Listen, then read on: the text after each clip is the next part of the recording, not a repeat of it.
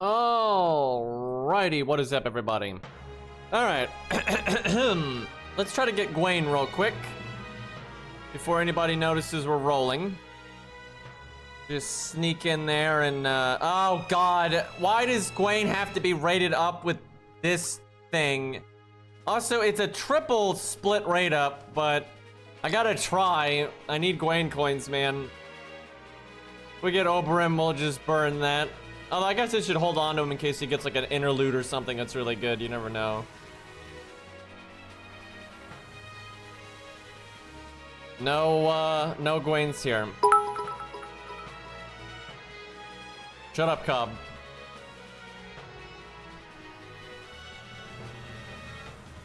A lot of CEs. Oh! At least I got a Gwen out of it. I wish that had not happened. Why aren't you another Gwen? You know what? Shut up. I don't want to listen to you. Emotional damage. I gotta keep rolling though. We gotta try to get more Gwens here. Very good. Are you Chat's never gonna let me live that one down. Worst master. Come on, one more Gwen. 50 coins is only one Grail level to 120. So it's 30, so you're left over with 20.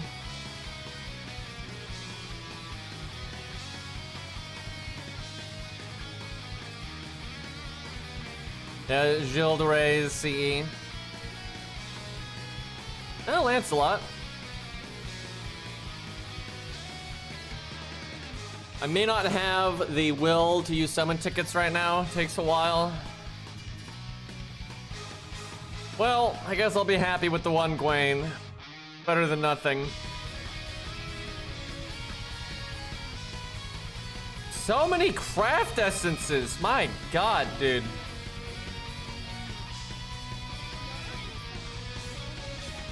Let's see here. Tristan is probably the only summer costume that's any good, but I still wouldn't use it over his regular. I mean, there's hardly any summer stuff that I'll use, really. Before, I didn't actually have enough coins to Grail Gwen, but I think I can get him up a bit higher now. Oh yeah, I don't actually have him at his max level, though. How much XP do I got here? We'll show off what summer units we can and all that, though. Got NP5, Oberyn, and 100 SQ and no Gwen. I mean, if it's only 100 SQ, yeah, your odds are kind of bad. I'm assuming you already had Oberyn, though, at like NP2 or something.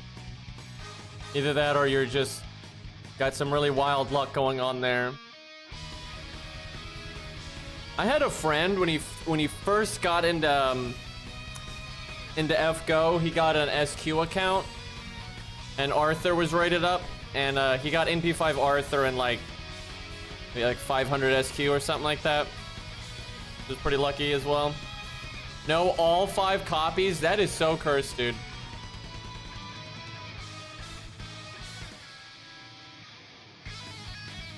I might have enough to get to 106.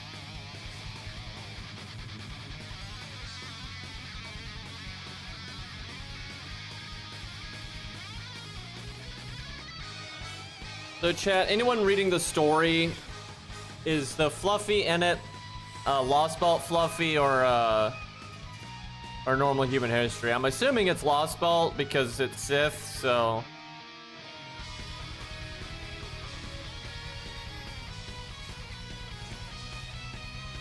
There we go. So I can get to 108 now with those coins I got. My last Grail, dude. Shit.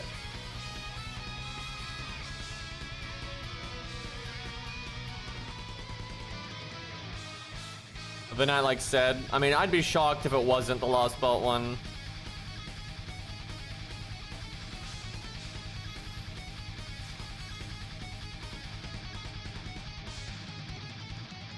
I don't really like Sith that much, but I do like Fluffy, so I don't know. Maybe on an ult account or something, we'll see. Sith is kind of a weirdo. Alright, that'll have to do for now. Alright. This event is really grindy from what I've seen. Like, the first, like, checkpoint for day 1 was getting, like, 3 of the characters leveled up or whatever. And, that was a lot of farming, honestly, so it was pretty crap.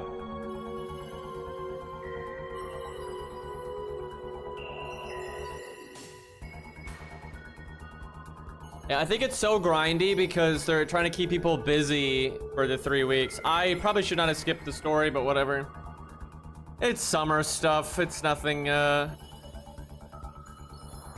too interesting.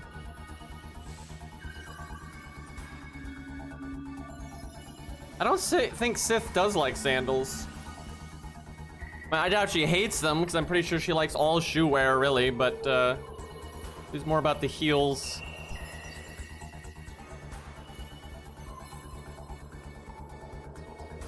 If you think you need to read Japanese to be able to follow these stories, you are a little delusional there.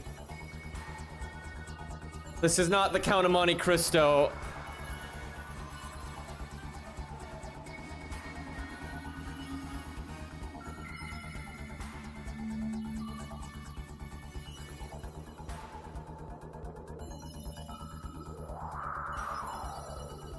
Isn't there an Oberon stage where to unlock his 3rd ascension that's a decent boss fight or something?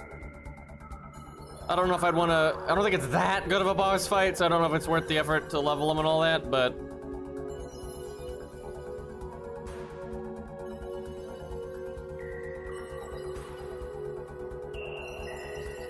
yeah, honestly, the fight with him and the Lost Belt's not super hard. Kind of wish they had changed the way they did that one. I don't think they wanted it to be harder than Fluffy, and that's fine. It really shouldn't be, but it was kind of whatever. We're at an airport. And I don't give a shit. Summer events are like some of my least favorite events in FGO, generally. They're just goofy fan service. Not really my shtick. We'll show off, I guess, Gozen's animation, so we'll do the Switch Mystic Code there. Although she's actually available right now, so if you really want to show someone off, you want to try to get, like, one for that's gonna be the 2nd banner or whatever.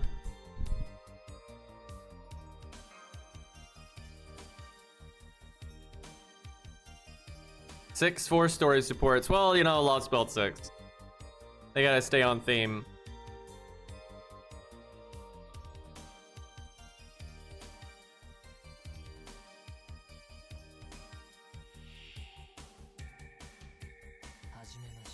MCB.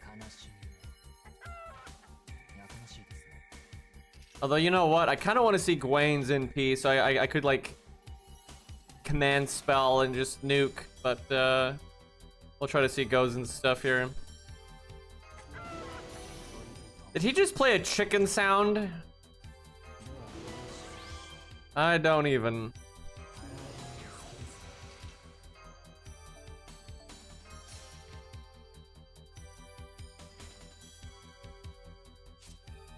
Pretty sure they have like bonus damage to like males or some crap, because I think they want the guys to die, because I think this whole story bit is just basically making fun of the knights, because of course it is.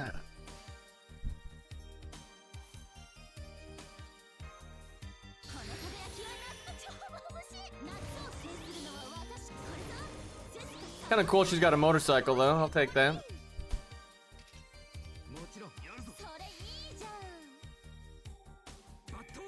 Oh yeah, I do see Gwane's sword is appearing and disappearing. However, they at least made an animation for it. You can see like the mana spawning in and out.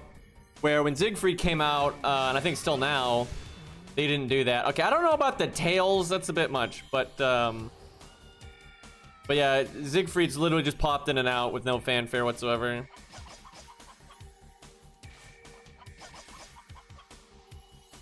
The artist for Suzuka already 120'd her? Jesus, that's a lot of clicking, dude. Like, even if you got the XP and the Grails on hand, that is just a lot of shit to click. Star bombs, let's go.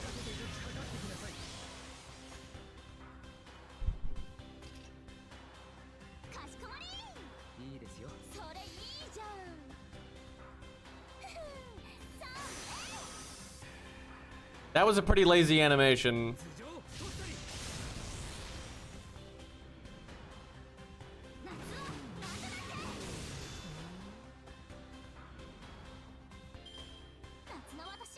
What a lot of people do is they save up as much XP as they can, like in their second storage and in their normal inventory, and then when the unit comes out, that gets them decently far, and then they just sit there farming the XP thing over and over. Or they've got it saved up in their mailbox. That's another thing people do, is they got a bunch in their mailbox. So there's ways to, like, you know, accelerate the farming. I don't really like Lancelot's summer version.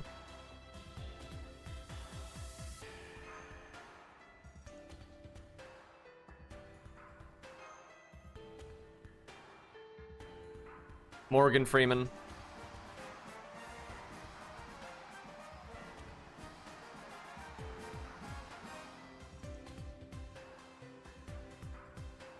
Yeah, I like Lancelot's battle sprite more, or just the way he's drawn in the anime and things like that. It is kind of a strange art style, the way they do faces. I don't, like, hate it. Some people, like, super hate it. I'm not in that camp, but it's, meh.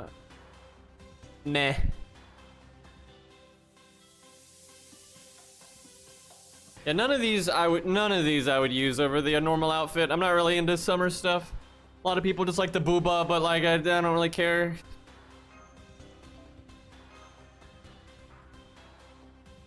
The motorcycle with Gozen's pretty cool though.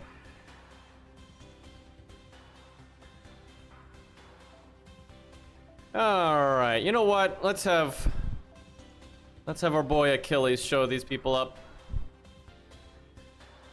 Bust out K-scope here. Are you allowed to move around? I don't think so. Nope. Oh wait, yeah you are. Okay. Yeah, that art looks fucking weird, dude. That doesn't really look like Lancelot at all when you see him in like any other media for Fate. I've got to get my Drake up. It's like sad how unprepared she is. I've never really prioritized her too much on this account, and it shows. I mean, fucking 435. Are you kidding me?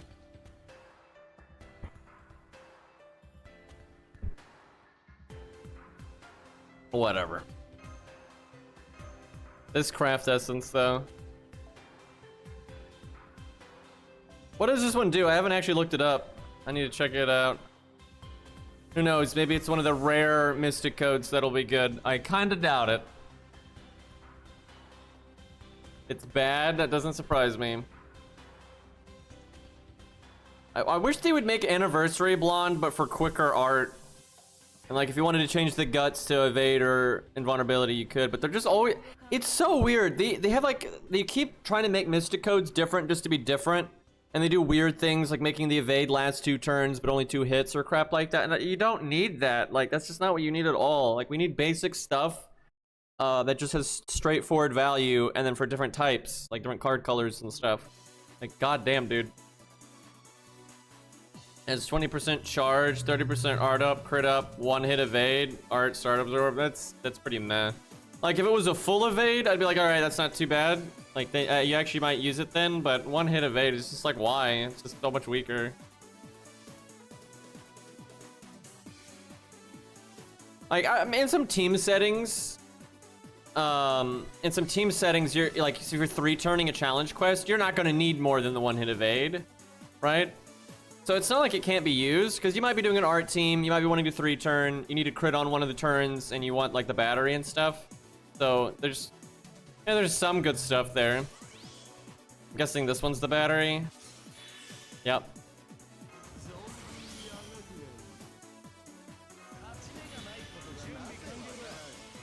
Alright, time for damage. I've got more NPs than I know what to do with.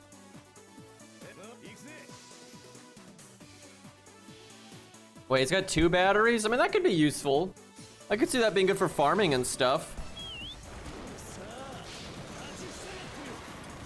So it's 10% twice. I mean, that could be alright. Why am I in slow-mo on Achilles NP? Way better in fast mode. Look at all that awesome green and black, though. Love it.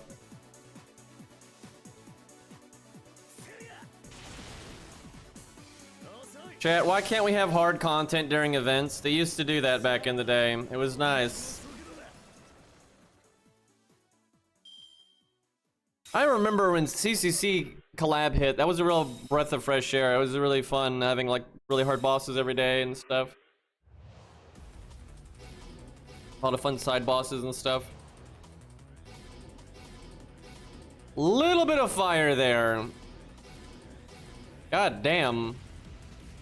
Good thing I can just kill them. Dude, these things in slow-mo, kind of painful. Everyone attacking Gil.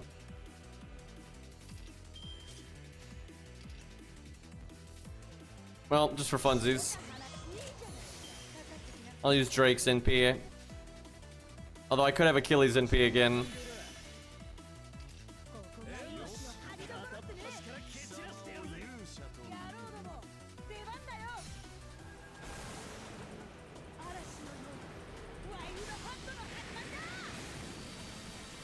Not bad damage, all things considered.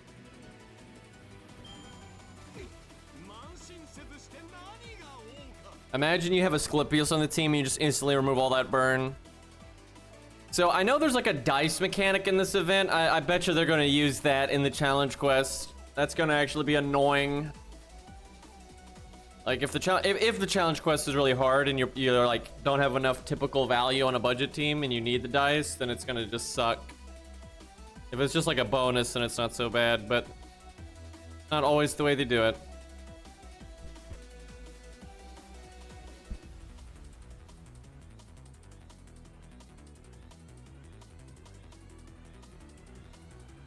There's no reason to scale difficulty off master level.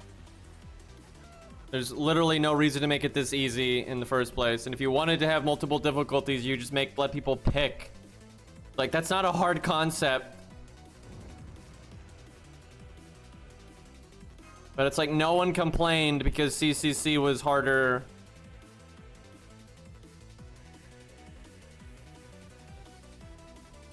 KFC time, apparently.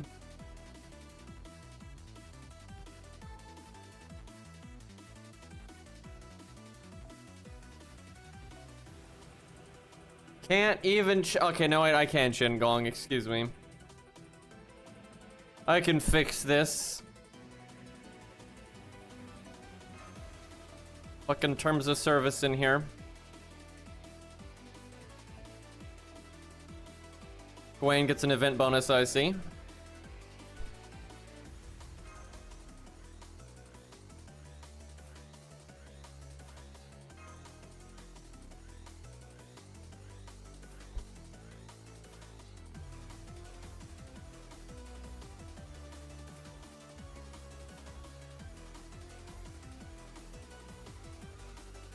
Yeah, they're trying to stop Shin-Gong over here. Wow, Shin-Gong might just kill everything.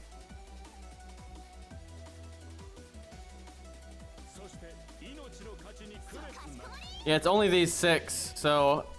Man, we may not get the... Maybe I shouldn't have used the high-level one, because now we can't see Gozen's NP. Although I can just summon a friend support one, so it'll be fine. It'll just take a minute. Nice to get Chloe out of there, though. Gwen saving the day. Good job, Gwen solo.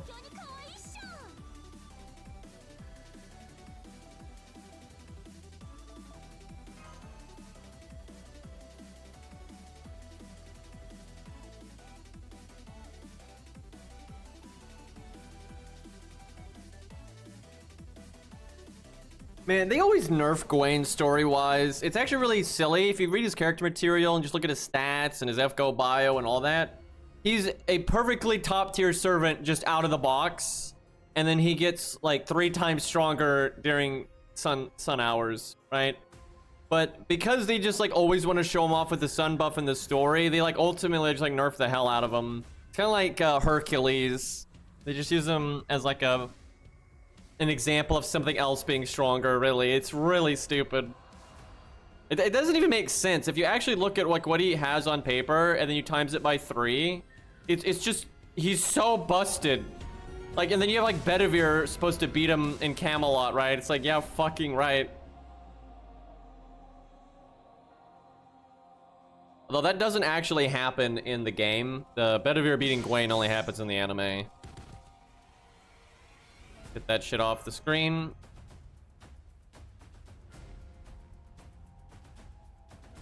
The Knights would murder the Aquanauts unless they have Canis, if that counts, because Canis is just broken lore-wise. Like unless you have like very specific stuff, you just can't kill her. Like you have to have divinity or be blessed by it's like blessed by a sea god. You have to be some like sea god related stuff. Now there are other things that get around it, like Bolg would probably get around it, and you know, there's certain like hacks abilities here and there that can get around it. But like the Knights, I have them outnumbered, I'm pretty sure, because you gotta remember there's a bunch of Knights of the round that you don't see in FGO, like Bourse and that kind of thing. There's a lot of them, and they say in Fate that they're all top tier servants, every single one of them. So and yeah, you got stuff like, you know, and K and all that, but yeah, there's just so many busted noble phantasms there. It's pretty messed up. Yeah, Canis is kind of hacks, because like Hercules could beat a lot of the Knights 1v1 because they wouldn't be able to kill him 12 times, but with that many Knights they can just nuke and they can kill Hercules a bunch of times. Now if it was like Saber Hercules or something, so he's got his brain, then that'd be a lot harder, right? But if it's Berserker Hercules, I don't think he'd be able to deal with all those Knights. But yeah, there's enough Knights to fight Herc, so. We don't actually know what Archer Hercules can do. We just know Archer Hercules has God Hand and then like 9 lives with a bow, but like they haven't really detailed what he's got. Maybe someday.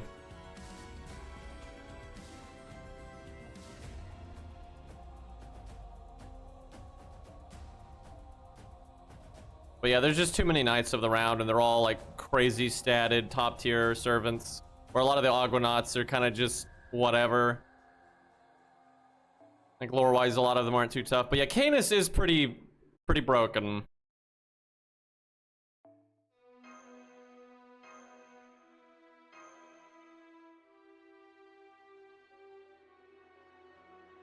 Ozzy might be. It's kind of depends, because like Ozzy, if he's got his reality marble up, would seal all of their NPs, so that'd be way harder for them. But now if they're all there though, they could collectively kill the Sphinxes and stuff with just sword and board kind of stuff, I would imagine, because there's so many of them.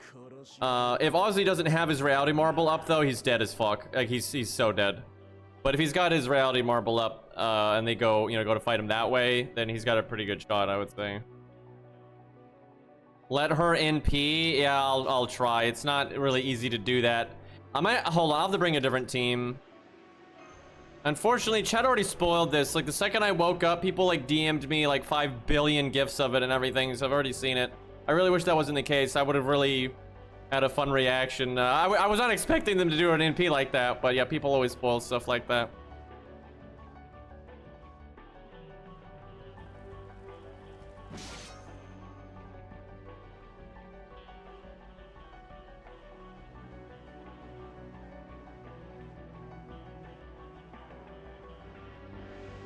Let's see.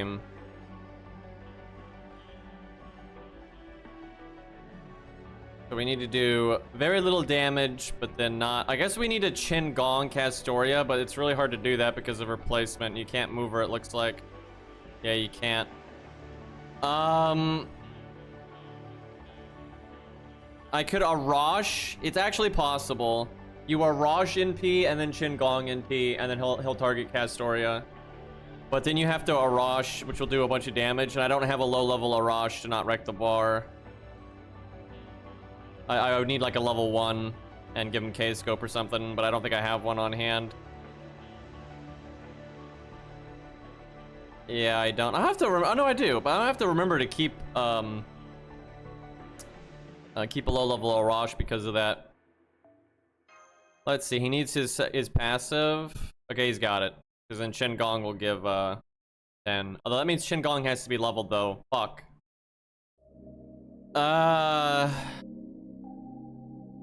I can use battery from the Mystic Code. That'll work. This is getting awfully meta here. Alright, then we just want to stall as much as humanly possible here. So, I guess night classes.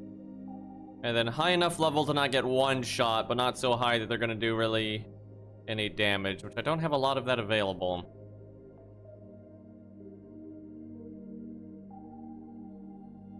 A David that was like min level to do the evade would be really nice.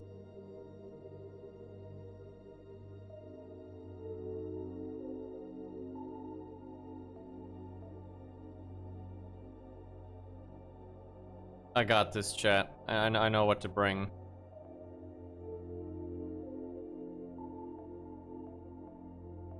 Any gamers know what this song is? I'd be surprised if no one got this, actually. It should be fairly easy. Kind of hard to hear, though. I always recognize this song and the other version of it very quickly. Metroid Prime, nope. Does kind of have a bit of that vibe, though. You could see that like in a cave or something. Wow, do we really not have it? Demon Souls. Can you get more specific, though? Do you know when this song plays? I'm surprised it took so long there. Sonic, yeah, right. Character creation theme, indeed. Yeah, I can recognize all the character creation themes from the Souls games really easy. Nexus is not a bad guess, though.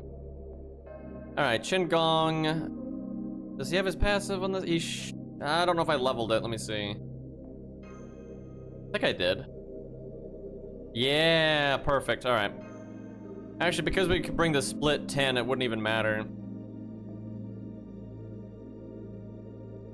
Alright, let's see how we, if we can stall here.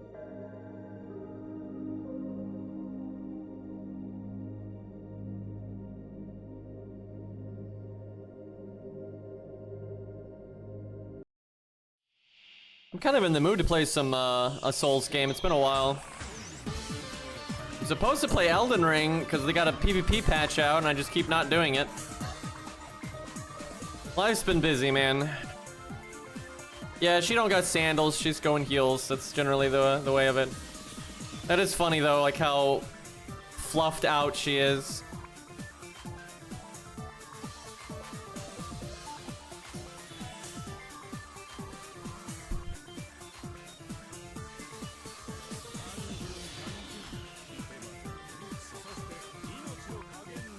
Alright, she's got a defense up, so hopefully we won't do too much damage.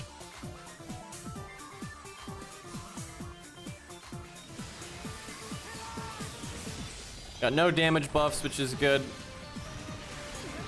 4K. She gains crit up when you attack her, apparently, or crit damage up.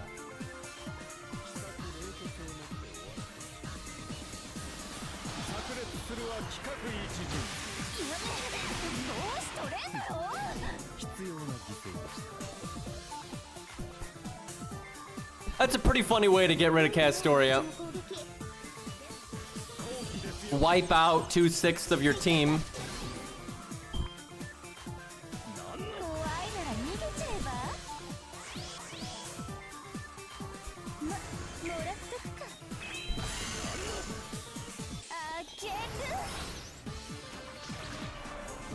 No fluffy attacks.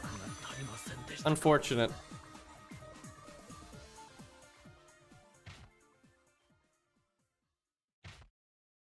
Alright. Probably put it in speed mode until we'll see the animations.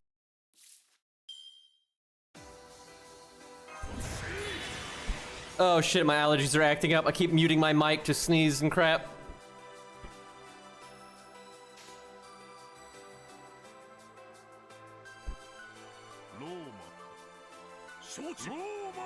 I hate my allergies, dude.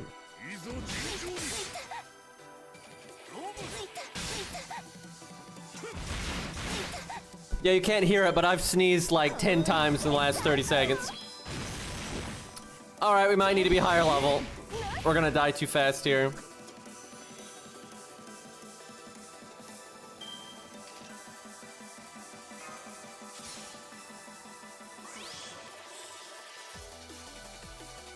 Bro, I have got to stop sneezing. This is ridiculous. Oh, so nice necromancy proc, by the way.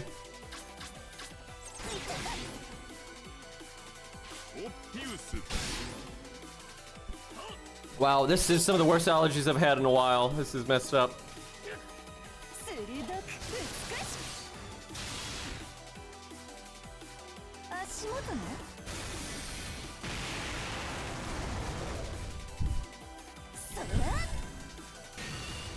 There's our fluffy boy. I was sneezing, so.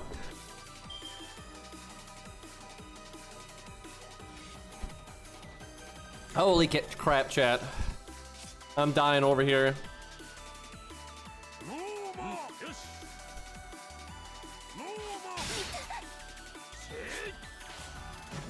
Yeah, I'm no Sith fan, but it would be nice to have a fluffy unit. I don't like hate Sith, I just, it's kind of whatever.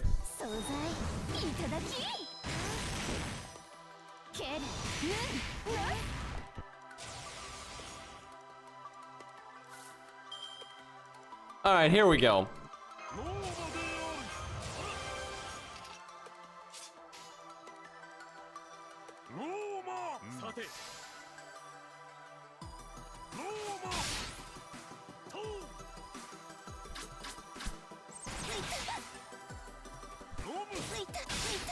I've never really seen this, but I know what it is just because of like Discord spam.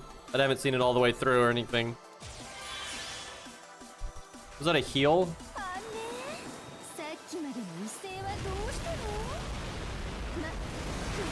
Oh my god.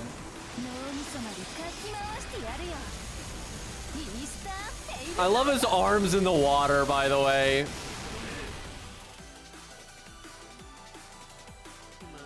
That is so funny, dude. Yeah, I do like that in P a lot. Alright, hold on one second, chat. I gotta go blow my nose and shit. It's getting out of hand. Allergies, man.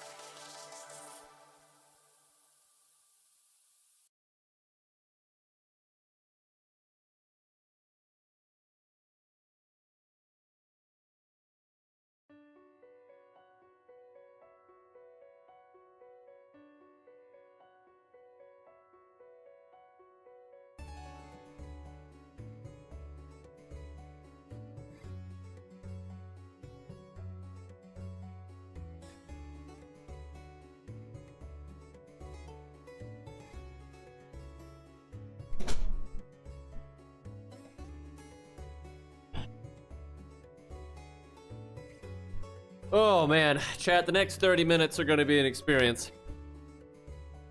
Generally, my allergies clear up though in about 30 minutes, but yeah. Might have sound pretty congested and all that for a while, but I'll be fine after.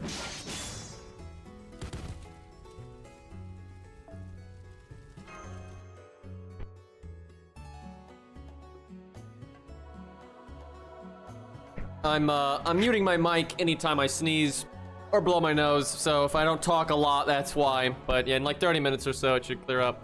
All right, well, we saw the NP. Now, unfortunately, it's time to body Fluffy here. So do we know, is Sith a 4 or a 5-star? I'm kind of thinking 5-star because they did the anime cut-in and all that.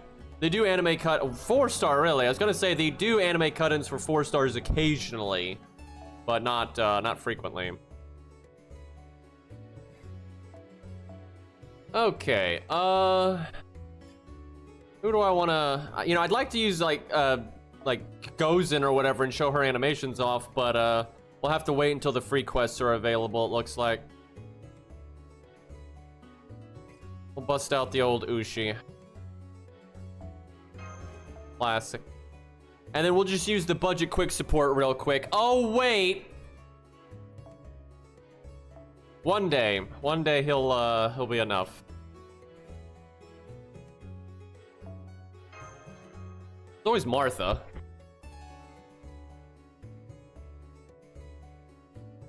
Why don't we have an FP summon single target caster? Like, why don't we? And then why don't we have an FP summon quick support? I just don't get it. Why do we have like everything but those two things?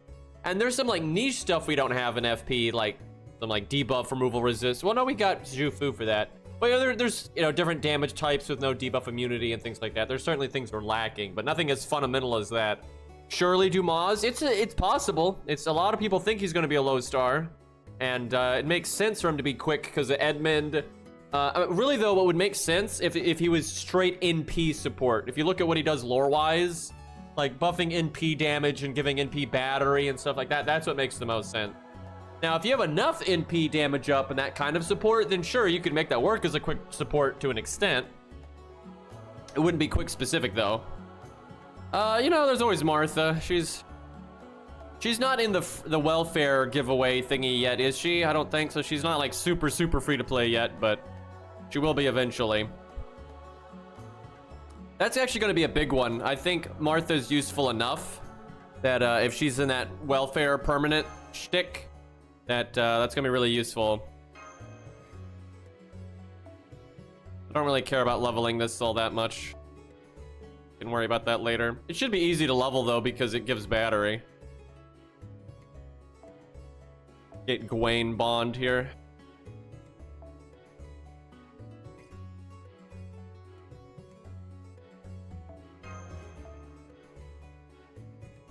Dude, I hate my allergies. This happens like every day.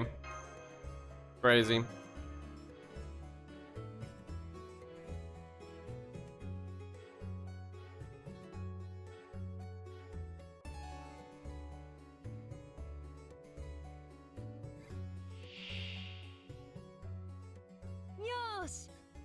All right, let's see how much we can get out of Ushi here.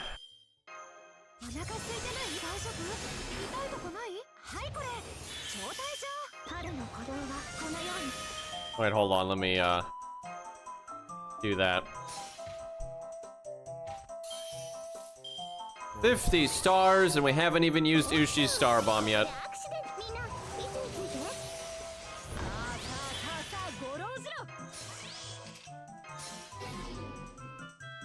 See, imagine if this was like a team-wide quick up or a targeted quick up or something. What would be nice is if they changed it. Okay, so a lot of people don't really realize how you can make a skill that's not targetable. So for example, Hans used to just give himself stars per turn up, right? And then they made it targetable where you could just give the stars per turn to anybody, but you could still give it to himself so nothing was lost. And there's been other skills that they've added targetable where the original effect still goes off on just the unit, right? So for example, you could have everything this skill does still happen to just Bart, but then you get a targeted thing as well, and that's like an extra quick up that goes to that unit, so it gives it to himself and one other unit. I actually think that's how they should do it, because that's kind of unique, and I think kind of fits like with the fleet, go get him and that kind of thing. So yeah, I think that's a good way to do it. Unfortunately, it does none of that. You know what? I'm gonna cast this anyway. We don't need 84 stars, but I'll do some quick stuff here.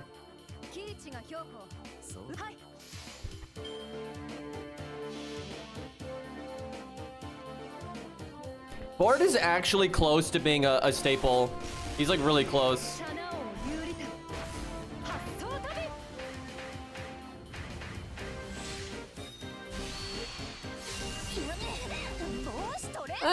Not the most damage, but not too bad. Certainly broke. I love that attack. Very cool.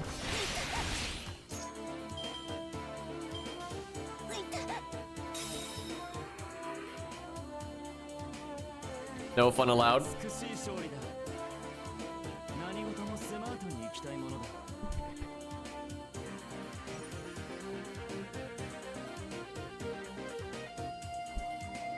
My allergies are actually already clearing up a little bit. Gonna take a minute though. Yeah, 60k HP, man. Hard boss battle.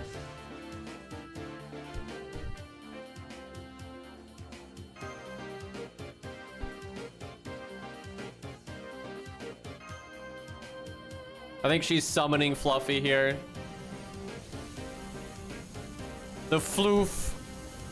I think they make you wait. You have to do some side story stuff.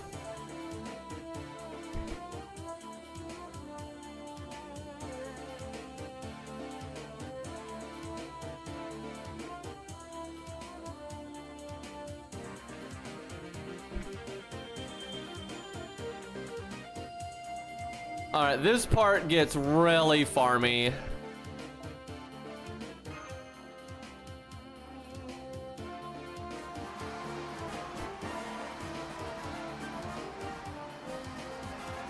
I guess when this hits NA, they have to change that graphic to say 2025.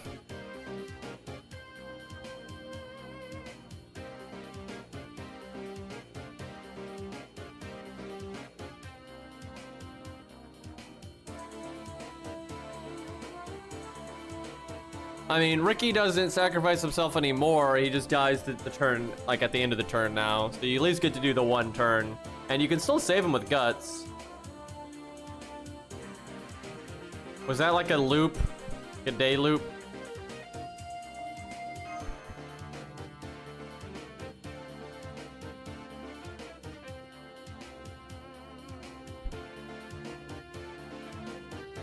No, I don't think Chloe's the new meta, not at all, really. You don't even need her if you got some of the staples from before. Like, you're still better off with Veach, Oberon, and all that. It's more like if there's units that just don't have enough battery or ways to refund or whatever, but even then, you can just use another meta support. Like have a second Veach or a second Oberon or Waver even and shit like that. I don't think she's really meta at all. Like, she works, but you don't need her because the old stuff works. Like, nothing really changed there.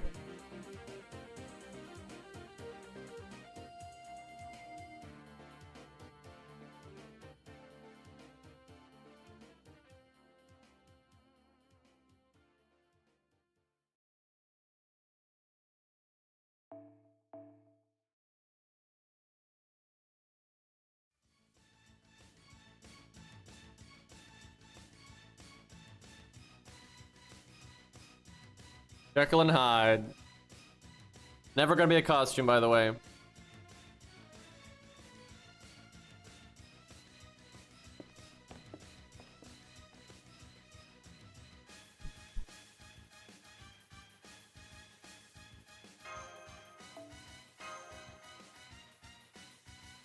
I mean, you could already 3-turn with a Rosh.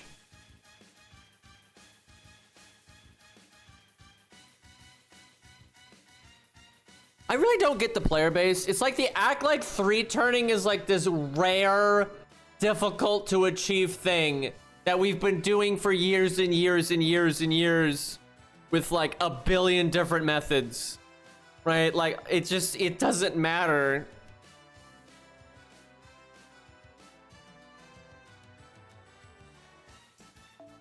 Let's see if we got anyone with like the goes in or one of the new units. Any rider goes in enjoyers? Any motorcycle fans? Surely somebody. There's gotta at least be somewhat popular, right?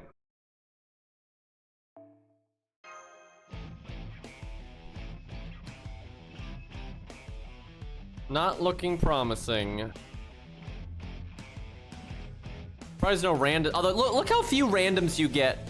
We get 2 randoms, and the reason is because they're all bots. And see, like these bots don't slot anything but mash. So when you're looking in like the rider slot, you're not seeing these. It's gotten so bad, dude. It's because there's more bots than ever, and there's less players than ever. So those 2 things combined is just yikes. God, did you all see the poll where like 1% of the player base had started in the last like year or like 2 years or whatever? Yeah, they're not growing at all. How does no one have the fucking Gozen, dude?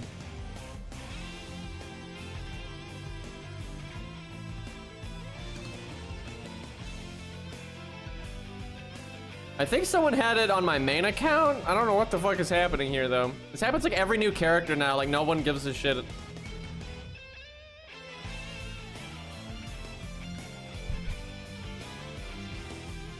Another ending is like fine, but there's way better things to focus on. We got 0 players. Look at this. There are no randoms, and it's because every single one of them is a bot. Look at this. Every single one of them is a bot. Jesus Christ, dude. So ridiculous.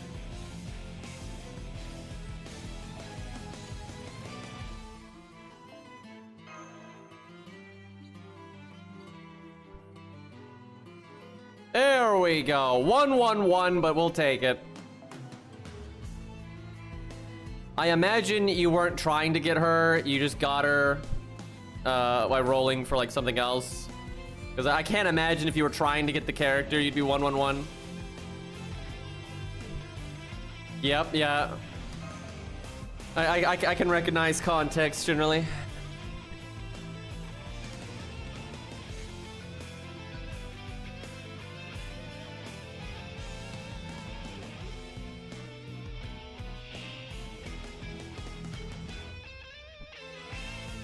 Fucking 15k HP, man.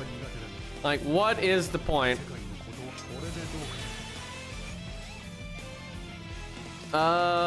David is an issue. He could be an issue if he just pierced him on ability. Nice opening hand where I can do absolutely nothing. Love it.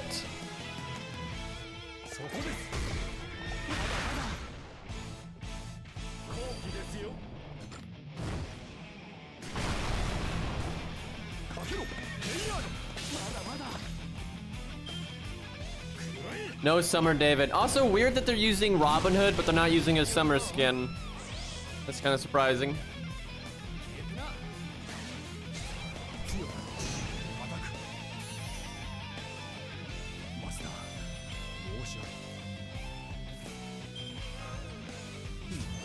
Alright, there's some cards. We'll do Buster first next.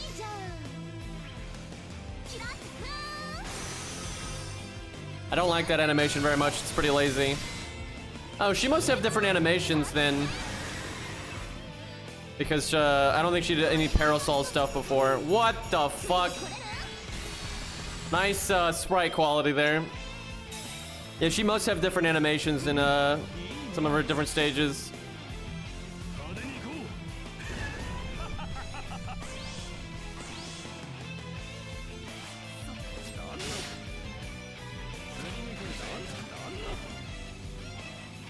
Wow, they didn't kill Chen Gong.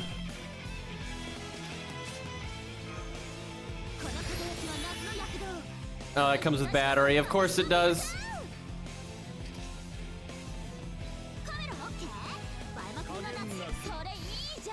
I know how this ends because Discord also spoiled it because I don't know why, but they just have to spoil everything. I haven't seen it. I've just seen the ending of it. Okay, that was a downgrade. Go back to the motorcycle. Ryder Kentucky would never approve of this. Yeah, everyone posted that like a million times. Like I got DM'd that. It was like that and the fluffy stuff when I woke up. Like I can just avoid it when it's in chat, but when people DM it to me, there's nothing I can do.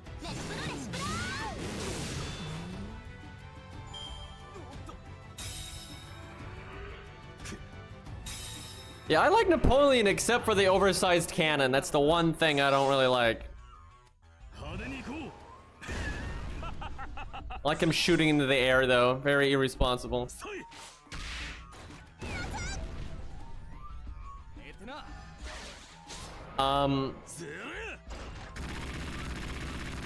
Really? They didn't even buff. They triple attacked and every single one of them attacked Gozen. Ridiculous. Still haven't done the opening with Buster. Can we get the other stage? Because I want to see if the animations are different, because I presume they are. With all the parasol stuff.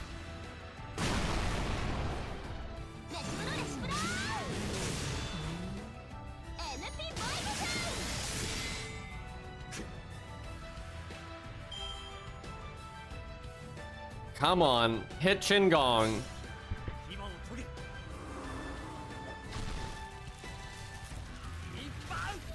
There's just no winning. At least he didn't do sure hit. Probably would have killed us. All right, now hit Chingong. She's been attacked 6 times in a row. At least I got the Buster. So I like this stage more in that she doesn't have the whack tails and all that, but I don't really like the parasol, so. Also, there seems to be less motorcycle, which is obviously a downgrade.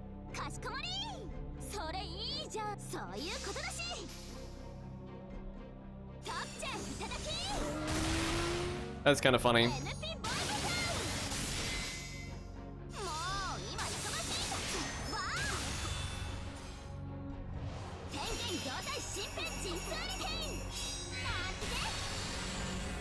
Chat, I'm starting to think summer units might be more of joke characters than anything serious. I don't know where I would get that.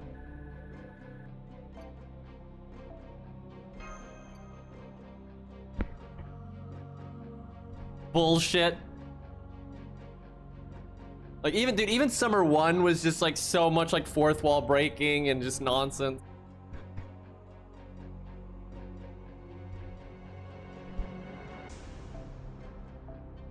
We have Truck Kun. If you can switch to one of the other stages that doesn't have the parasol, I want to see if the animations are different. I mean, I presume they are. I don't see how they wouldn't be. It's either that or she just whips out a parasol out of nowhere. David animation up. Literally any animation update. Dude, I'm losing so much hope in FGO. It's like they just don't do anything. Every event is super bare bones. They haven't done animation updates in well over a year now, and it's just like, what are we doing, dude?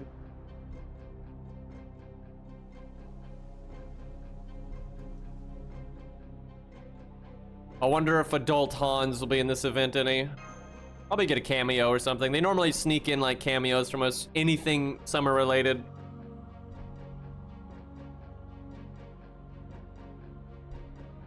I think Sanson gets a cameo with Asclepius, because like there's like a manga of like Sanson and Asclepius fighting in the training room or something. I don't remember why the fuck that's a manga, but it's like canon. They actually did that just randomly. I think they have like a little manga side series where they just kind of have like random servants fucking around or something.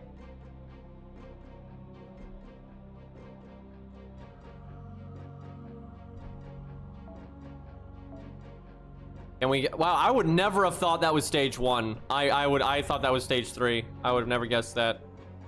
But are you here, Truck-kun? Can we get a sprite swap? Unless someone else has her, which seems unlikely. I guess who's rated up? Her and Castoria? Is there one other one?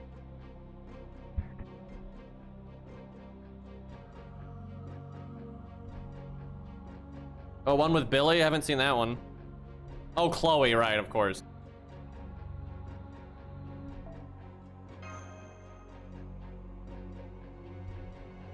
Yeah, you probably have to change something else. It's not gonna change this. If all you do is change someone's sprite, your support list won't update. Because like the game doesn't consider that like important enough. You gotta like change a craft essence or, you know, slot a unit and take them off and back in or whatever.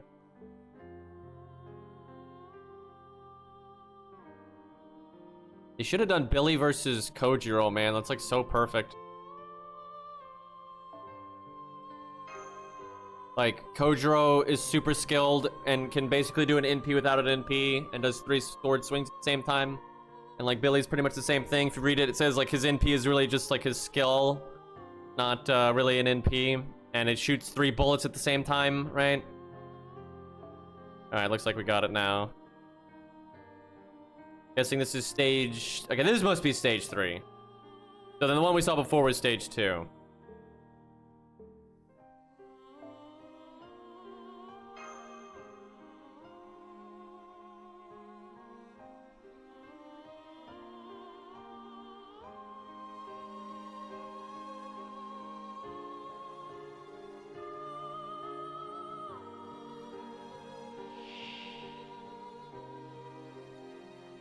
All right, that's a weird.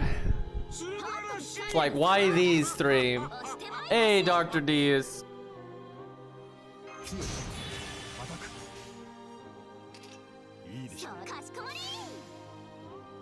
Yeah, best costume for Karna. Big agree. That's the same.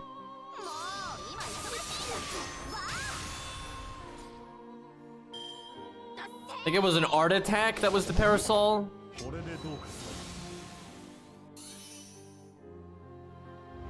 God, they gave her the weirdest shoes. They always do that. Like they're like diagonal. What the hell? Oof. Life drain. That was weird though. It no affected on her. I wonder why.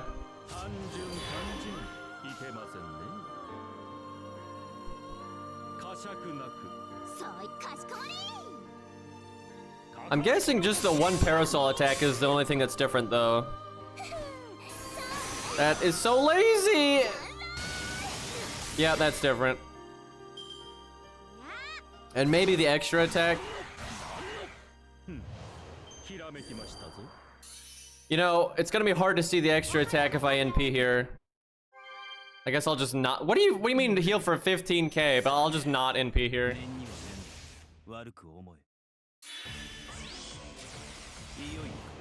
Karna, please. I wonder why that no effects.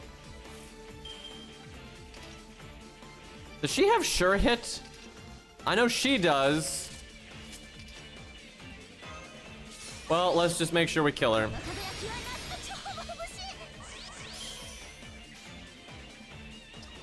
We'll do the old rainbow chain here.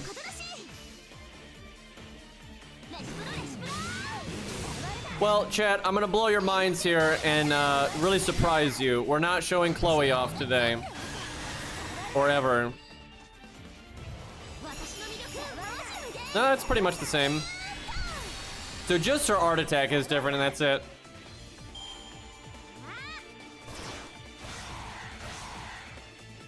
I'm devastated.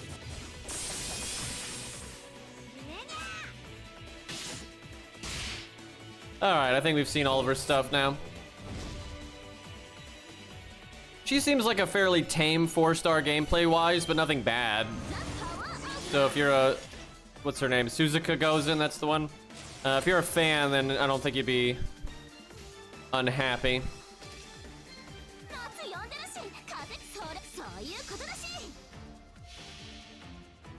I think her damage, I have to look at her numbers, but her damage might be a little... Oh, she gets Pierce Vulnerability though, that's nice. They didn't actually say why the subreddit got nuked, and it's not really clear, but a lot of times Reddits like that are not going to be very transparent with that kind of stuff. Like if the higher ups at Reddit, you know, send them an email or whatever, they're not like necessarily going to tell us what they said. But yeah, apparently multiple subs got nuked, but they were reinstated fairly quickly. But then they came back. They said it wasn't why, but I don't know if I believe them or not. But it doesn't really matter. But they said, you know, they're not going to allow any art of sexualized kids and that kind of thing, which, you know, should be obvious, because it's not even that's not a subreddit like specific thing. That's just a Reddit terms of service thing, period. But I mean, I'm glad. I don't like the fucking anime with the kids and all that, man. It's fucking creepy as hell.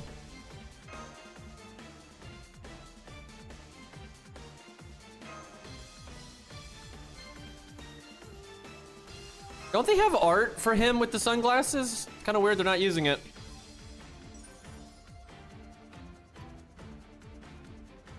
Yep, she breaks TOS too.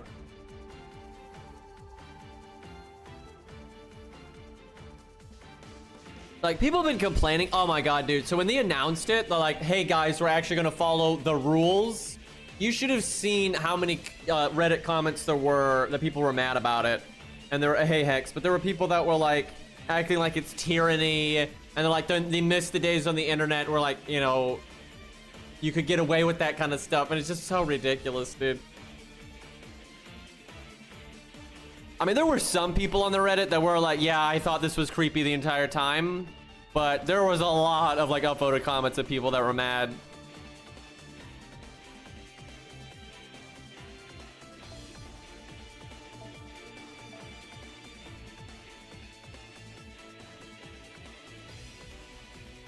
I guess we could show off Castoria. I actually haven't seen her animations yet. Anytime we've used her, we've just chin-gonged her and stuff like that, so.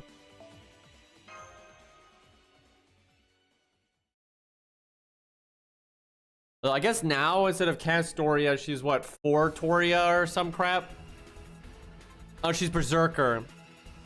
I thought she was Foreigner or some crap. I guess that wouldn't really make any sense for her to be a Foreigner unless it was like, you're considering Lost Belt 6 another world or something.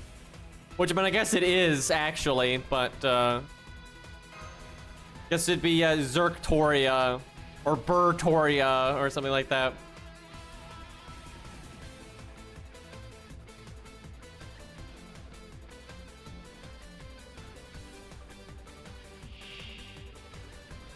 Edmund. All summer stuff again. Okay, I like the whale fish thing. I didn't really pay attention to that if she had that before.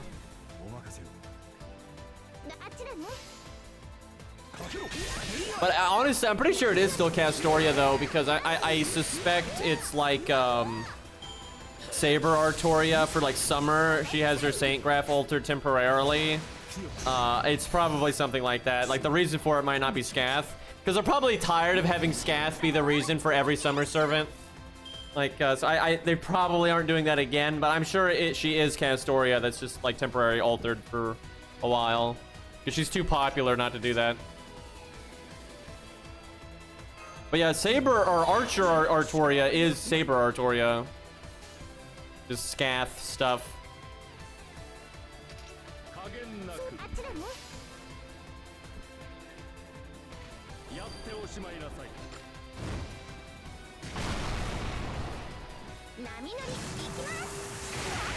That's kind of cool. Why did she just pull out a trumpet? Also, Edmund facing the correct direction. How about that?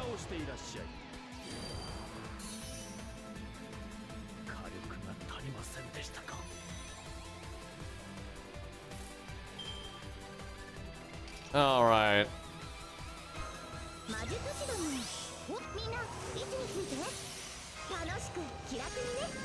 What the hell? Let's not do the attack if I don't want to kill it before the NP. We'll do that.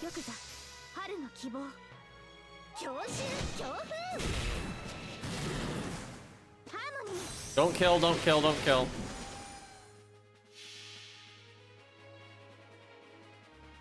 X has got an emote for everything. Of course she does the invulnerability. その光はないとしても諦めず投げ出さず強がって歩き出すこの希望を知っているからホープウィル・キャメロット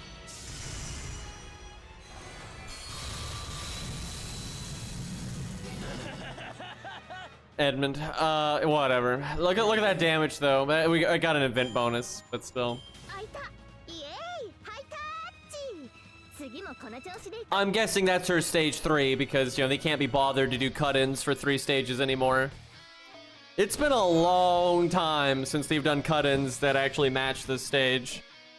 Or it's stage, you know, 4 that doesn't exist. Don't get clever with me, chat. Oh, that's stage 1? Okay, whatever. In either way, they always, chat, I know how this game works. It's always one of 2 things. They either go to their final ascension or any one of the 3 ascensions, right? And like, no matter what NP they're in, they'll go to that ascension. Or they go to like an ascension that doesn't exist, right? That way it works for all 3 stages. Like they do that with what's her name, Britomart, right? Like what she transform into doesn't match any of the stages. That way they don't have to make it custom for any of the stages.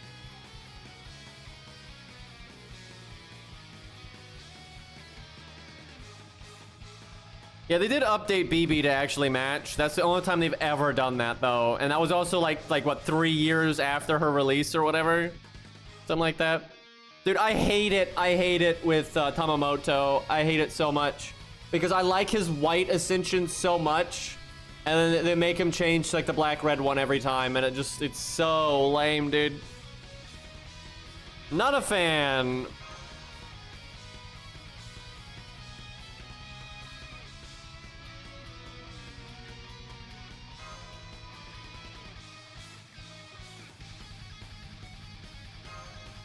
Yeah, they'll do different animations. They just don't generally do different cut-ins and NPs and stuff. I mean, it wouldn't shock me if she's the exception to that just because she's so, you know, popular. But, yeah, they don't really do that much.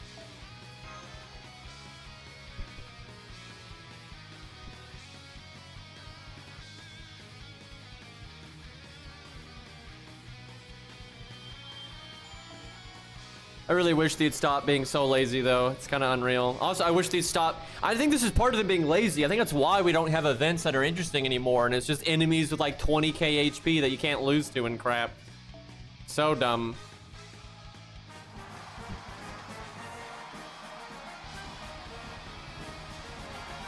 Trying to fine-tune a difficulty curve that'll be, you know, acceptable for a lot of the player base at once takes effort, and so they can't be bothered.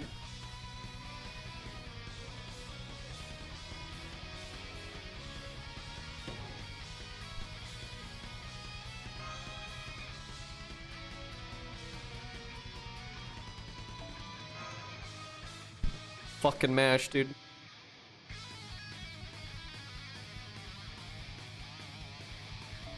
So if they're gonna force you to use mash, why not just put her on the team? Why do I have to like click shit? So almost this entire, wow, you get 1 unit. What is even the point, dude?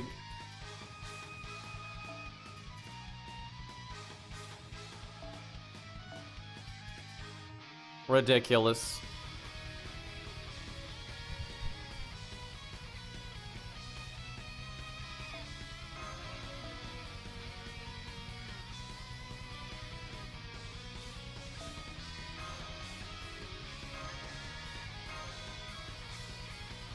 Also, weird that they're not using Blackbeard's summer skin, because he's got one.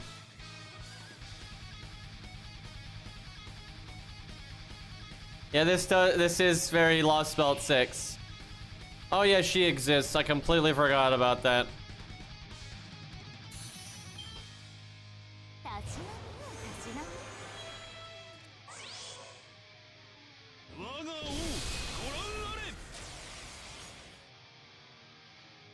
Yeah, it's always the same stuff with FGO these days. All right, well, time for Gilgamesh things. I get the feeling you're not gonna have to do every health bar. カッティングスプレーシューッ宝物庫の鍵を開けてやろうとだと思った Imagine being in the middle of a joke summer event, and then Gil does this. 原子は混ざり固まり干渉を織りなす星を生む Definitely worthy of Aya, right? 死して敗せよエルマエイシ水着でもきつい A little bit of damage. シャークセイバー Did she just say shark saber?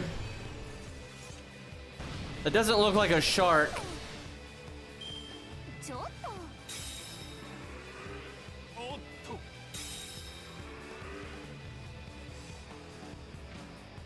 Oh, yeah, that's it. 君臨 They didn't even get to attack. ということよ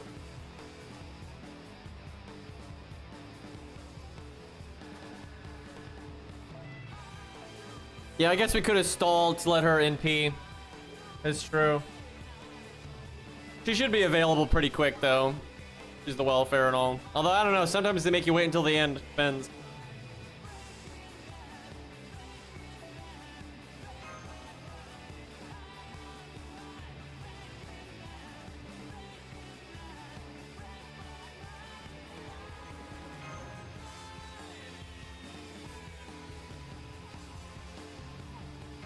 Blah, blah, blah, blah.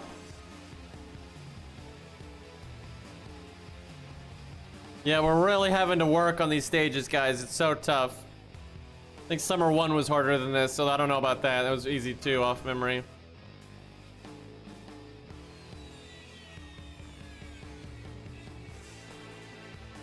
The old jerker.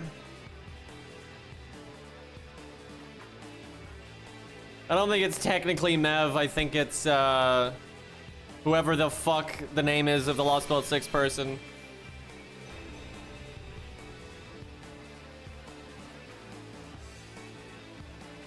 It was basically just Mev, but slightly different, but you know, whatever. 人間って弱いくせに働き者なんだ Bunch of craft essences. I hate summer events. It's not my scene.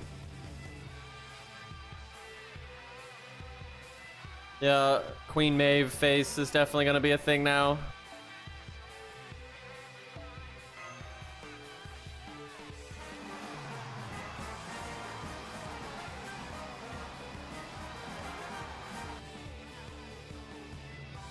Armored Core 6 though, chat. Wait a minute. Isn't that like really soon? Isn't that like in 2 weeks or something? Maybe 2.5 weeks? God, I'm gonna have jury duty like not long after it comes out. I might be able to get out of it, but I have to at least go up there.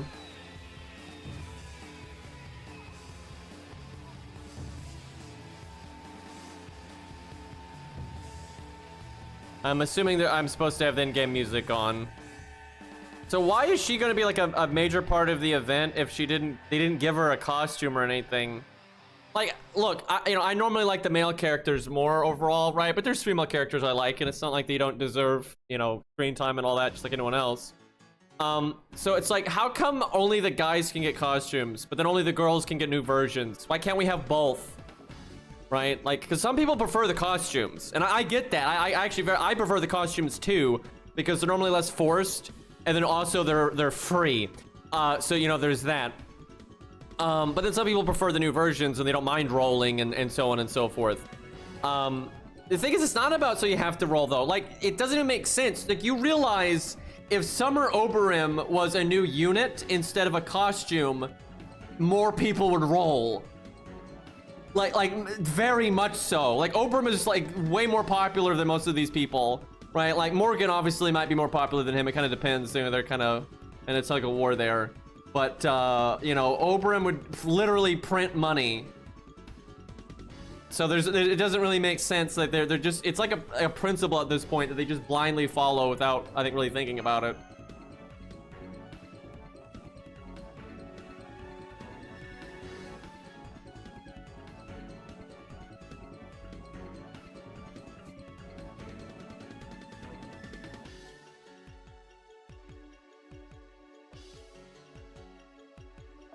Oh, so I don't have to roll. You're just saying you don't want to deal with it.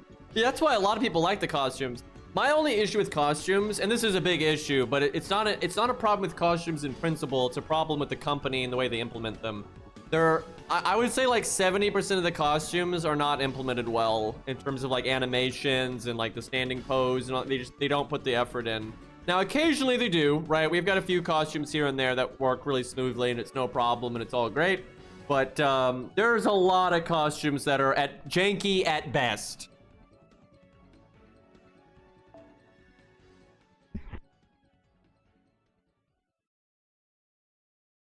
All right, we still got to show off some Castoria nonsense. I guess that's her. I've never even seen this art before, so I suppose so.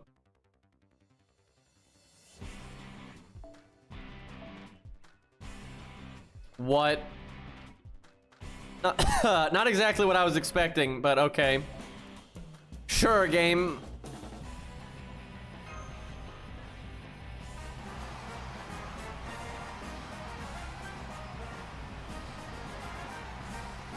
Yeah, I guess that's later in the story or something.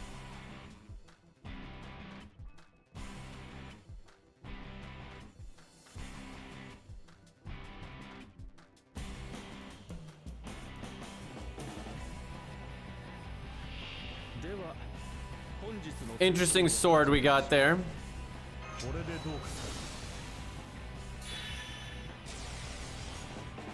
Why is she flying, by the way? I'll do speed mode for now, so this doesn't take 8 years.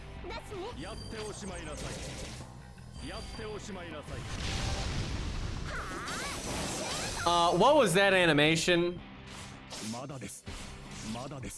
I mean, Calamity Jane's not fucking flying, so... They didn't kill George. Guess we'll slow-mo this so we can actually tell what the fuck happened.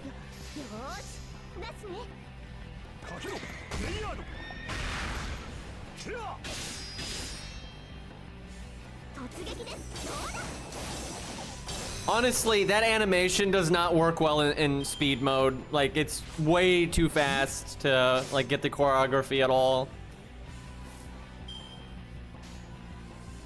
Let's see if she's got more than one buster. I'll have to do 2 turns to confirm, but... She might. Being a 5-star and all. Oh, that's cool. Green. I like it. Really good shade of green right there, honestly. What the hell? She probably only has 2. She'd probably jump in like that if she was already far. Hello, green stuff, though. Why can't we have cool green attacks like that on more characters that I like? Yeah, that's like a 10 out of 10 shade of green right there. Or maybe 9.3, but like it's still really good. All right, let's see if there's another buster.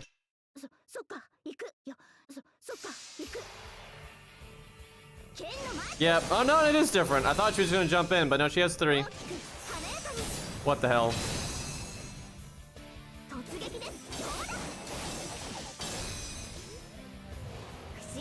I hate to say this, but this is probably gonna be the best ascension of the lot just because of the green. Look, there's one thing important in life, chat, and that's the color green, alright? Robin's got some green stuff, though. He's got that one, like, buster or the extra attack where he slams to the ground. That's super green. And then obviously, like, the explosion with the tree. And, like, when the tree's, like, turning into the poison, right, it, like, glows green. That's, like, super, super green.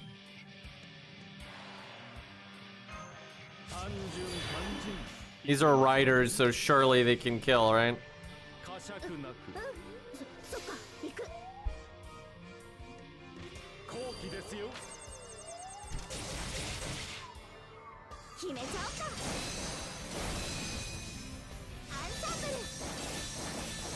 So I think chat is just fucking stupid and they didn't understand what I was saying earlier, because there's no way her stage 1 is like her NP art that we saw, right? Her stage 1 is gotta be the costume we saw before, right? Like obviously, which is what I was saying. But like I don't think chat had any idea what I was talking about during that whole bit. All right, might as well NP.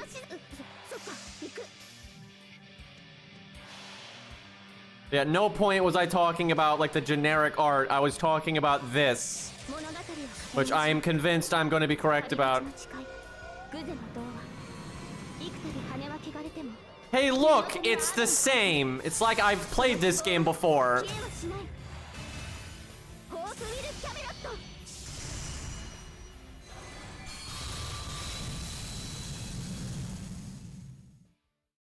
That's like what they do all of the time. The chat was saying it's stage 1, like I was talking about her generic art, where obviously I knew her, like, generic art there was stage 1. Like, Jesus.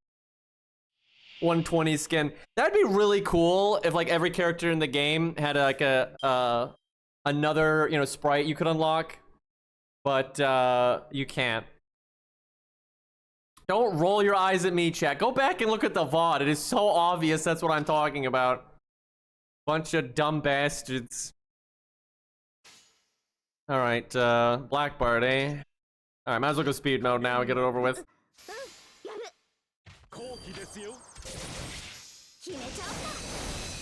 But anyway, what I was saying was, like, her NP art is obviously her stage 3, or, like, you know, no stage, like with Brittle Mart.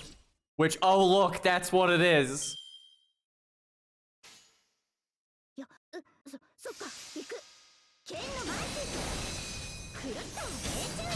See, if only that was green, it'd be better. I actually have no idea why the extra is green, but why not?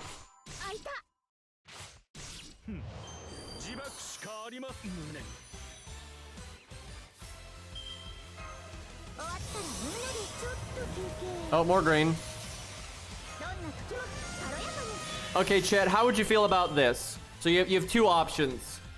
Option 1, things stay as they are, and we basically never get skins, and when we do, they're of sus quality and all that. Or, option 2, every character in the entire game gets a skin, right? And it's a very high quality. This is really important. It's like top tier effort for every single one of them, right? But to get it, you have to get Bond 10. You have to be Grail to at least 100 or maybe 120, and then you have to spend $5. So everyone's saying 2, but then you gotta add that bit at the end there. They're still saying 2. They're still saying 2. So here's the thing, though. I say 2, and the reason is, why not? Because even if you're poor, you don't get the skin in option 1 either. Option 1, you get nothing. Option 2, you can kind of get something maybe sometimes, right? But option 1 is just shit. So even though that would not be my ideal situation, right, I would still go with option 2, like, hands down. And hey, give me and I never put any money into FGO, because, you know, it's a shit show and I don't like to gamble. But that would at least give me a way to support the game without gambling. Although at this point, I don't really want to support the game. But if they started doing something good like that, which I don't know if that'd be good or not, but if they started putting more effort into the game, I'd be more happy to give them money.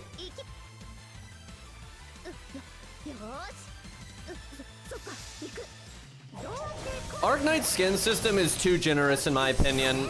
Like, I don't mean that from a player standpoint. Obviously from the player standpoint, it's perfect. But from like the game surviving and making money standpoint, I think they're being too generous. Now, you want to be still generous. I don't think they need to knee-jerk the other way and be like super assholes about it. But I do think they could be just like slightly meaner about it and everyone would still be happy with it and they could make a little bit more money. Like, if you're a reasonably minded person, you're only going to want like 4 or 5 skins a year, really. You're not going to like every fucking character, like every skin that you see, right? And it's very easy to just get like the few skins you care about while still saving up to roll in the few banners you care about. It's like easy. You're never like, it's just, there's no pressure on your rocks. It's too generous, right? Now, I know some people have no willpower and they just try to get every skin they ever see and whatnot, but I mean, that's more of a you problem.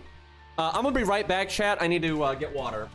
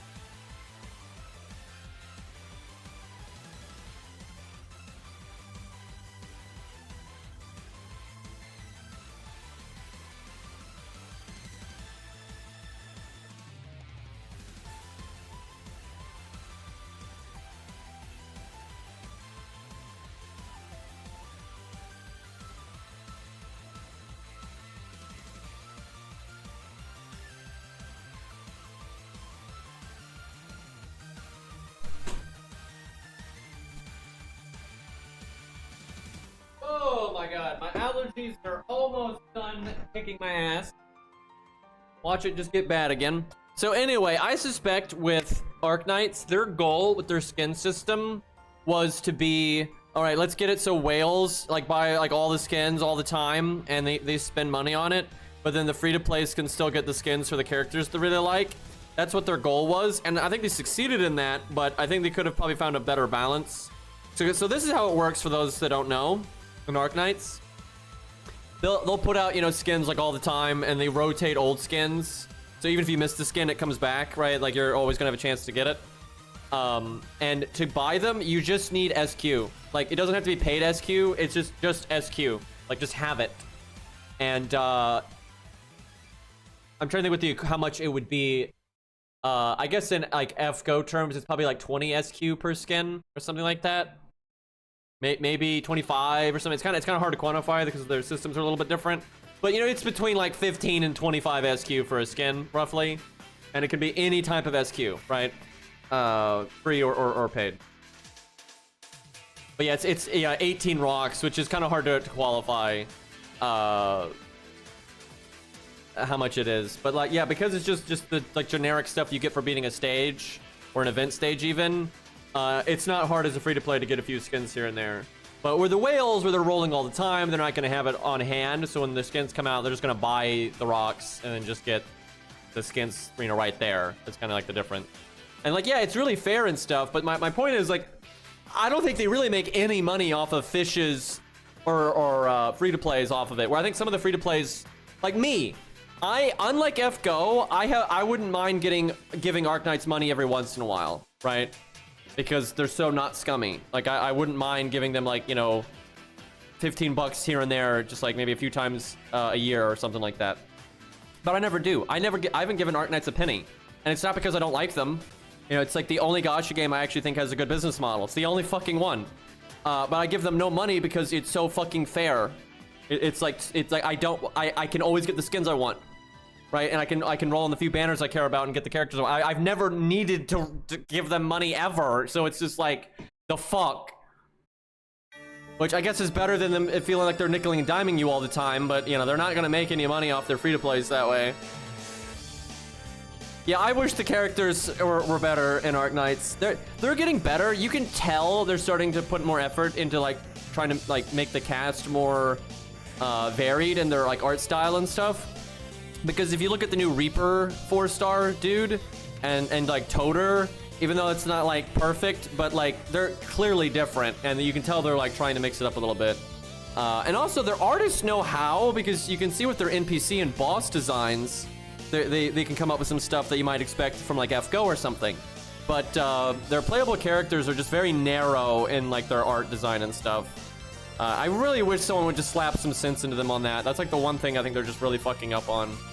And I've just noticed China in general is really bad at that. Like Chinese games really struggle with that kind of thing. I guess we'll show this stage off too, because we only used it like the one time in the story, so. We're pretty much, I think we got we need one more for Castoria's one, right? We still need like the stage 3. All right, I guess I should bring this stuff just to get some extra farm in there.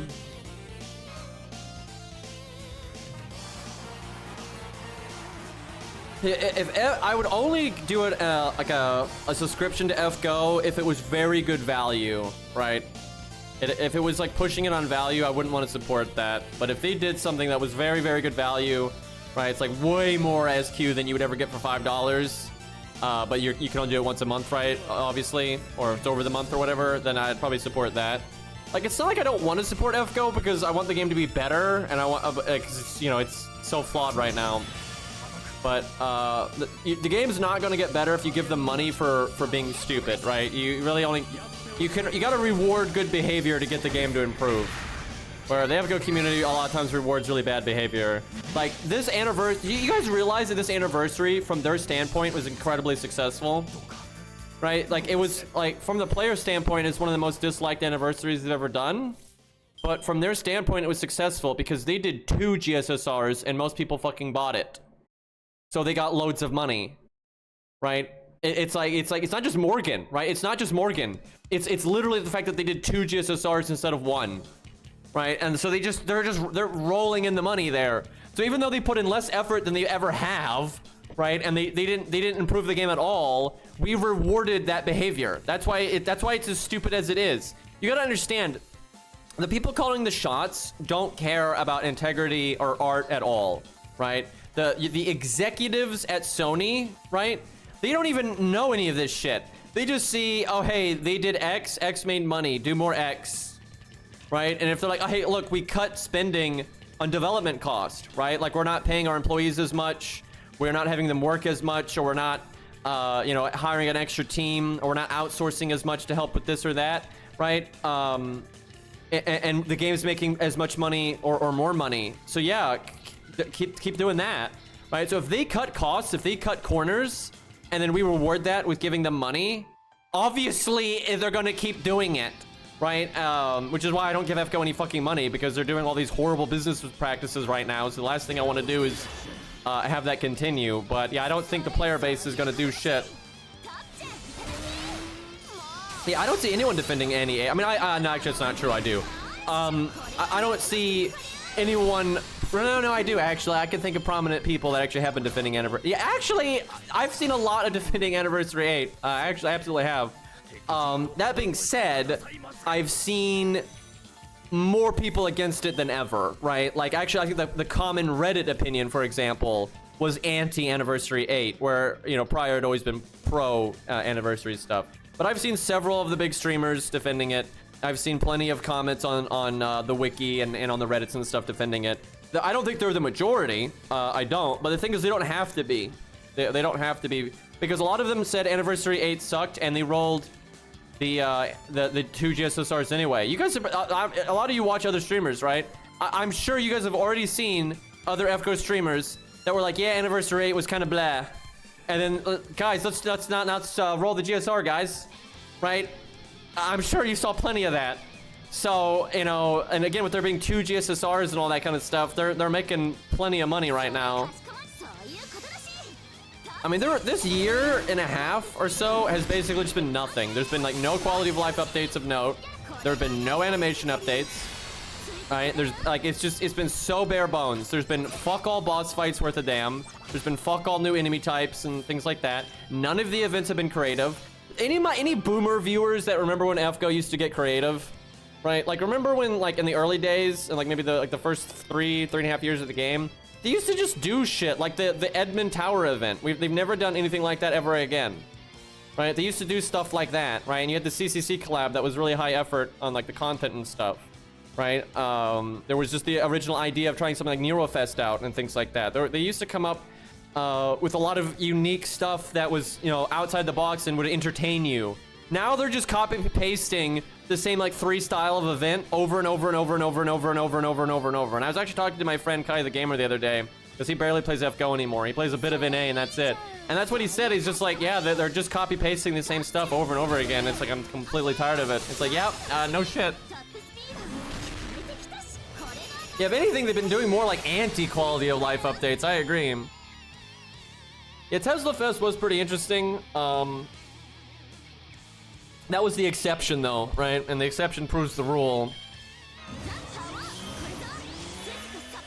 Well, this is obviously not going to show her true damage because she has an event bonus, but I'm pretty sure they're all fucked.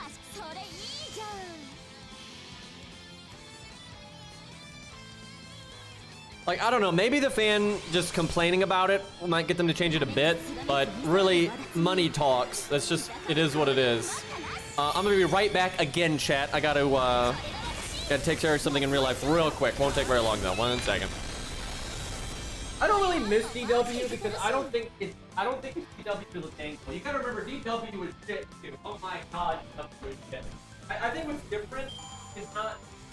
I don't think it's DW versus his angle. I think the difference is Sony has more power. That's what that deal kind of was.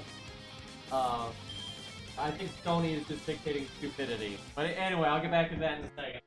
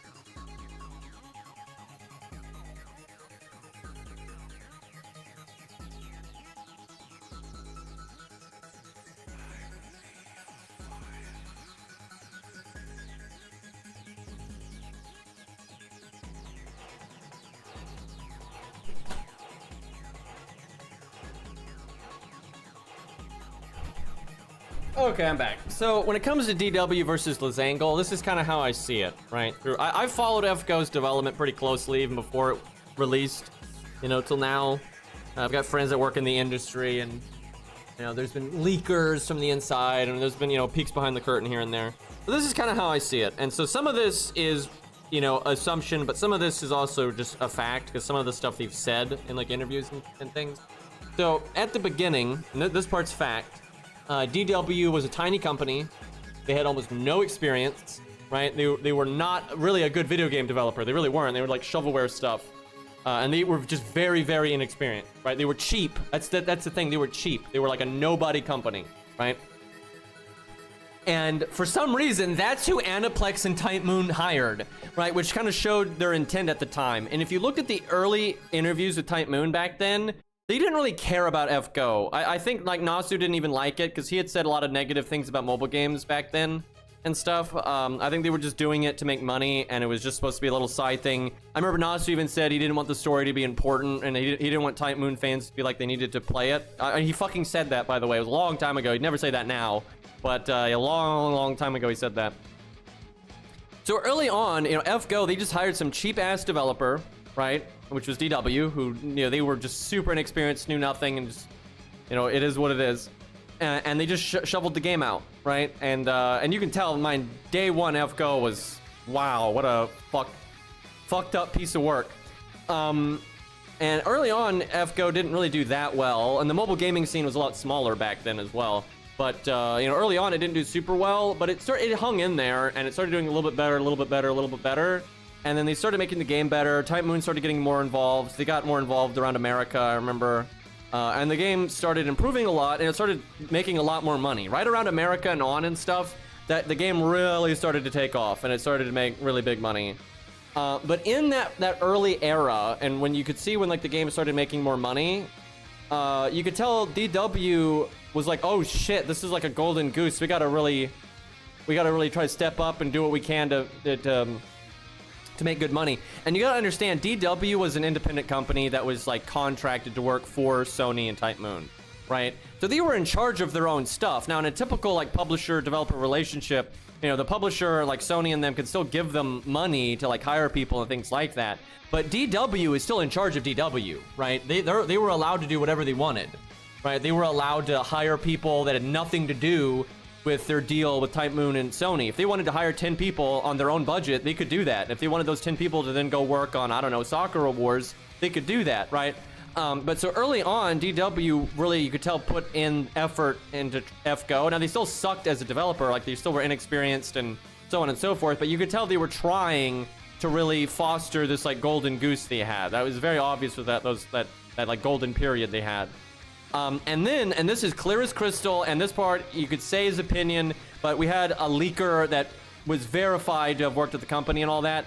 Wasn't verified at what position he had and stuff, but he said things that confirmed, like he leaked the release schedule of Sakura Wars, like this event was going to happen then, this event was going to happen then, and he leaked a good bit in advance, and they were all correct. So he clearly either had very good inside information or did indeed work at DW. And I from what he had said, I do believe the leaker guy did work at DW. But basically what he said was DW saw like all this money FGO was making, but they're having to share that money with, you know, Aniplex and Type Moon and all that. And so they were like, oh, well, we can just make our own FGO.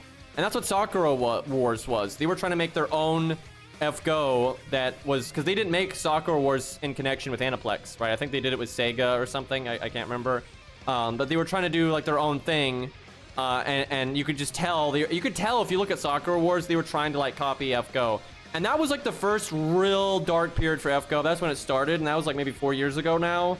3.5 years ago, something like that. But that was a real, you could really tell that FGO was not, and the leaker said this. This is, again, the leaker said this, that they were pulling resources off of FGO, essentially saying that they were putting in the bare minimum effort to meet their contractual obligation to Sony and Type Moon, right?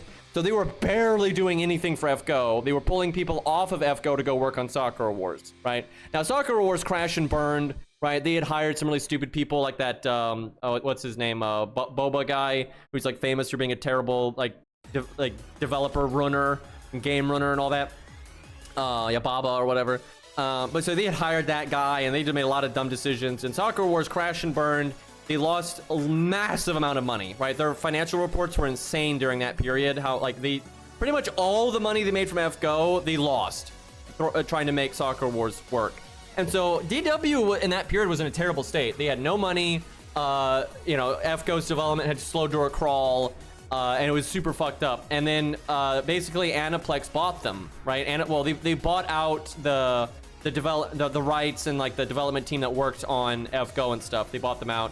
And during that buyout, a lot of the DW staff quit. Like the creative lead for FGO quit, and you know, several other people quit and whatnot. People act like Lizangle is DW. It's not, right? When you get purchased like that, it changes a lot. Look at Blizzard. Fucking Blizzard is nothing like it was before they got bought by Activision, right? It didn't matter that some of the names stayed the same, right? But a lot of their leadership quit, and when the higher-ups change like that, it is a big deal. And we've seen that with I remember, do y'all remember when the deal happened? Everyone was saying, you know, nothing's going to change. The developers are the same. And I was like, that's literally not how business works. And here we are. And I think it shows. Now, I'm surprised at how bad things are right now. I actually am. Because even though I said that, you know, kind of stuff, you know, when stuff changes like that, it matters a lot more than people realize. But I was like, it can only get better. It didn't. It didn't really get much worse. People act like it's way worse now. It really isn't. Like the way where DW was like coasting is basically like the game is now. They really weren't doing meaningful quality of life updates anymore. They weren't doing good events anymore, right? But it certainly hasn't gotten any better. We've basically just maintained that zombie state that DW was in, and it sucks. It's crazy that a game that's this popular and this profitable and all this kind of stuff is run this badly. It's honestly surprising to me that it's this much of a shit show. But again, Activision Blizzard is run like a complete shit show, so you know, it is what it is. I mean, some things did change, right? There's some minor differences in terms of like development practice and whatnot. Some better, some worse, but for the most part, it's very bare bones, right? They put the minimum amount of effort into this game. And try to maximize profit, right? They're trying to do as little work as possible to get as much money out of it as possible. Honestly, Microsoft might fix Blizzard. If you look at Microsoft over the last 10 years, they really turned over a new leaf. And they've turned around a lot of devs. You know, they've bought several devs, and they've turned around several projects and several like development practices and stuff. And they haven't, like, I'm not like some big Microsoft fan, but they really have improved in this last 10 years. They've made some fuck ups, of course. I mean, they're still a big giant ass conglomerate, right? You know, they still do a lot of typical corporate bullshit. Like, I'm not like waving a Microsoft flag around. You know, they have definitely been involved in some stinker games and typical shitty AAA developer practices, but they've done some good stuff, and they have turned some things around, and I do think they're trying to make good video games and stuff. So it is possible, and I know it's going to be a while. It takes a long time for deals like that to go through, and for like the leadership to like really change around and all that kind of stuff. It's going to be complicated. So you won't see any effect on Activision, Blizzard, and like Microsoft for a while. Like probably like years, right? Like maybe 2 years or so, depending on how things go. But yeah, it's going to be a minute. But it is possible that they'll turn that ship around. But that's a hard ship to turn around. I think Activision Blizzard is in one of the worst states of a major video game company ever. It's shocking, like how stupid they are, and like just how many bad decisions they make, and like it's crazy. It sounds like their hiring practice is just like bananas. They just sound like they're out of their fucking mind. And they're still just coasting off of the good reputation they used to have, but they're really losing that.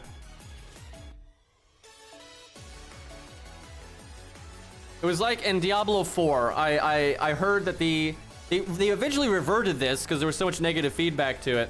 But so when you're like playing Diablo 4, you have like an ability you can use like every 5 minutes or whatever to just teleport back to the town, right? Like, and obviously you're not gonna be able to do it in combat or anything, but like you can sit there, you know, cast it, takes a few seconds, teleport back to town. You can sell your stuff or whatever you need to do, right? That's a very normal thing in games like that. And for some reason, in one of their big patches, they had this, like, just think about like what has to be said behind closed doors in order for this to be a priority. So Diablo 4 had a lot of problems, right? A lot of things people didn't like. And one of the things they did in their first big patch was make it so teleporting back to town took longer. it's like, that's not the end of the world, but it's like, why in God's name would you even consider doing that? It makes no, it's kind of like if FGO was like, oh, the QP daily now gives 200,000 less QP on average. Now 200,000 when you're getting millions is not that big of a deal, but it's like, why would you do that? It just like, where's your head at if that's the kind of decisions you're making? And there's just a lot of stuff. That's just an example, but that's just that kind of dumb crap is stuff that Blizzard does all of the time, right? And like when I've heard of like their development or their hiring practices, it's really bad, right? They do not hire good talent a lot anymore. So mental pollution EX, yeah. All right, this is like some little story gimmick thing here. You know what? Let's see how Medusa does against a pretender. It's kind of tough. First time we can really use her where she doesn't have the event bonus. Yeah, actually, I haven't used her without the event bonus. Dude, we fought Richard some because I didn't have the event bonus. But yeah, we haven't done much with her. Do you have to bring Mash here? Wouldn't shock me. I think you do because she's in the costume right now. And if they do that, it generally means you have to bring them. Yeah, with the little blue, yeah, you have to bring her. You can see with the little blue thing and all that. Oh, I think this is the one. I think I vaguely remember this. You have to like AoE here or something like that. So Medusa's actually bad here.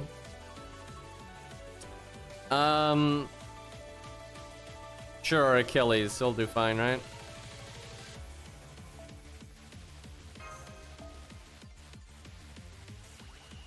Try to get like 2 NPs off, nice and snappy. Go with Hogwarts here. And we'll do the new one. Not that I need art up or anything, but... Yep, it's Lancelot with really weird art.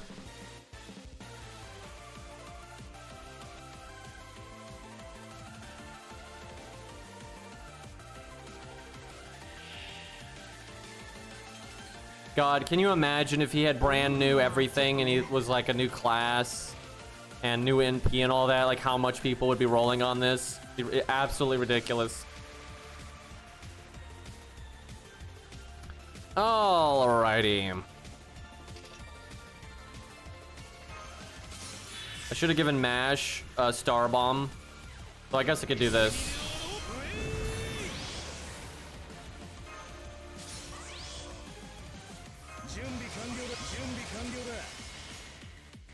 Yeah, even if you have Pierce and Vulnerability, I think he has like a damage cut mixed in with that Invulnerability, so you have to kill all the ads.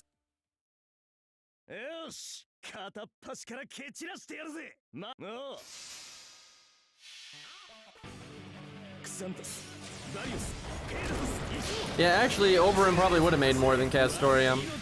Like, Morgan is more popular than Castoria. It's just Castoria's gameplay is just outrageously strong. Now, she's still popular, don't get me wrong, but like the one that really gives Oberyn a run for his money is Morgan. And actually, I suspect Morgan has made more than Oberyn. That's why they rate Morgan up so fucking often. Like, Oberyn is absolutely popular, do not get me wrong. He is super, super popular, but I think Morgan's popularity is just fucking insane. Like, I think she's crazy popular.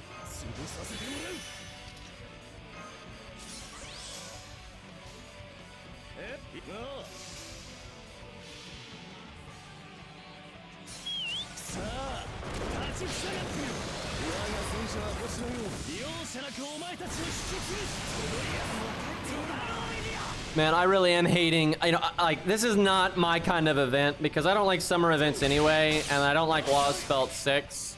And this is a Lost Belt 6 summer event. So I'm not a fan. The only thing I'm a fan of is Fluffy, which is pretty similar to how I felt about Lost Belt 6 in the first place.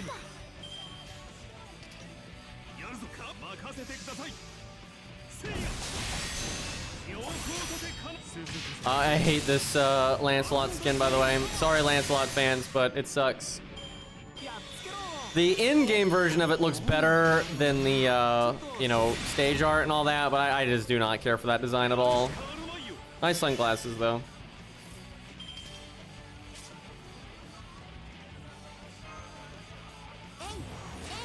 97, man, so close. Well, Lancelot will get the job done. Damn.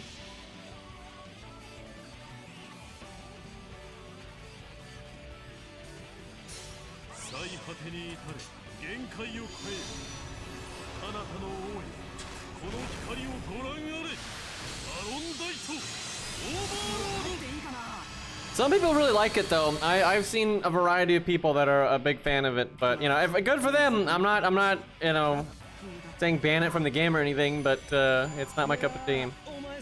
If anyone watching right now likes the skin, say something please. And anyone watching the VOD on YouTube, same thing. And I'd be curious as to why, right? Like, is it just your cup of tea, right? I don't know. How do the ladies feel about it? That's one I'm curious in. How the 7 women that watch my stream.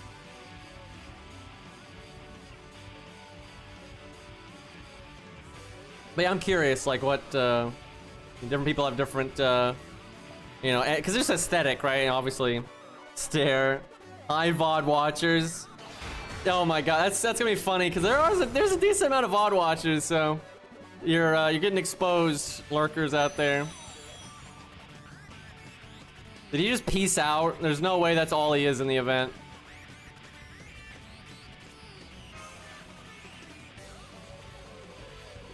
What's the red option? Is this bad ending or something?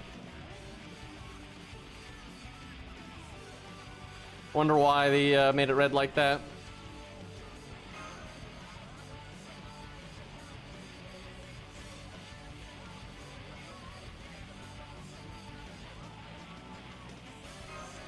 I don't like guys. I don't know how does that work?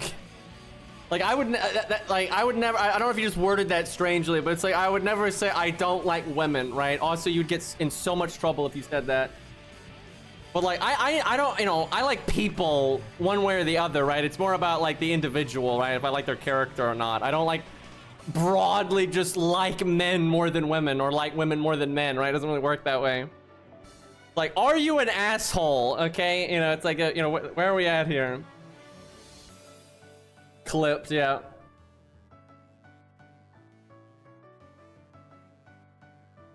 Some people really do think I don't like women, but I have no problem with women. I actually have a lot of female friends, and there are you know, female characters in my top 10. But people act like I don't like a single female character in this game. I'm like, what the fuck are you talking about? I knew it. Got him. But no, I was reading chat there. But yeah, I don't really get. I truly mean this. I don't get people that like won't use a single male in a game no matter what, or they won't use a single woman in a video game no matter what. Like, what the fuck? That's so fucking bizarre to me. I don't understand that at all.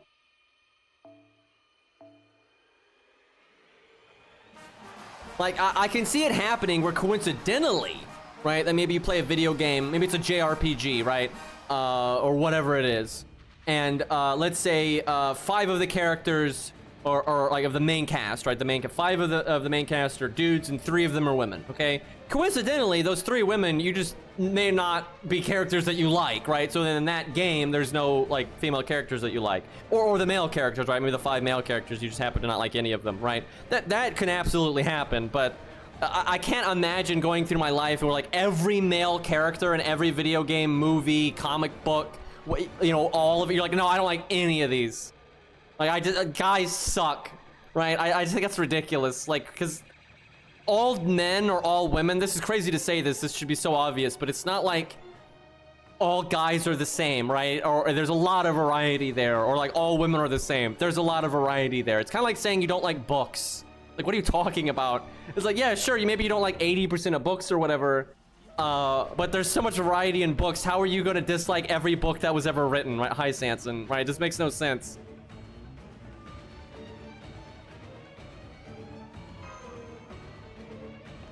Yeah, there's a lot of women characters in Gundam that are bad, but I can think of some that aren't though, right? Like I can think of several that are either neutral, they didn't do anything, you know, that's a big problem, or good, right? So if the original writer of Gundam though, I remember there was an interview that said the reason why there weren't like a lot of women in prominent roles and like how some of his women characters weren't that great. He said it's because he just was really bad at writing them. And he's just honest about it. And at that point, I'm not really mad. It's just like, yeah, he's like, yeah, I don't know how to write women. So I don't do it a lot because I'm bad at it. So yeah, there's not a lot of women in my stuff. It's like, yeah, okay, fair enough. It's kind of like, you know, if you know nothing about the French or something and you're trying to, you know, make a French character in your story, it's probably not going to work very well, right? So maybe you just shouldn't do that. But yeah, he didn't make like some political thing about it. He was like, yeah, I'm bad at writing women. It just is what it is.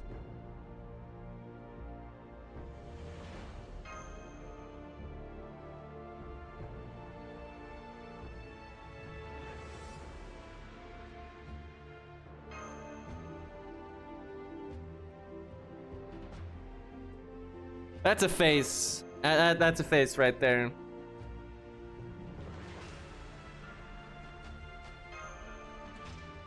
You know, they use Sanson and Nightingale together a decent amount, but they never do anything meaningful with it. Like, I don't think they've ever had like an actual conversation.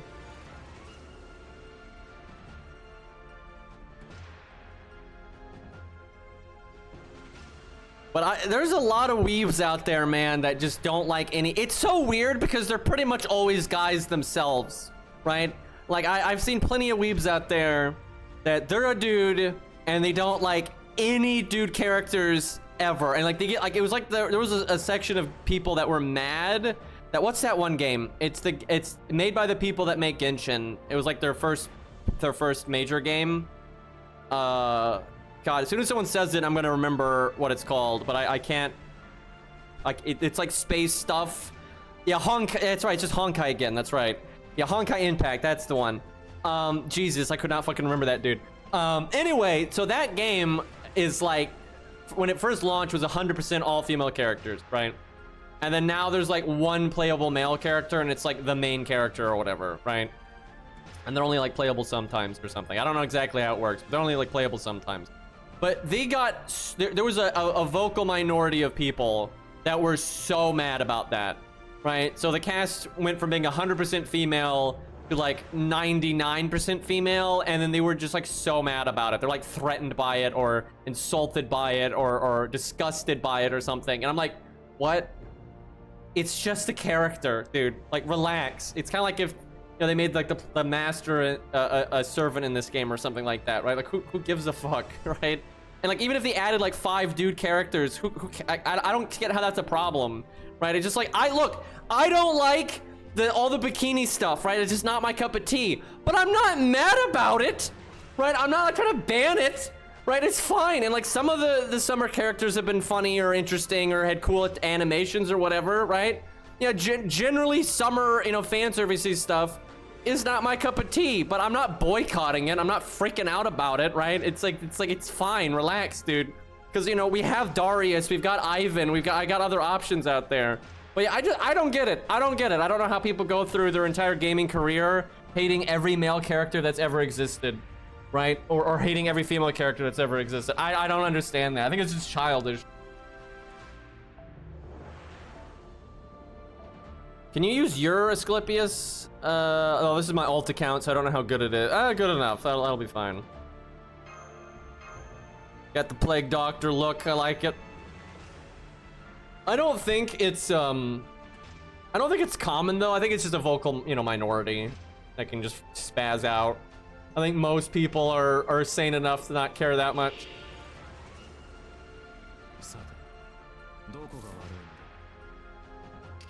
Because like, I could certainly like get it if someone was like, man, this one game or this one movie, the art style they always use for the male characters, I don't like, right? That fair enough, right? And that can happen sometimes for like a certain game or whatever. Just, it's kind of like Arknights, you know, most of the men are very, you know, K-pop pretty boy look. And there's a little bit more variety now, but you know, they do a lot of that. And if you're like, you know what, I don't like, that's just not my shtick, and they always do that, right? So I don't really like their male characters. Totally, that makes total sense to me. Right, but if you're just like, yeah, I don't like male characters, okay, that does not make sense to me.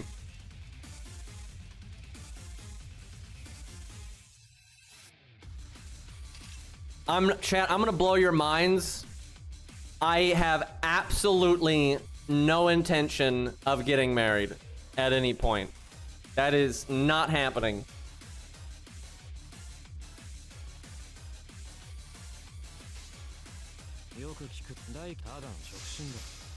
Honestly, I don't think it's even rare anymore. Like, you might want a partner or you know, a boyfriend or a girlfriend, sure. But getting married, no. Like, no. 開いた But yeah, I don't think I'm gonna shock anyone with that I feel that way.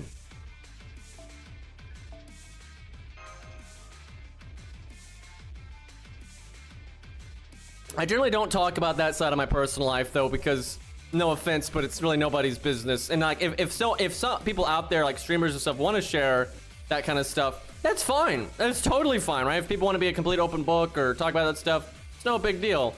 But yeah, I generally just don't get into it because it's no one's fucking business. So.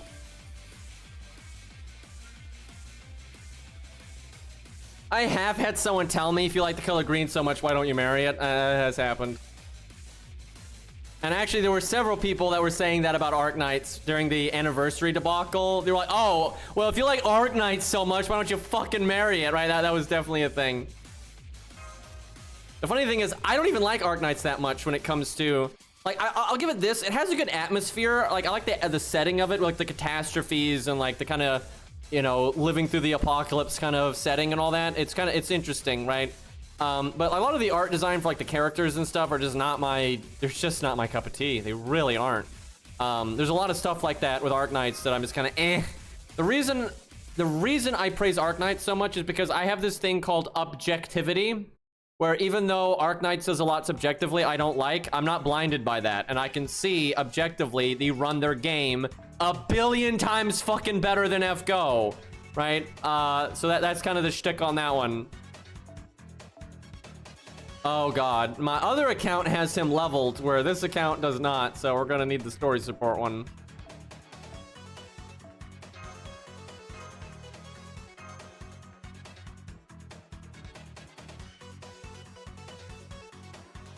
Also, when it comes to personal life matters, again, I'm not offended. I don't think there's anything wrong with streamers that like to be more open with that kind of stuff. Totally fine. But like, for example, if you've got a boyfriend or a girlfriend, I think, you know, you owe it to them to maintain their privacy unless they're okay with it, right? Right? It's not your place to be like, you know, telling your stream chat or your Twitter followers or your Instagram, you know, what your significant other is on about or what they're doing. You know, that's pretty rude, I would say, if they're not okay with it. All right, what are we doing here? We're getting fucking Excalibur, I'm sorry, Caliburned. She's got NP down though. This is where I wish I had someone else with NP down, because then you're really gonna fuck them up. I guess you're supposed to just beat up Saber Alter, I guess. Let's see.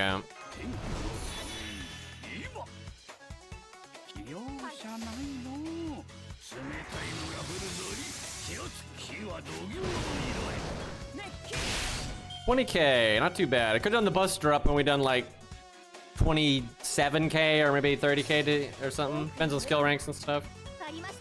Yep, she's just going in turn 1. What do you got? What are you gonna do? Not much. I mean, damage existed there.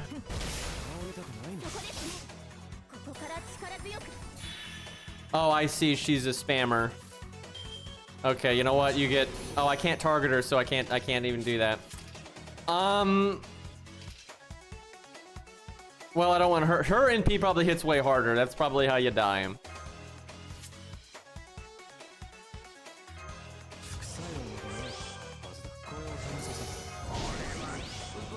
Let's see what he can do. If he was Buster, we'd get somewhere. Yeah, she's looping, chat. She's the meta. Imagine having a passive that every turn you give yourself 100% NP charge, like Merlin's, but like 100%. That's basically what she has. That's completely ridiculous.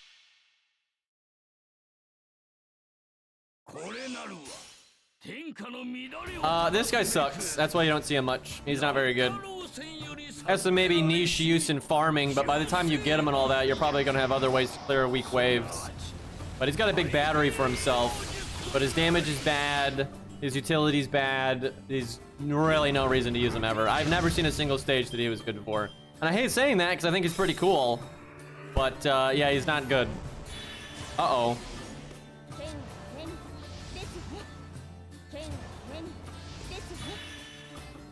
Oh, we're out of here.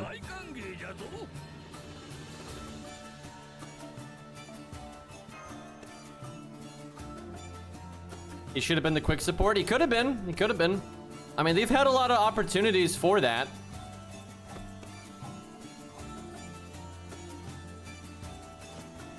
Like, Black Bart, they could have made. Hell, with that Hans buff they just did, they could have made him a quick support. Like, if he got team-wide quick up or added a big quick up to one target with his first skill and that kind of thing. But instead, they gave Hans just such a nothing buff. I mean, it's a buff sometimes, like if you're working with evil especially, but like it's just not that great.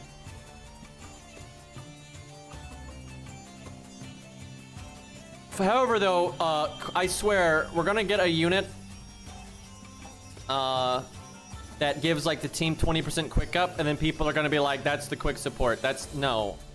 Like, are you kidding me? Imagine if Mozart's thing was fucking 20% art up, right?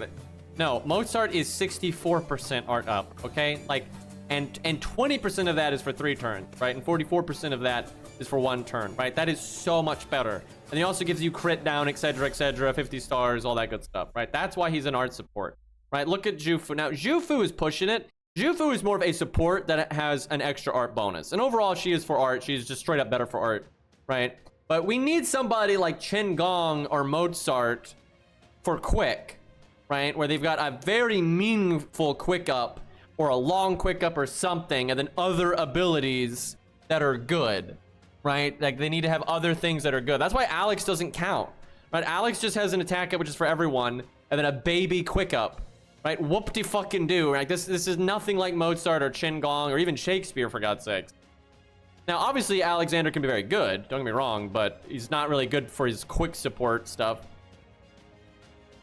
They should have buffed Shakespeare. I thought they would. I was truly surprised by that. Most of the buffs they did that round were units that deserved the buff. Now, the buff they got a lot of times wasn't good enough. But that one was weird. Picking Hans was actually weird. I don't know what was up with that. Okay, so we're not even at the first time gate yet. To get to the first time gate, you have to like do all of these, like 3 of them. And they're at level 1. You have to get them to like level 5. And you have to do it for 3 of them. And then you get 1 more story node. And that was the first time gate. So we're not even at the first time gate yet. But getting 3 of these to level 5 is a fucking bitch. You have to farm a lot. It's not great.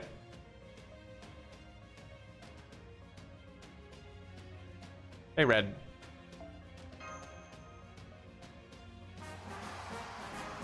Bart is so close to being a quick support because he's got the little battery and the star bomb and stuff like that, and the attack up, NP up. He's so close. I don't like Lost Belt 6, but it's good music. Morgan's theme is pretty good. That smile looks fucked. But Morgan's theme was pretty good. The map theme here was good. Fluffy's theme was super, super good. Oberum's theme was good. All right, there was some good music in there. It's not my favorite though, and it's not because I don't like Lost Belt 6, right? It is good music, but my favorite overall I think is Lost Belt 7. That was killer. The like normal battle theme and like cuckoo music they used and stuff was really, really good. And all the Ort music is my favorite music in the game. That was so good, and it was so unique. It was so alien to the rest of the soundtrack, and that's perfect. It was fantastic. And then I really like Camelot's music actually. Lion King's theme is 10 out of 10. Some of the story segments were really good. The Knights Round Table music is really, really good. I like Camelot a lot. Oh yeah, Taz's theme is really good. Very out of place, but I think it worked. Yeah, Lost Belt 7 overall is my favorite. But Lost Belt 6 and Camelot and stuff are very, very good too.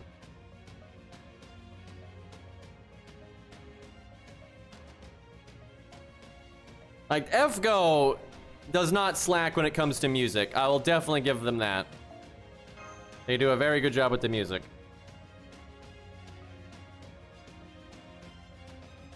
I like Bat Boy's theme. It's not my favorite in Lost Belt 7, but it's perfectly fine. I don't mind it at all. I actually don't know what my absolute favorite song in Lost Belt 7 is. It's really hard to pick because, like, all of Ort's themes are so good. Every single one of them is so killer. My favorite in Lost Belt 6 though is Fluffy's theme. It's especially good because the boss was so hard, right? It was just such a gatekeeper boss, such a memorable like landmark boss, right? And then you had this music that really lived up to that, and so like I'll never forget that, right? So that was really good. Random Bazette, by the way. And then Paul.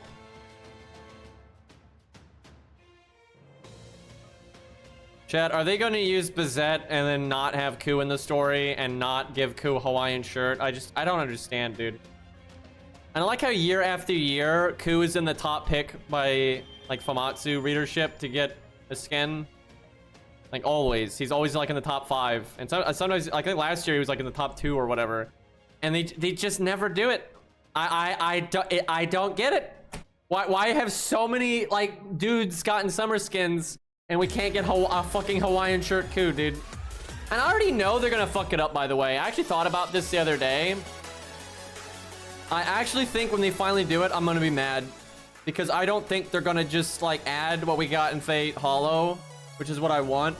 They're not gonna do it. They should, but they're not. They're gonna fuck it up.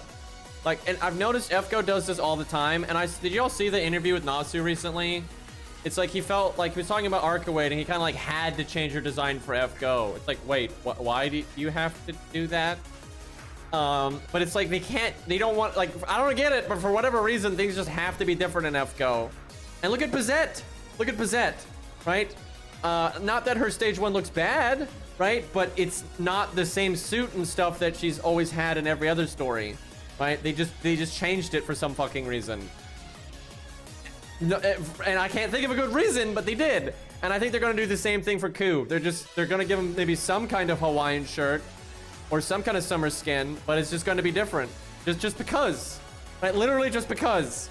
It's stupid.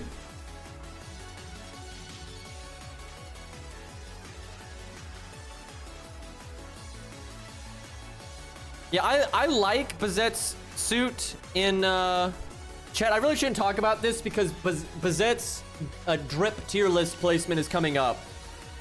So I should probably talk about this then, right? Because I actually have a lot to say about both versions of like Bazette's other suit and the one we have and whatnot. So I'll save it for that.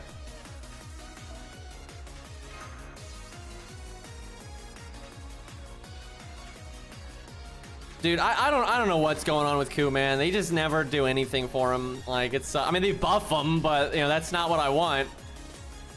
Like, it's always Caster Ku, like Caster Ku for days, dude. And it's because Caster Ku is like the FGO version of Ku, so that's why they do it. Funnily enough, though, I guess outside of FGO, they never do anything for Caster Ku. Like regular Kus in Fate Samurai and stuff like that.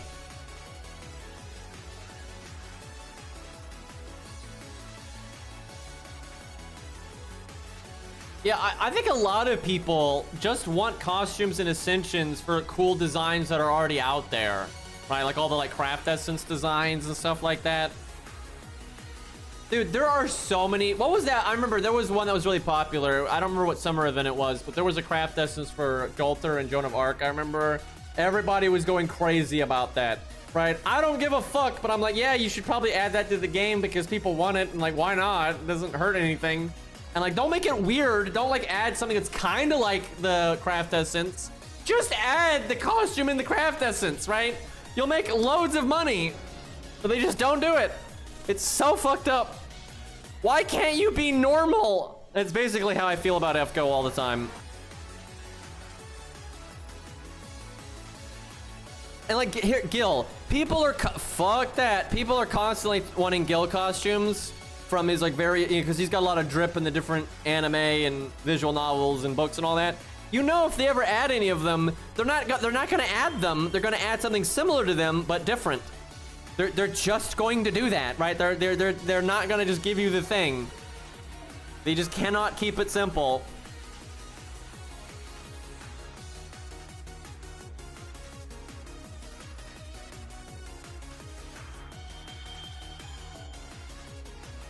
Didn't Arcade add the Battle of New York skin? Arcade seems to be way more willing. It's run by Sega though, so you know it's different management. But these seem way more willing to just like, oh hey, these guys like X, just give them X. Sure. Like why not, right? Like they're way more willing to do that over there. Now they're also getting ready to shut the fuck down, right? So there's that. Yeah, I know we don't have D-Hunt or whatever her name is. What the shit, dude? We have Testament. That's like the one time. Testament is like the one time they just like slapped it in. And like, who cares, dude? I mean, I'm sure somebody cares, but... Or Nightmare or whatever her name is. You know, Evil Ilya or whatever. But yeah, they copy-pasted that one. And I guess UHZ, I'll give them that one. But that took them like 50 years and whatnot. Alright, well, I don't know what this stage drops, so I don't know how to summon something with the right bonus CE and all that. They give you some from not rolling. They give you like a variety of bonus drop ones, but I have to do the right bonus stage or whatever to get it.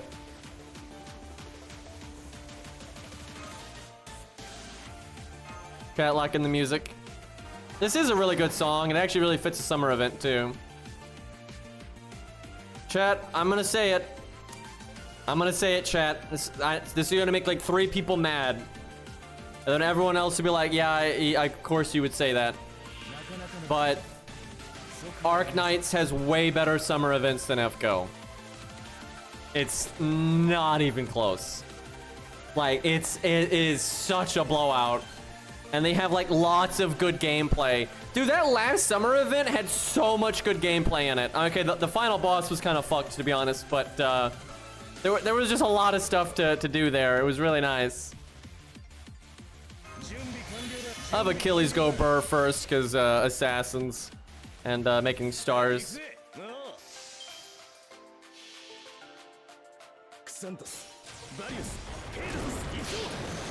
Like, Achilles, I'm trying to talk. Okay, I guess I'm not. No, it's fine. It's your stream now. Yeah, okay. Anyway, the thing about Arc Knights is like, you know, they add skins. A lot of them are free, and they always add a bunch of skins. Yeah, and they add some alternate versions of the characters that are, you know, dripped out in summer stuff.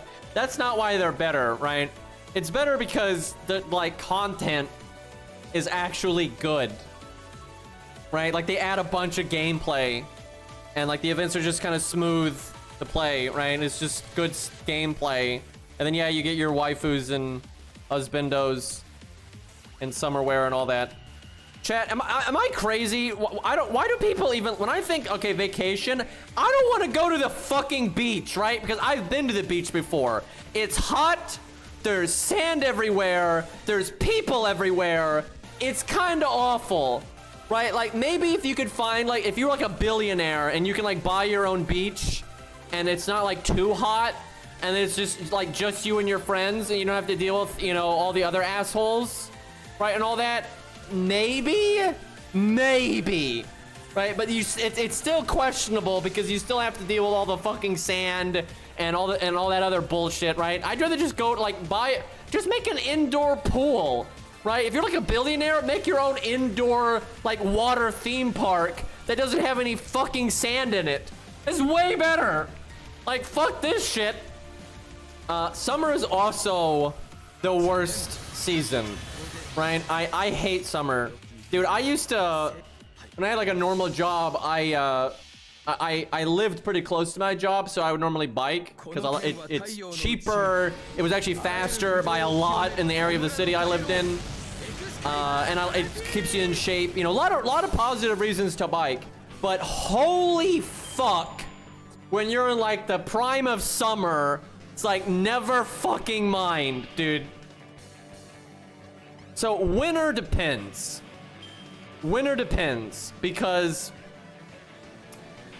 Yeah, when you're like out and about, you're not gonna sweat and all that, right? You can put more layers on, right? With summer, you can only take so many layers off, right? By the way, you know, I mean, I always say that like summer wear is not really my favorite fashion, right? I'm kind of like whatever. But I don't blame anyone for wearing it, by the way. When it's fucking 110 degrees outside, I get it, all right? Like, I am not blaming anyone, but because when it's hot as fuck, it sucks, all right? But in like winter, you can try to, you know, wear really, you know, thick clothing and gloves. You can wear a ski mask. There's a lot you can do to like combat the cold. However, I've had to do this many times. I have biked and walked and things like that when it's like crazy cold, right? And that sucks. Like, that sucks. So this might be too much information, but like, cause I have bad allergies, right? I have really, really bad allergies. And I have bad allergies year round. Doesn't matter what, winter, summer, spring, doesn't matter. I'm allergic to something. And in the winter, when it's ungodly cold, right? My allergies are going nuts, but it's so cold, all of the like mucus is like freezing in my head. Not a good experience. All right, one of the lamest things like that sucks balls, dude. Not a fan. And between that and just like your hands, you know, getting frozen and whatnot, it's not great. So yeah, winter, not good. Now, it's still better than summer. I would pretty much say it goes like spring, fall are kind of tied. It just kind of depends on what kind of spring you get or what kind of fall you get. But like the tame months like that are nice, right? Spring and fall are nice. You can go outside and not melt or freeze to death, right? You don't have to deal with any of that. So spring and fall are really nice. Sometimes those spring can get, you know, completely nuts with the allergies and, you know, it just depends. And sometimes fall can get abnormally cold and things like that, like sure. But spring and fall are definitely the best. I don't know if I have much of an opinion on which one's better. I'd probably like fall the best, I guess. I'd probably say fall is the best, then spring. And that spring is way better than winter, but then winter is way better than summer because fuck summer, all right? I think fall is like overall most people's favorite period. You know, it's like you're not gonna sweat the second you go outside and that kind of thing.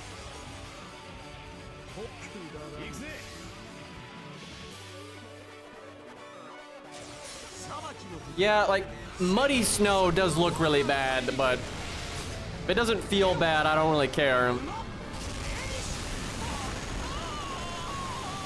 Every period that is not summer is my favorite. Fair enough. Poll time. This will be interesting. Some people really like summer though, not because of summer itself, but because they're like still in school and they get out of school and they just enjoy the free time and that kind of thing, which is fine, but that doesn't make summer better. Living in a country where fall doesn't exist, yeah, there are some unique places on Earth.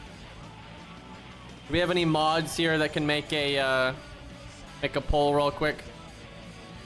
Lost, Poi. Any mod check? We may have to recruit a new modder too. May have to look into that. Was there any? Oh, we haven't shown off some of the summer bullshit. We need stage 3, right? I think that's the one we haven't shown off.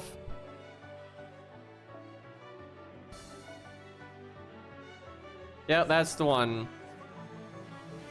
It's like I was completely right about the NP situation, by the way.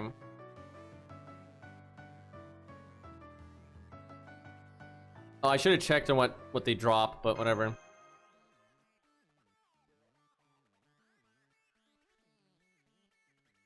Oh, we got the poll, boys. Wow, winter is winning? What is wrong with you fucks? Also, why do we have autumn and fall? Something ain't right here. Wait a minute. How we need to remake the poll though. It's kind of corrupted. There's also barely anyone voting, so there's that. Either that or I'm view botting, which I'm not, by the way, but you know what's fucked up though is like a viewer can view bot you to make it look like you're view botting to get you in trouble, which is so fucked, by the way. All right. Oh, she's T-posing. Shit. Yeah, we had fall and autumn. That ain't right. We got to remake that. That is a lot of blue. Man, she's really leaning into this T-pose thing. Also, I just realized she might die because I'm not sure she's a very good solo unit. I guess we'll see. It's kind of up to the NP. All right, new poll chat. Now get in there and vote. We got summer, fall, spring, winter. That's much better. Okay, winter is not winning this time, but it is doing shockingly well. What the hell is that animation? I don't get it, chat. That's kind of cool. Wow, winner's winning again. Chat, this can't stand. Gamers, rise up. We can't have this. We can't have the cold come in here. Chat, we have 255 viewers unless my stream is lying to me, which it very well might be. It does all the time. So we gotta get some votes in here. As I say this, more people are voting for winner. I mean, hardly anyone voted. I'm actually curious. I think my viewer count is either broken or something. It's weird. But winner won. Wow. The cold wins. Well, people like their snow, I guess. That is surprising to me. I'm surprised by this. Gong didn't die. God damn it.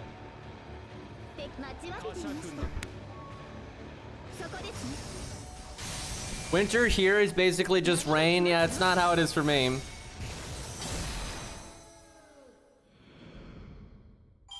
All right, chat. Which version of the new Castoria do you like the best? I guess the bunny one because it's green, but I don't really care about any of them, to be honest. The T-pose is kind of strange. That's a lot of 1 and 2. Wow, has anyone said 3?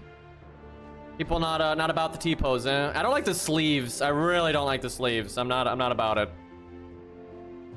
Like, the colors are fine. I'll give it that. It looks like 1 and 2 are winning pretty hard.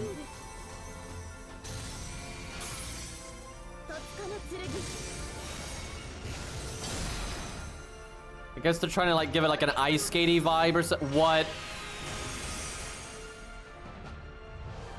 I swear they're referencing Gate of Babylon there. I swear, dude. The trumpets. Gong, buddy, we gotta talk about this. God damn it, dude. Shouldn't have brought a caster to an assassin node. The trumpet blast. She plays the piano in her skills. Alright, we'll see that in a second. We haven't had the chance because Chin won't die. Come on. Wait, don't kill it. Oh, crud. Have we even seen the extra attack? Yeah, we have. It's the arrow thing. Alright, whatever. We'll just NP here. It's kind of a cool looking piano. It's like crystal. That's cool. I don't like the sleeves. Yeah, I do not care for the sleeves here.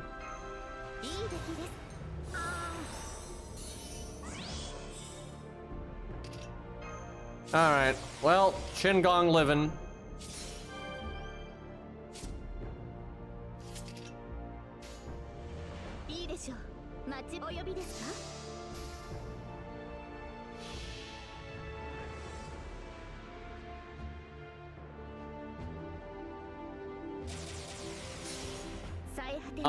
Antonio does not need an animation update at all. He's completely fine.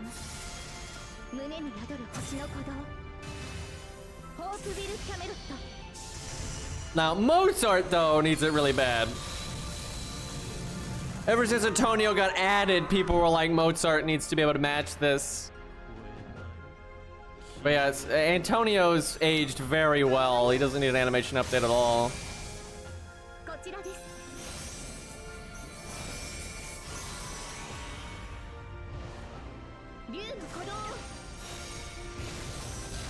Alright, well, that's enough of this stage.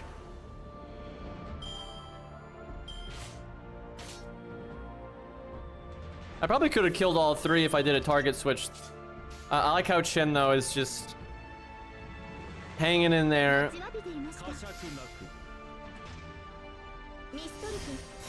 Oh, we haven't seen that one yet. I really don't like that animation. That is just kind of silly.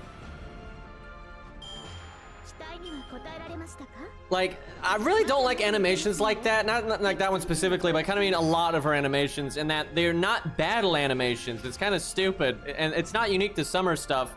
And this is, normally with the popular summer characters, they try to make one stage that's more serious. It's very obvious that they do that, right? Like Musashi Berserker Stage 3, right? It's way more serious. But it's like, your battle and like your skill animations don't have to be, you know, badly or whatever. But like, why would you? It's just weird. Like, why, with all the abilities she has, why is she like skipping over to them like that to like kick them? Like, what? It's just, it's so weird, right? You got like lasers and all this other like magic bullshit. It just feels very fan servicey, and it just doesn't make any sense. Like, it's fine for it doesn't have to be super practical. It's fine to be like, you know, fantasy anime stuff, but use your battle abilities for your attacks, because it's an attack. That's the point. Like, by all means, be, you know, fantasy anime stuff, but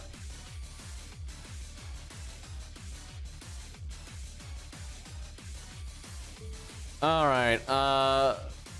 Let's mix up the stage. How do I get that craft essence though? I remember there's a way to get a craft essence that gives you more of the mat for literally the stages we're doing right now.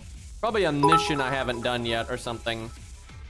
Or it's one of these maybe. Guess we'll find out. Time to click a lot. Hi, Poi. Well, Poi's here. Time to end the stream. I'm kidding. I'm kidding. No, not the shop one. That's not what I'm talking about. It's not the mat boost. That's like the other mat type. Actually, the shop one doesn't even give a mat boost. It gives damage up and crit up when charging up and that kind of thing. There's like a node you can do that just gives you stuff that gives the mat to unlock those like story segments. Yeah, I might be just getting one to level 5, so then the other level 5s are easier. I guess this is Miss Crane's shop or something. She's been in a Vlad, hello, but Miss Crane has been in a lot of events already.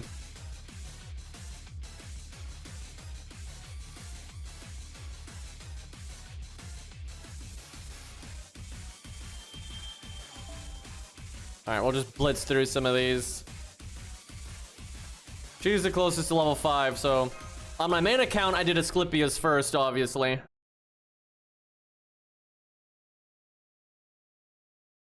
We can show off more Fluffy when we do this, though, so I gotta do that here.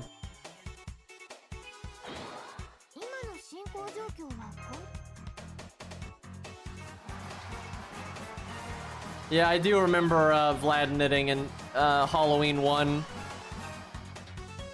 Embroidery. Is she popular? What, Miss Crane? Not really, from what I've seen. She's not unpopular, but she's kind of like mid as fuck. Maybe even a little under mid, really.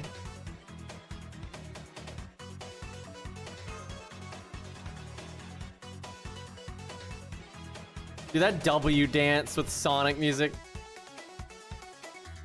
I've noticed like Shark Jam and that W one are like the most popular around these parts.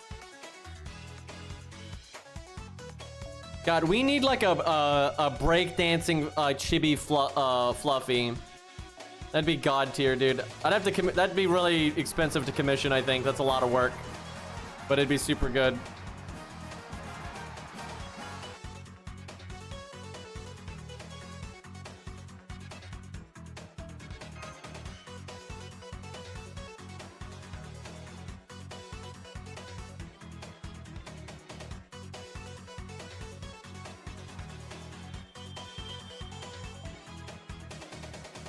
Alright, we need 20 more.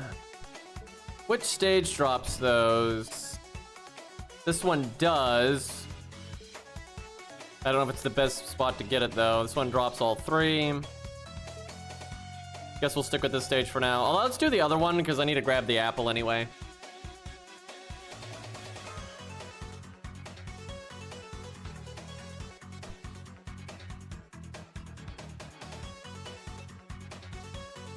I don't know. I might try to get Fluffy on an ult account or something. I'm not sure I'd roll on my main. Like, I don't hate Sif, but I don't really like her either. But Fluffy is cool.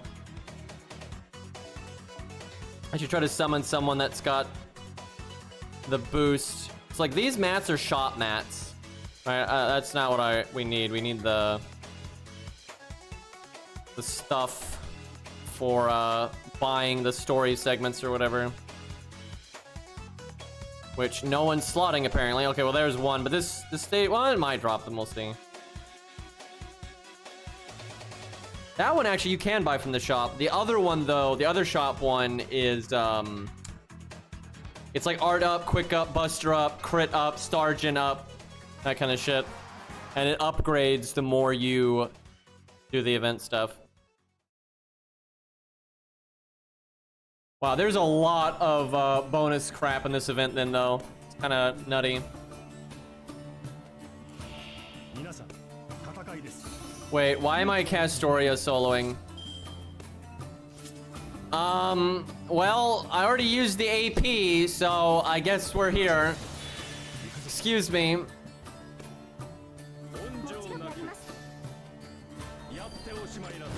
I mean, she can do it. She's a decent solo unit, honestly.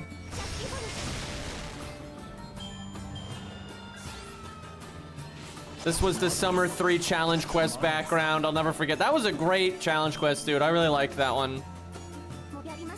Good times, dude. It's been a while since I've had a challenge quest I've liked like that. I've had some okay ones recently, but nothing that great.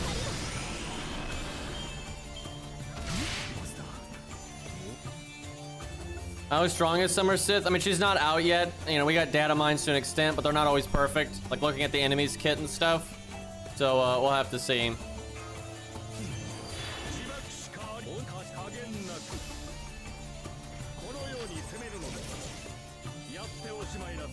All right, chat. Who do you like more, Oberyn or Oberyn Vortigern? You know. Anyway, Bug Boy or Morgan. Let's have a battle to the death here.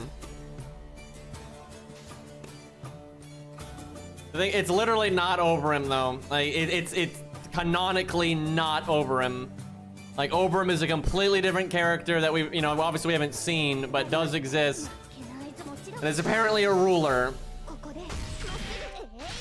Like he's Lost Belt Vortigern. That's like canonically he is Lost Belt Vortigern that has been like, you know, altered to be more like Oberyn. Like that's what he is canonically. So he if he's anything, if you're gonna say one name, it's Vortigern, right? That's actually who he is. But yeah, it's Lost Belt Vortigern. A lot of people thought he was normal history Vortigern, but he's not. It's Lost Belt Vortigern. But then he's also modified, you know, in Lost Belt 6 to be more like Oberyn. Like be like faking it, I suppose. Okay, the music's looping. Let's get some, you know, we were just talking about Lost Belt 7 music. Let's get some of that goodness.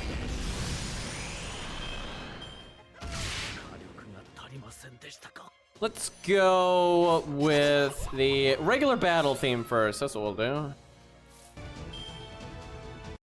Kinda messed that up.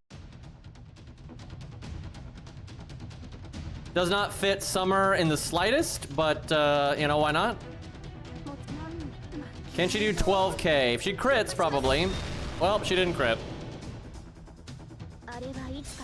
Yeah, I thought Morgan would win. I had a feeling. But look, they're both popular. Like, they're both popular.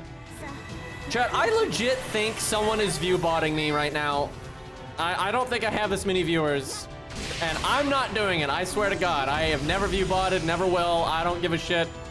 I don't even try to attract more people.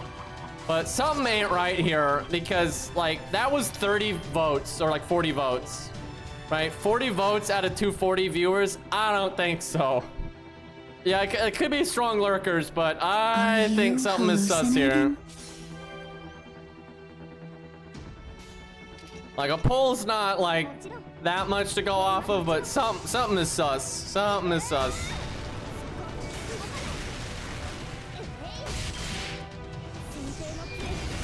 I'm only here in spirit. I don't even notice the polls. I forgot to vote. I forgot how to click the button. I guess she doesn't have higher NP rank, so she can't overcharge. That's actually unironically really bad. Like, if you're doing challenge quests, for farming, it doesn't matter, right?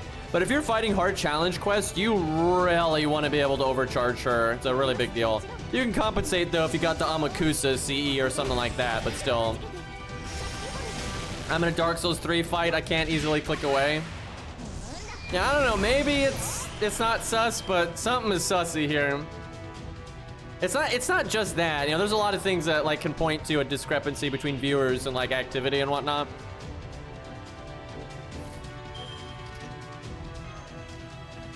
Alright, big damage time. No reason to NP, unless I wanted to target switch, but I can't believe I'm doing a Castoria solo right now, and it's not even a stage that's interesting to solo. This would be fun to solo at like level 50 or some crap like that. If she's NP5, she actually is a pretty good solo unit. She's not the best in the game or anything, but she's perfectly serviceable.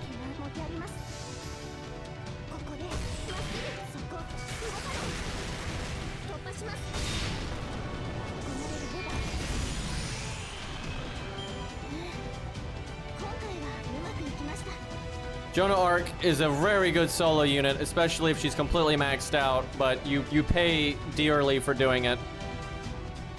Do not recommend. This theme's great. I love it. Super good theme.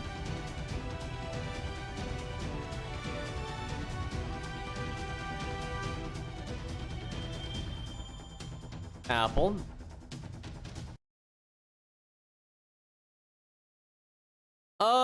Let's see. All right, here's one people like a lot. Kind of works for a summer theme if you have no context, but it's kind of hard to divorce it from what it's actually supposed to be, so.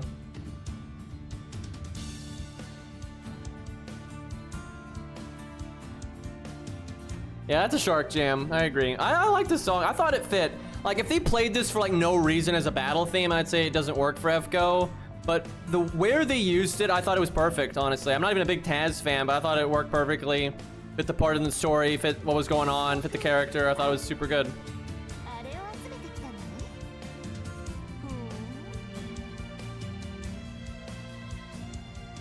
Any 8 should have been Batman. Honestly, that probably would have gone over better. I mean, a lot of people liked Castoria, but a lot of people were like, this is just pandering. I really do think that's kind of how it went down. People were like, you know, this is just not the time for this. And it was just, I think it was a lot of things. It was combining, like, you know, Morgan Lily, which is like Castoria, right? You know, Morgan Lily with just no quality of life and all that kind of stuff. And then the summer event being so Lost Belt 6. It was just kind of felt a little ham-fisted, I guess, would be the way to put it.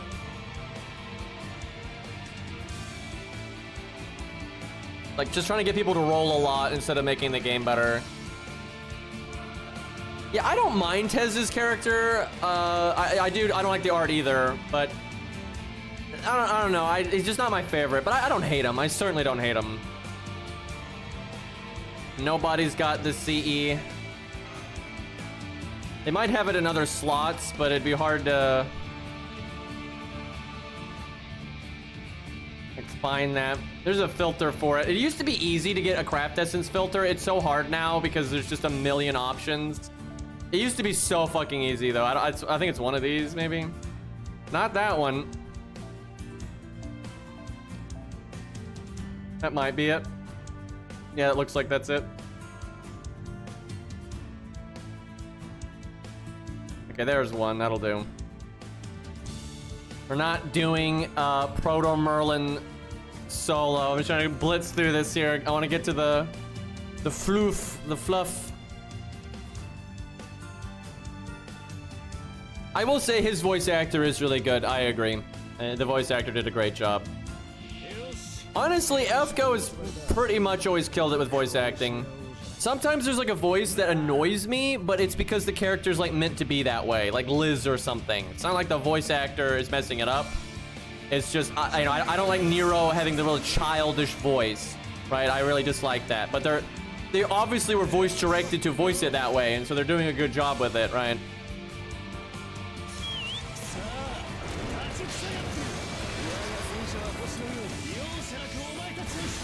I gotta say though, why does FGO not have a dub? They've got more than enough money to do it, and you can make the dub optional. Look what Arknights does. Arknights, again, kills it. They make less money than FGO, and they can afford an English dub, right? And what they do is they allow you to pick individual characters to be dubbed or not, or in this language or that language, so you can cherry pick the ones that you like, right? Like, I don't get it, right? I don't get it. You've got more money than them. How come we can't do it over here? It's silly. Dude, I actually love dubbed in Kidu. I didn't think I would. I didn't think I would at all. I thought that was gonna be a really hard character for them to do. But English in Kidu is fucking like godly. It was so good. I was like, what the fuck? There's not a lot. I don't think there's a lot of characters I would put in English. I mean, it's hard to say because most characters don't have an anime counterpart, so you don't know what their dub voice would be. But I like a lot of the Japanese voices so much that it's like I wouldn't put Gil in English, for example. Although I would if you got Dean Stay Night Gil. I actually like that one a lot. But a lot of them I'd keep in Japanese. But in Kidu I would do English. And yeah, Jack I would do English. I like seriously, I like JP Jack. JP Jack sounds really good. But yeah, English Jack was so good. English Jack and Flat honestly were just so good. You know, I'd probably go with English Kurtsugu too, actually. That's one I would agree on. I think Enkidu's really good either way, but I think English was just so perfect.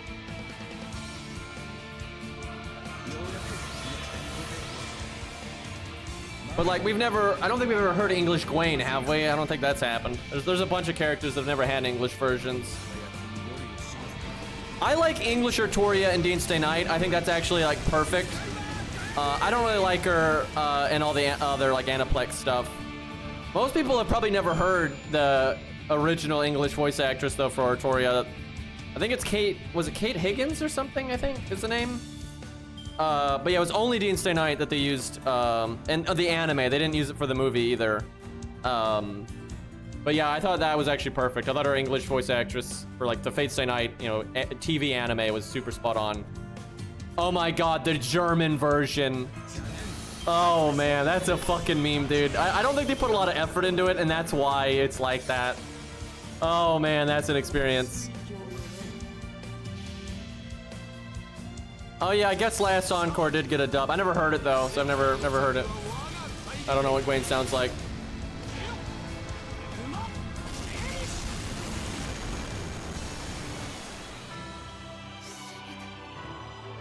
All right, a lot of people hyping this one.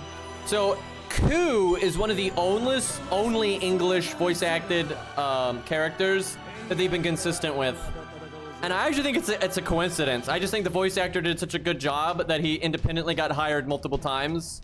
Because like Dean Stay Night's voice directing and all that was a different company than like Fate Zero and all the other Aniplex stuff.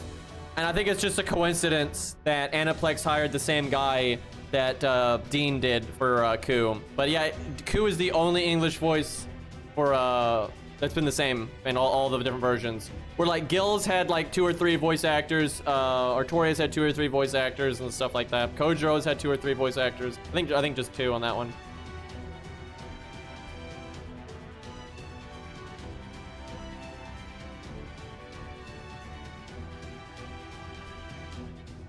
All right, let's see how far we can get.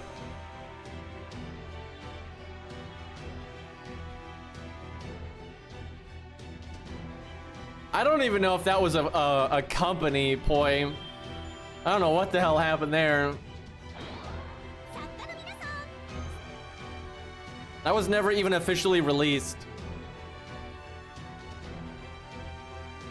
Gundam has a lot of good dubs, but they got some bad ones too. It's kind of a mixed bag. But like IBO, I think has a great dub. It's good in Japanese too, though. Yeah, there's like DVDs, but like no TV release or something like that.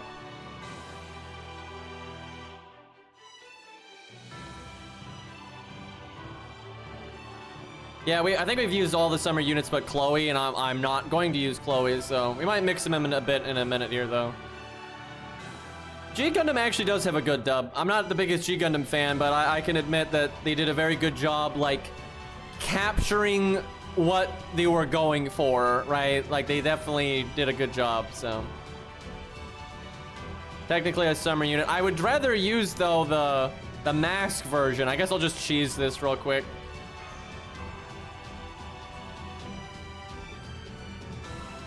Yeah, so Ghost Stories dub is basically the anime was so unpopular that even the JP people were like, yeah, just do whatever you want, right? It's not gonna make any money, just, you know, try something, you know, whatever. And so the English dub just memed it up. Because normally the English voice actors have to follow a lot of constraints, and, you know, they don't have, like, freedom to just, you know, improv or do stupid shit, right? And they basically were like, okay, this anime, no one likes it, just do whatever. And they decided to just meme it up, like, through the roof, and were very, you know, politically incorrect and all that nonsense. And the dub ended up being way more popular than the original, because it's just, you know, silly nonsense. Oh, I can't do my fuck, I should have given the bus strap to Gwen then. I fucked up.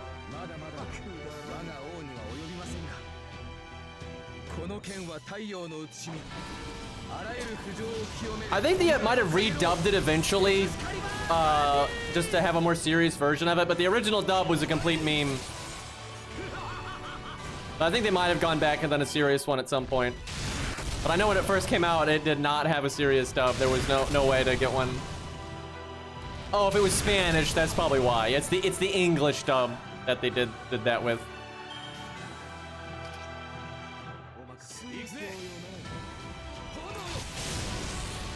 Cool background here, though.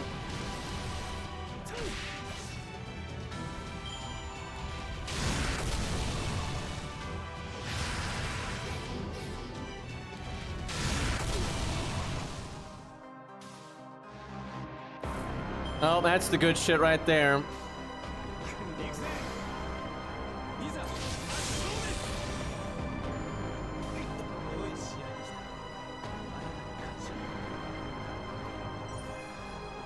Yeah, I remember the Japanese, the company had to greenlight it, but they were okay with greenlighting it because they were aware that Ghost Stories was not a popular anime in the slightest. Dude, I remember when I first saw Ort in FGO, dude. That was so hype. What am I looking at right now? Oh, this must be a craft essence. Is this like a One Piece reference or something? I don't even...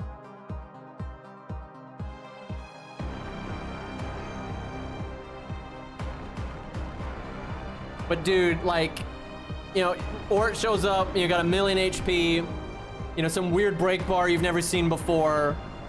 Right, looking awesome. You got this crazy music that just sounds like nothing in FGO ever. And then you break that first health bar and it's got that crazy custom animation and then you fucking die. And do y'all remember when I streamed it? Because thankfully it didn't get spoiled or anything, right? I didn't know anything about it. Dude, I go so dark when new main story hits. I don't even look at the Discord or anything.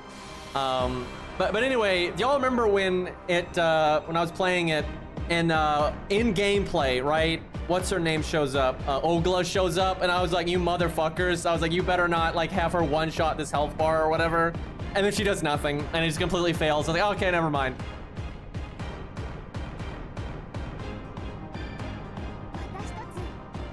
It does like 2 damage, and it's like, well, we're fucked. All right, that's 1 down.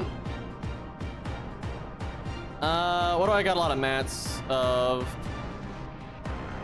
I guess those. Guess we'll go with Mordred here.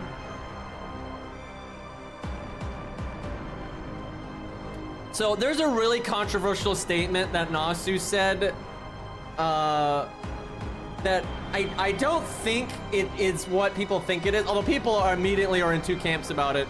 But Nasu was asked about, like, what if, because Ogla's plan was to like possess Ort, right? And Nasu was asked about that, because obviously that goes south, right? And she's not able to possess him, and actually she almost got possessed herself. And she kind of did, actually. But anyway, Nasu was asked about that, and he said if, like, you know, there was no one else there, and it was, like, no day bit and all that, and she just went there, essentially, she would have been able to possess him, is what he said. Like, she would have won out on, like, the possession battle. And then people are like taking that as she's stronger than Ort, but I don't think that's what he's saying at all. I think now Nasu is very unclear, so you can't know. But you know, welcome to Nasu, by the way. I'm pretty sure what he's talking about though is Ort without his core, you know, just being like AFK at the bottom of the crater, right? Like that. Ogla could have overcome and possessed. I think that's what he's talking about. It's not clear though, but I would be pretty surprised if that's not what he was talking about, with how, you know, outrageously outclassed power-wise she was, and then that's not even Ort with his core, right? That's like not even close to Ort's, you know, top performance. So I don't think that's what he's talking about. But yeah, it's hard to know. But yeah, Nasu said some shit there. But yeah, I'm pretty sure he was just talking about Ort and like the state that you see him at when like the whole thing starts and whatnot, where she was trying to possess him and whatnot. And a lot of people like were, and I agree with this, there's a lot that points to that's what Nasu was saying, because like in the story, the second Ort gets some juice and is like turn activating, you know, Rasputin Kodomine is instantly like, nope, plan's off, this isn't gonna work, right? And obviously Ogla's not at her best either at that point, but that kind of just points to that she was not going to be able to possess him. Because yeah, Ort's not at his best, but she wasn't at her best either. But then when he's becoming active, you know, they were like, nope, we're out of here. Yeah, she's like fucked up too, right? Because she got bitch slapped by Cuckoo. But I would very much argue that she is in better shape relative to her original power than Ort is. Right, I would say Ort in his true form is way, like there's a way bigger gap there. But yeah, it's all pretty vague and bullshit, and you know, Nasu does that all in purpose and all the time, so, you know, whatever.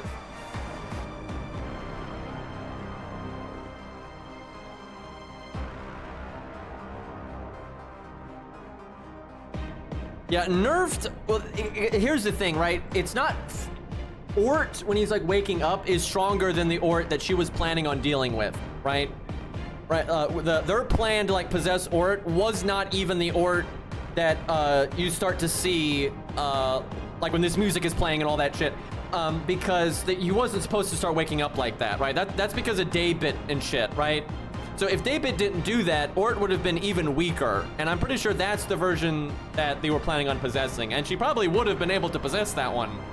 And then now when he starts waking up, right, he's obviously much weaker than he's supposed to be, but he's stronger than the weakened Ogla. So how I would presume how it would go is Ogla at her absolute best, right, like not bitch slapped or any of that, like Ogla at her absolute 100% best versus the Ort that was waking up. She probably could have possessed that one, and then she definitely could have possessed the one that was sleeping, right? That was just completely out of it. But then Ort that wasn't missing his core and all that stuff, which I do not think that's the one Nasu was talking about. I do not think so at all. But if it was Ort at his best too, I don't think she would have a chance. And that it makes no sense. Like a lot of stuff Nasu has said about like the difference between the Lost Belt version and the real one and stuff. Yeah, I don't think she would have a prayer. And like, cause even Bat Boy, you know, he basically is able to overcome Ort on a technicality, and like he's wrecked, right? Like he's like in shambles, and he's doing it because every, you know, human that like ever existed in that timeline sacrifices themselves to make him way stronger. It's not like he's normally that strong. He's that strong because of all the humans, and he doesn't kill Ort. He just, you know, makes Ort go MIA essentially, right? But Ogla doesn't have, you know, every human ever supporting her like that, so I don't think she'd be able to do it.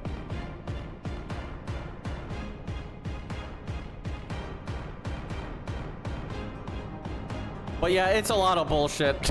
It's hard to narrow it down, and Nasu does that on purpose, so it is what it is. But Nasu did say they don't plan on making anything like stronger than Ort like from now on, really. Like not that Ort was waking up though. Like the Ort that was waking up, I'm sure they'll make stuff stronger than that. But they pretty much said they don't plan on making anything like one up that finale with Ort in terms of like, you know, the lore power or like the scale and whatnot. Obviously there might be other things that are a big threat to you or whatever, but I think that's the right thing to do, and we'll see if they stay true to that. But yeah, I think that's the right call, not ever one-upping that. Yeah, actually, I would agree. I think Guadia is stronger than the waking up version of Ort there. I would say so. Now, I don't think Guadia's... I don't know, the Ort that is like, you know, he still doesn't have his core, but the one that like gets up to like somewhat of a normal state, right? Like he you know, drains Ogla, right? And starts waking up and all that. That version that it starts getting fully powered, I don't think Guadia's got that one. I don't think he's got that one, because like that you got that super Excalibur, right? And Ort can just deflect it, right? You know, pretty easily. So yeah, I don't know if Guadia's got that one. I mean, he might. I don't know. He might. Like Guadia's.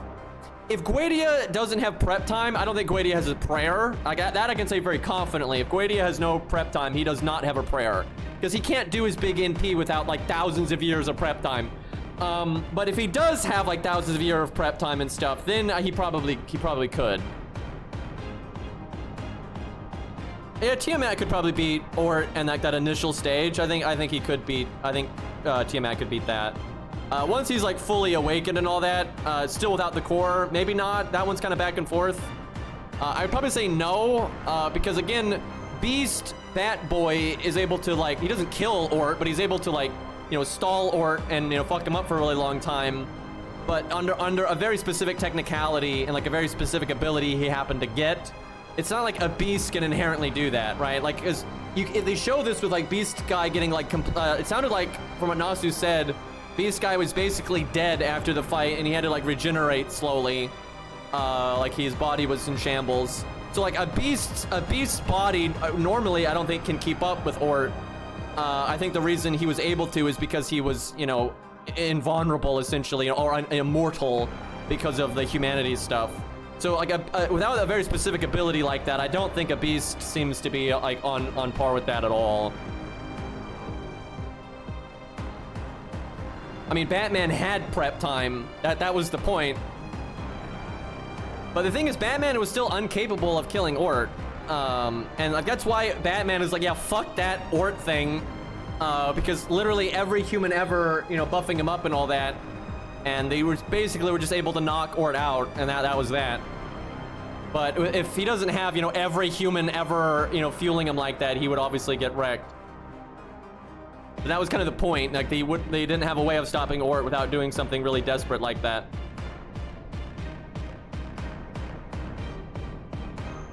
Well, I think the reason Bat goes insane isn't because of Ort. He goes insane because of all the humans sacrificing themselves to buff him. You know, that kind of made him lose his mind. Tiamat's not immortal, like not in that way. She doesn't have a concept of death, but that's not being immortal. Like Tiamat is completely defeatable by regular means. It's very difficult, and you can't beat her with like, you know, Eyes of Death perception or any of that stuff if you don't have Gramps to come help you. But things that, because like Ort, by the way, everything they say about Tiamat, they've already said about Ort and the other types. Like Tiamat not having a concept of death and all that stuff, Ort doesn't have one either. That's why Batman isn't, because again, people keep acting like Batman kills Ort. He doesn't. He just, you know, stalls him for a really long time. And the reason Batman's not able to get rid of him is because he doesn't have a way of just like completely destroying every cell of Ort. And then because Ort doesn't have a concept of death, he'll just come back eventually. But yeah, if you don't have a concept of death, you need to like Dragon Ball Z eviscerate them, right?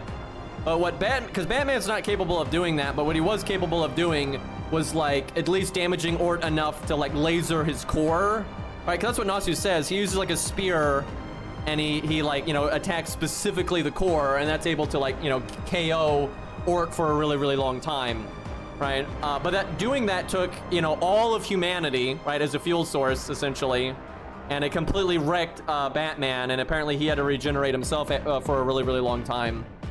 Like, I don't see that as like a win for Batman. It's more like a tie, and because they both regenerate eventually, right? Both Batman and Ort will regenerate eventually.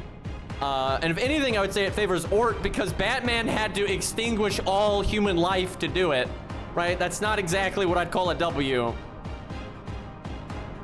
But yeah, Gramps does essentially visit Ort, right? He teaches the Burb how to do the thing he does, and then you do that to Ort.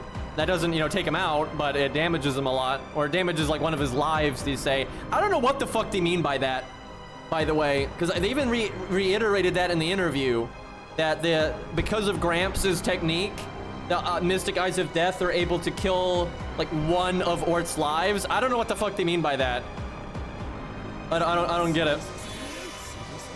I don't know if they mean like the shell that it can make around itself or what. Ort is a cat? Yeah, apparently.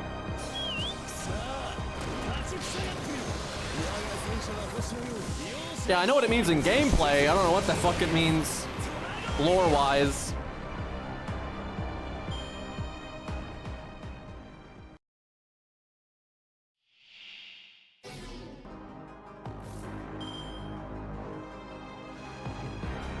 Cat girl or don't start. Don't start.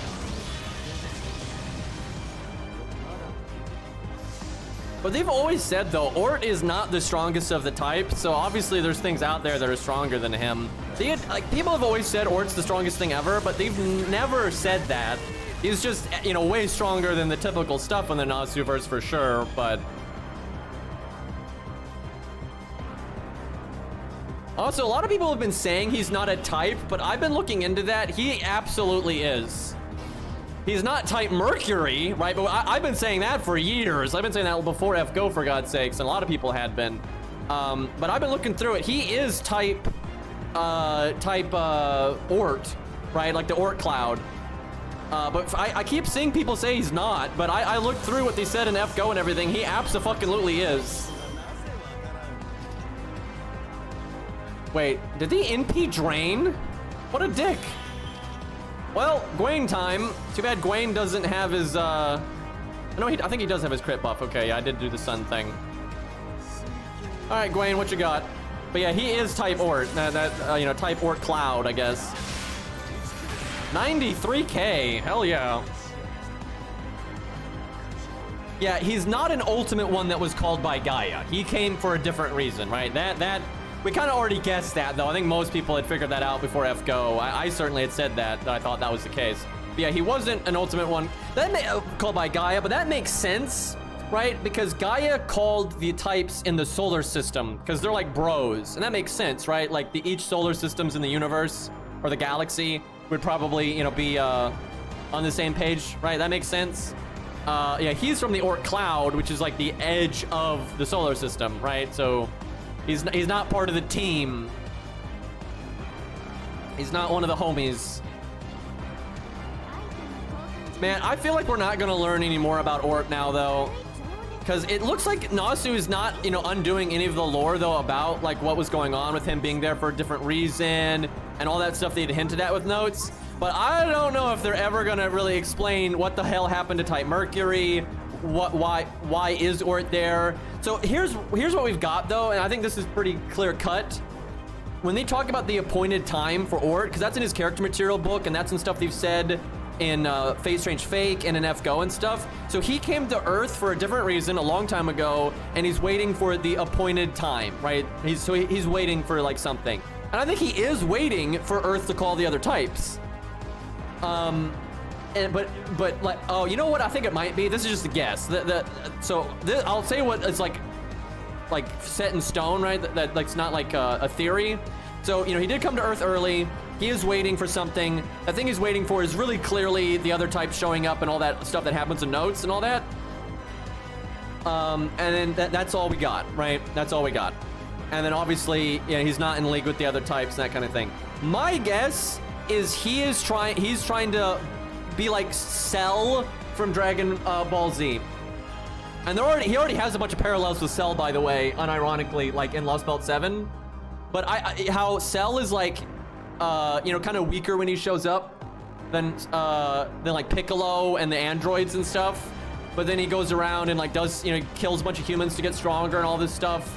And then he like goes Vulture mode, right? And then he, you know, lets Piccolo and Android 17 fight, and then he picks off Android 17, right? And then he's stronger than everyone else, right? And then he you know, picks off Android 18 and that kind of thing. I think that's what Ort was probably gonna do. Because they said, like, there's something going on with the Crimson Moon, and the Crimson Moon was gonna be the second to last bad guy. I bet you Ort was gonna be the last bad guy, and I bet you he was gonna, like, eat the corpses or something of the other types. I think that's what, I really think that's what it is. I think there's a lot that points to that, with him not being connected to the other types, him waiting for the appointed time clearly being notes, and then the abilities you see him doing in FGO. I really think that's what it is. I really think he was waiting for the other types to show up so he could absorb them like fucking Cell, and he'd be the final boss. I really think that's what it is, and I think FGO really shows that with like how tenacious he is with wanting to survive no matter what. And Nasu confirmed that, by the way, in the interview, where that absolutely is what Ort is on about. And yeah, he just has a lot of parallels to Cell. And hell, wasn't notes written around the time of Dragon Ball Z, like the Cell saga? I'm not even sure, but that could just be a coincidence that they're really similar. But I legit think that's what it is. And I think he already did that to Mercury. I think Ort killed type Mercury, and that's why Mercury never shows up. I think that's the thing. Yeah, ultimate perfect Ort. I actually think that's what's going on here.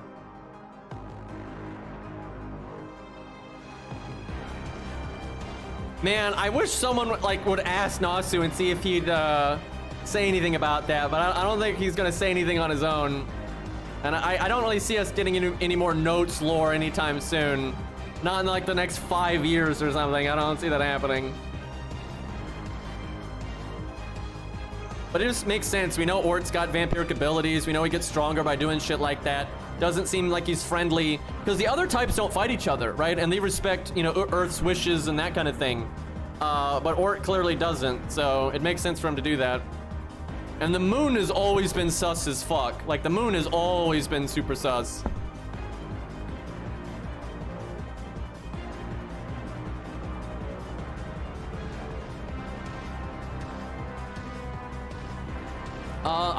I think Type Mars is mentioned as in it did respond to the call, but it's not mentioned in terms of combat abilities, what it looks like, you know, anything. Where like, you know, Pluto, you know, doubled down with the Six Sisters and all that kind of bullshit. So like their detail, I don't think Mars had like any detail about it, but I'm pretty sure it does. It is like grouped in with the ones that showed up.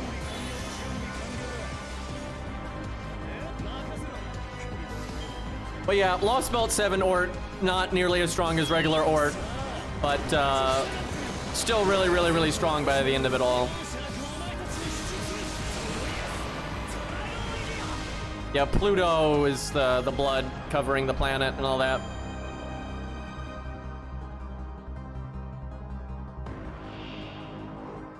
All right, this is probably Ort's least popular theme. But, I mean, I like it pretty much just as much as any of them. And it was so perfect for the way it was used, right? Because this is obviously the weirdest fight with Ort, and it's kind of out of nowhere. And it's, like, the most unique of the themes. Like, the other ones kind of fit together, where this one kind of stands out. But I think that worked really well. Yeah, UF Ort.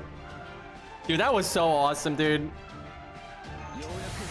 I loved every second of the finale. I wish it was harder. I wish the final fight with Ort was more like the fight with Fluffy, right? But everything else was so good, and it was fun enough that it didn't bother me. But it was just so fun going through all that stuff and seeing all the crazy shit, like Excalibur getting warped and blocked and stuff, and all the different stages of Ort. Then you finally think you got him, and then he comes back like Cell in killing Trunks and all that, right? It's so good, dude. I loved it so much. Yeah, apparently Nasu was saying that he'd been kind of aiming for that to be the pinnacle of 2.0 this whole time, which I kind of figured with what he said at the end of 1.0. You guys remember? I think I said this on stream years ago, that I said after, it was like right after Solomon, there was an interview with Nasu where he said like he had something in mind to kind of like one up the like awesome finale of Guadia. And I remember saying like, you know, hey, you could do Ort for that. And here we are. They did that.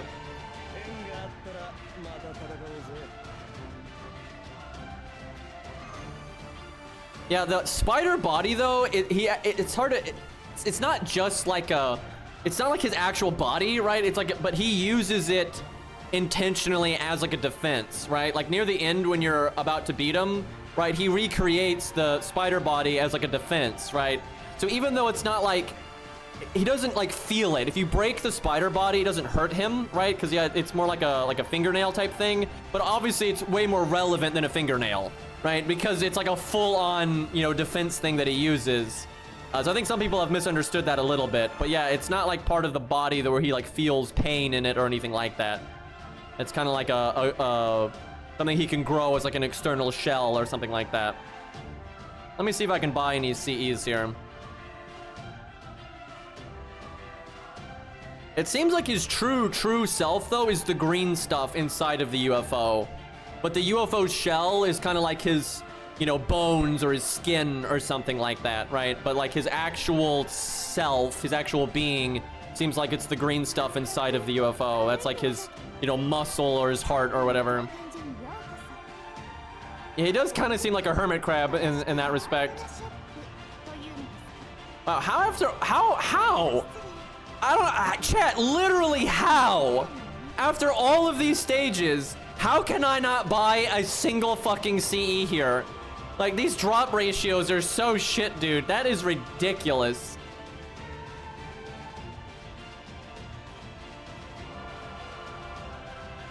God, that is so fucked up, dude.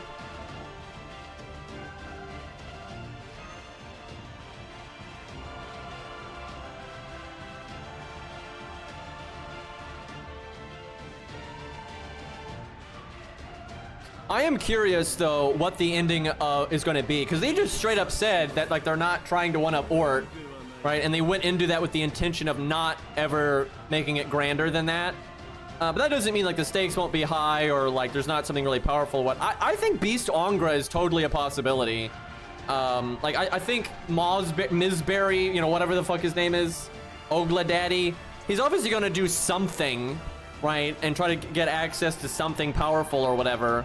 To defend himself or whatever. So, well, yeah, it could be Ogla. Ogla might be the final boss.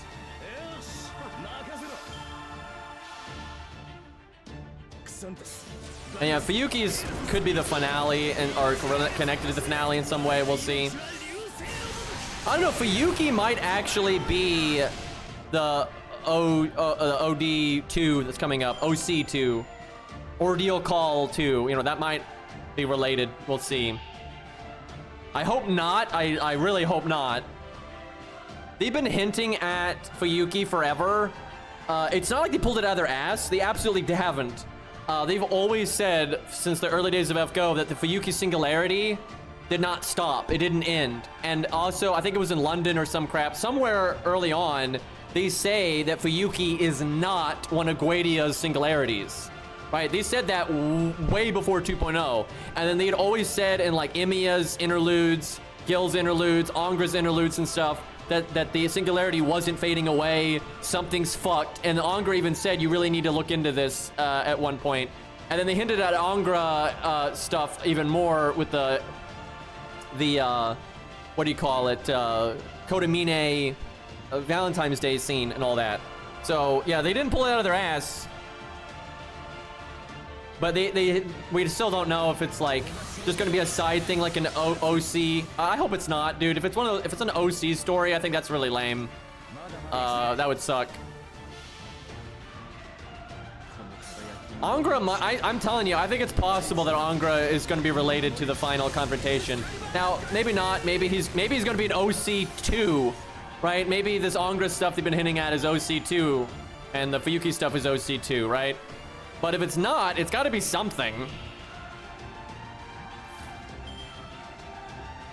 Also, a lot of the connections with Angra and Fuyuki and all that actually even connects with the Fate Zero collab, by the way. A lot of people have forgotten this because it's so long ago, but Fate Zero collab had to do with the main story, right? Like, the singularity started within the time frame of Fate Zero, and it kind of just continues on. That's like the whole shtick there.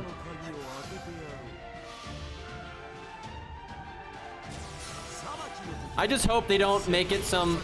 Like, here's the thing. Sometimes, and Cairo talks about this a lot, Nasu has a tendency of just, like, leaving a million breadcrumbs, and he just picks up the ones he feels like, and then he makes the details for those breadcrumbs later. He didn't make the details originally. He does that quite often.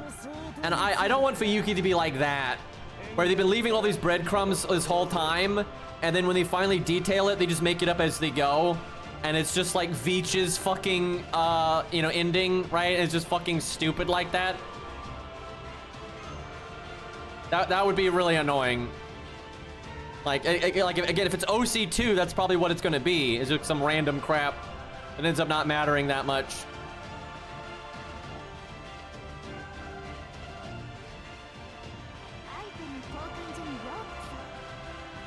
All right, we can get a little bit of bonus drop now.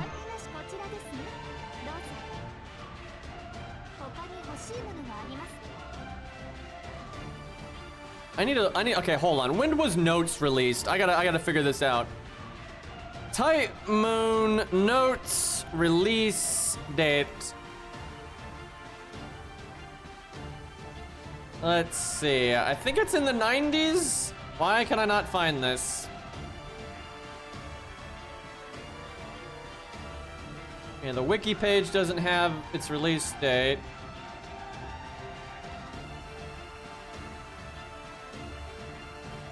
Let's see. Type Moon was founded in 1998. So it came out, people are saying 1999. Okay. Dragon Ball Z, although I guess you have to look up at the manga, right?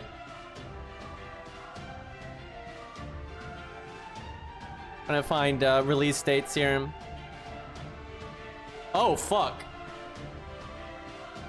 So the first episode of Dragon Ball Z is 1992. I'm not sure when, like, Cell stuff would have been. I think it's before 1999, though, especially in Japan, right? That seems like the case.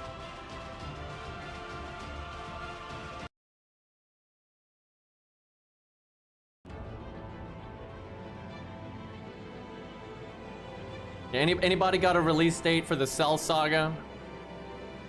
Wait, 1992 was the first chapter of the Cell Saga? Really? Well, that's certainly, well, okay, at that point, I think it's certainly possible, I'll put it that way. I think it is certainly possible that Ort is definitely inspired to an extent by Cell. I don't think he's unique, I don't think it's only Cell, but there are a lot of weird parallels, I will say, between Cell and Ort. So it wouldn't surprise me if there's some inspiration there, but I don't think he's the sole inspiration. Cell plus Kirby equals Ort. Yeah, that's about right. Yeah, that's about right. Okay, I need a stage that actually drops those. Still can't do that one. Do I have to do this one? Because, man, this stage doesn't drop shit. I like Cell a lot. I probably do like Ort more, though, to be honest. But I do like Cell a lot. I think he's Dragon Ball's best villain, I would say. And now all the Frieza fans are going to get mad at me, but I've never really liked Frieza that much, to be honest. Never found flamboyant alien all that awesome.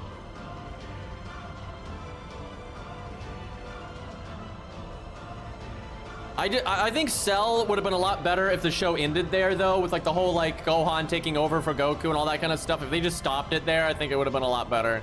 They kind of fucked it up as they went. Okay, I don't actually need these right now. Oh, fuck, I had one of these this whole time. Oh my god, it put it in my mailbox. You're killing me, game.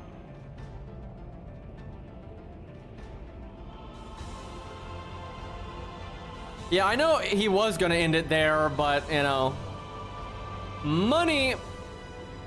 Because he was originally going to end it with the Frieza saga, but and then he did more. But I think that was inspired, right? I think coming off of the Frieza saga, he had some pretty cool ideas with like the androids being built up as the main bad guy. Then psych, they're not really.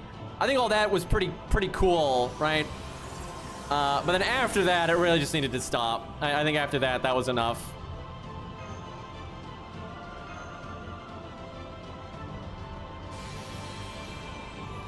We could try to get Gwen again. It's just the odds are so bad, dude. Like, there's so many rated up 4 stars. One more copy of Gwen, though, is one more set of levels, so maybe I do go for it. I'll think about it. I got a while. I like Cell's first form, you know, and it's really unique in how creepy and stuff it is. But ultimately, I like him becoming more refined as he goes. Right, I think it really works. I think it works perfectly with him starting off really almost demonic, right? Really evil, monstrous, and then he ends up as this really refined, you know. But he's still like a bug monster, right? Like he's still a biological bug monster, but he's becoming, you know, air quotes, perfect. I think it really works. I really like the way that it is. Yeah, I think him like becoming calmer and, you know, more. You know, kind of sophisticated but still evil, right? I think that kind of works with the whole idea of the character. That being said, I think it would have been nice if the first Cell form was in it longer, right? Let it breathe a bit more, because it was really unique, and it was like the only time Dragon Ball ever did horror, and it was the only time it ever worked when it did horror, right?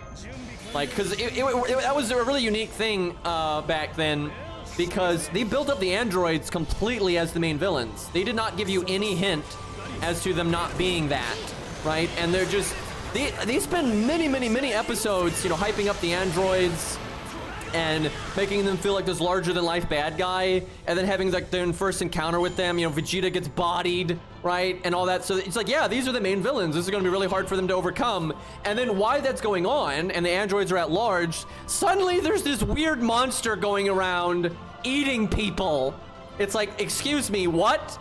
And that threat just kind of, but they're still like, okay, that's weird, but we got to deal with these androids, right? And that threat kind of just builds up and builds up and then builds up, and then it starts eating the androids. It's like, okay, we have a problem here. Yeah, that was a really interesting way to like just do a, you know, shonen, you know, villain arc and all that. I thought that was really good. But yeah, if they could have kept Cell in the monster form a bit longer, I think that would have been nice. Yeah, you thought it was Dragon Ball Z, but it was aliens. Yeah.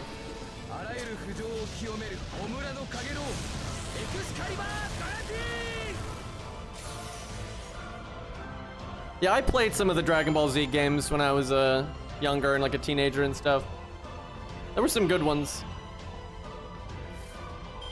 Yeah, then the threat starts doing Kamehameha. Like, dude, that was awesome, right? It's already so weird. Like, you had this villain you've been building up this whole time, right?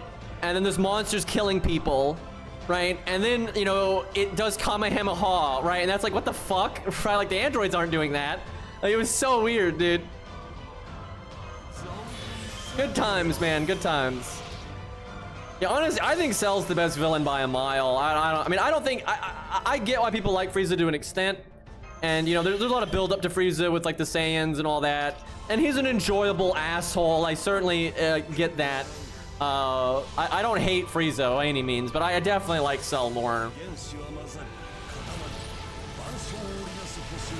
Cell predates Hunter x Hunter.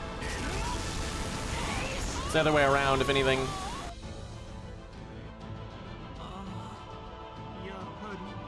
Now, during, like, around that era, though, of, you know, Dragon Ball and all that, the writer of Hunter x Hunter, I think, was doing, what's it called? Yu Yu Hakusho, that's the one. Which that was pretty popular back in the day, actually. That was a pretty hit series back in the day. But that's kind of in the same era of Dragon Ball and stuff.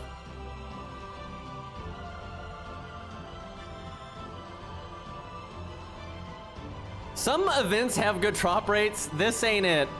This is what I do though. I don't normally use my apples and stuff on these early stages with terrible drops. I do it once the good stages have been put in, and then it's much better that way. but I want to show off the fluff, so. I like Hunter x Hunter, but I don't really like any of the villains nearly as much as Cell, to be honest. I do like Hunter x Hunter though. It's all right. But like a lot of like the villain designs, I just don't like that much. They're kind of meh. I actually like the villain designs, I think more in Yu Yu Hakusho, honestly. But those aren't my favorites either. I like Hisoka though. He's a pretty cool baddie. What's his name? Chrollo? Yeah, that's probably like Chrollo and Hisoka are probably the two I like the most. And they're kind of the ongoing villains, right?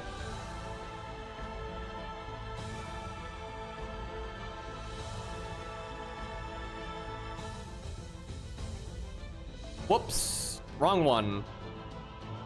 I do like that writer does some things like subjectively that aren't my cup of tea and whatnot, but I do think he does shonen pretty well because he's not afraid to have like character stuff. Where I think a lot of shonen writers are like afraid to go too deep with anything, right? Like character-wise, where he's not. Like, cause it's not just Hunter x Hunter. He in Yu Yu Hakusho and stuff, he kind of would go a bit beyond what you would expect out of a shonen and stuff, and I like that. But he does have kind of just a wacky art style. Like if you look at a lot of the Yu Yu Hakusho villains, especially like the side villains or minor villains and stuff, very wacky designs. You know, a lot of people with yo-yos and shit like that. That's not really my cup of tea.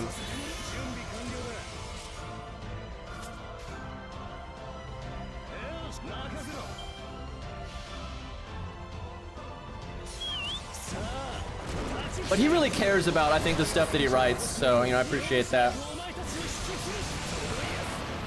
He's not phoning it in. Yeah, a lot of long hiatuses there. Dude, the manga community, like, Jesus, dude, the Berserk writer dying like that, man, that's just the worst. Because there's no way around it. Like, Berserk was the manga, right? It'd been around for a long time. That was that guy's magnum opus, 1000%. That was such a juggernaut of a manga, dude. And it was, even if it wasn't your favorite, everyone respected it, right? Everyone respected it, and for good reason, right? And that guy really gave a shit, right? That guy gave probably more shit about his work than like pretty much anyone else I've seen. That fucking sucked, man. That fucking sucked. Yeah, that was very much his magnum opus, dude.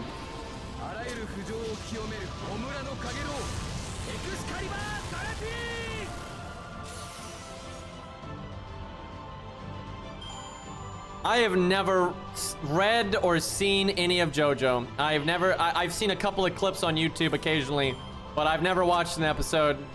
I know fuck all about it.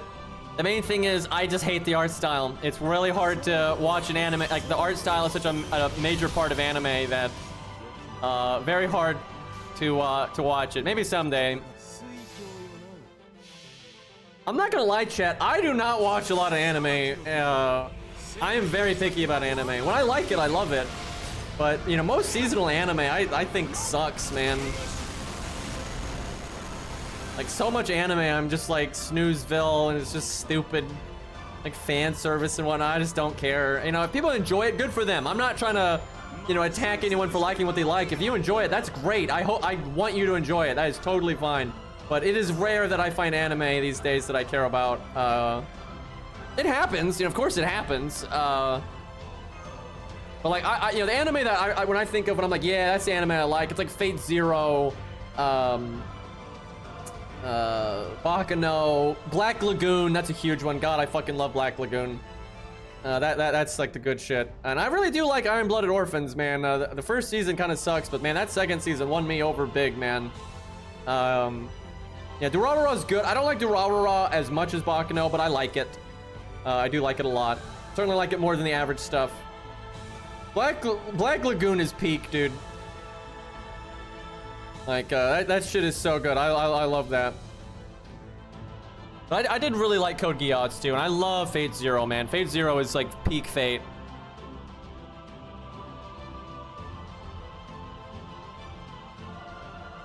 Yeah, No Country for Old Men is my favorite movie, I would say. Or it's pretty much tied, and this is so bizarre. So my two favorite movies are No Country for Old Men and Monty Python and the Holy Grail. I don't think those things could have less in common, but yeah, those are my two favorite movies. And there's some other really good ones, and there's certainly other movies out there that I really like, but those are the top two. Now, the thing they have in common is they're both goated, right? That's the common denominator there. Am I farming the wrong mat? I think I'm farming the wrong mat. I mean, I'd have to farm that stage probably eventually anyway, but yeah, I need that. Look how long this takes. By the way, we're not at the first time gate, chat. We are not at the first time gate, and it takes this much farming. What's your third favorite movie? I'm not sure. I'll have to really think about that. Nothing stands out. Like, there's plenty of other movies like, yeah, I really like that. But nothing stands out like No Country for Old Men or Monty Python and the Holy Grail. Those stand out and are so easy for me to say they're my favorites. You know, after that, I'm not sure. There's loads of stuff like, yeah, I really enjoyed that movie, or I really like that fight scene, or you know, stuff like that. But it'd be hard for me to find like that one that I just super like. I have to think about that though. I don't keep up with movies a lot, so I forget about them sometimes. Yeah, I've seen that Baby Driver movie. It's not my favorite, but I liked it. Like, yeah, it was a good movie. But I would never put it up there with like No Country or anything like that. But you know, it was fun. It was a fun movie. You know, it did its job.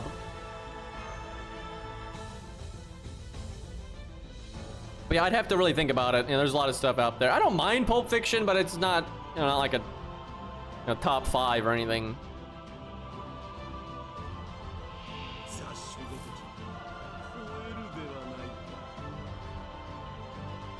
Not seen Oppenheimer. Might see it someday. You cannot get me to go to a movie theater. That is just not gonna happen. I will wait until it is out the normal way.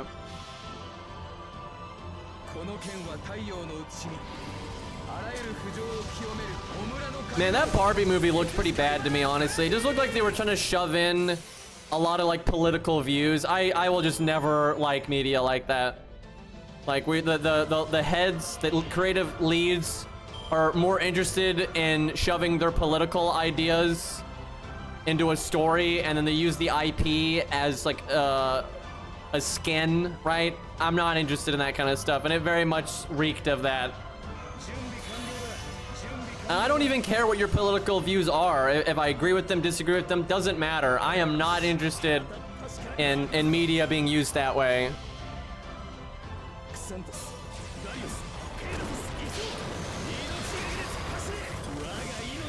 Well, the reason why I don't want to go to a movie theater is it's a really good way to get sick. And when I get sick, I get really sick. So fuck that. It's also expensive. Why am I gonna spend a bunch of money to potentially get sick to watch a fucking movie? I can just watch it later, or watch something at home, or play a video game, or read a book, or go outside, right? Like what the fuck, right? Like I have no reason to spend money on an activity that has such a massive negative connected to it. Like fuck that.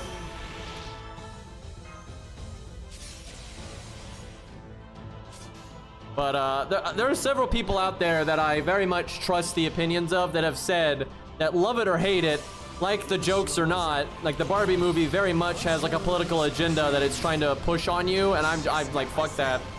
I don't care if you have a funny joke here and there, or you know, witty writing or whatever. I cannot stand media that's constantly trying to push political agendas and stuff. I'm so not a fan of that. And it's so prevalent. It's become so more and more prevalent as time has gone on. And they're so like on the nose about it, right? I'm not into that.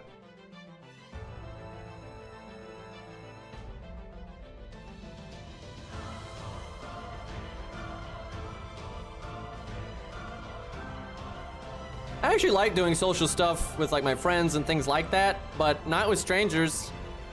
I don't want to go to like a video game convention with like, you know, thousands and thousands of other people. Like, I don't give a shit about that. Great way to get, and if anyone gets as sick as I do, they would understand why. Like, you think you know, but you probably don't.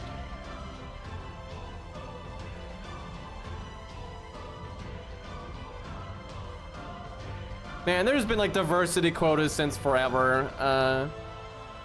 Not really into that kind of shit either. And, like, I'm all, you know, like I've always said, like, I'm all about stories from different parts of the world and from different parts of history. That's great. But when you're, the thing is, like, all this like forced diversity stuff, they're not, it's like that fucking Cleopatra documentary. They have no respect for Egypt. That's the thing. I'm all for Egypt. That's great. I'd love a good movie from Egypt or an anime based in Egypt or whatever. That's fine. That's great. Right? I'm not afraid of diversity here. But you're using Egypt as a prop to further your own agenda, right? It's bullshit. Right? It's absolute bullshit. And that's what a lot of this stuff is, right? They're looking for like Twitter points. Right? They don't actually give a fuck about you know, the different cultures and races throughout human, you know, history. They don't care about that. You know, they care about appearing woke and you know, getting brownie points that way. They don't actually have appreciation for any of these things. It's honestly pathetic, and I think it's more pathetic the people that fall for it. It's ridiculous. I have so much love for, you know, the different places on Earth and the different cultures and all that. That's all great. Love that stuff. It's super interesting, right? It's so interesting. There's nothing I love more, really. That's why I'm so into history and everything.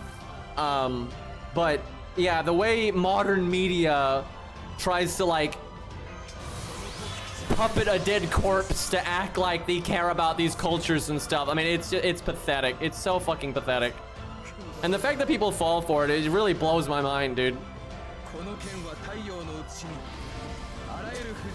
Alright. That was a nice Lost Belt 7 music diversion. And now Kirby.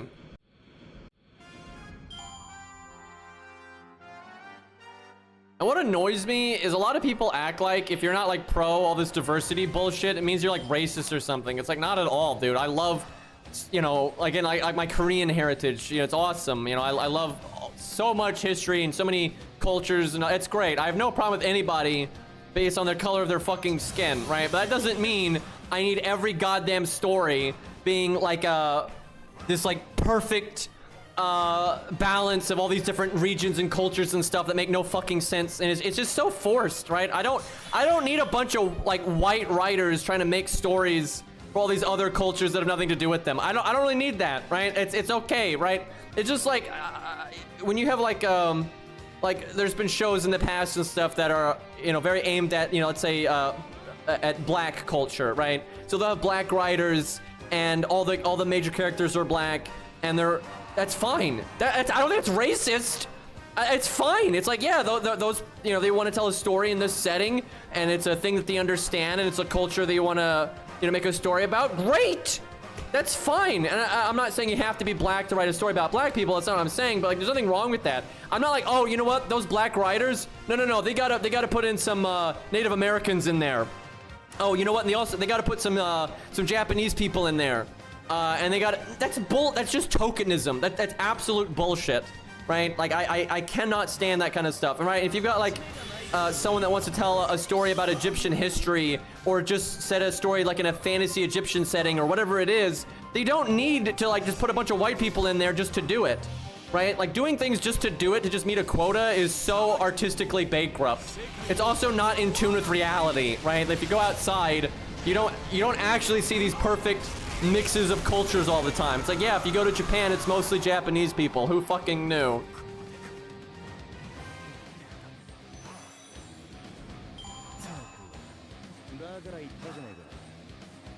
Like, here's an example, right? Let's say you happen to meet someone in Japan that's white. If you treat them, you know, badly because of that, that's racist, right? That is racist.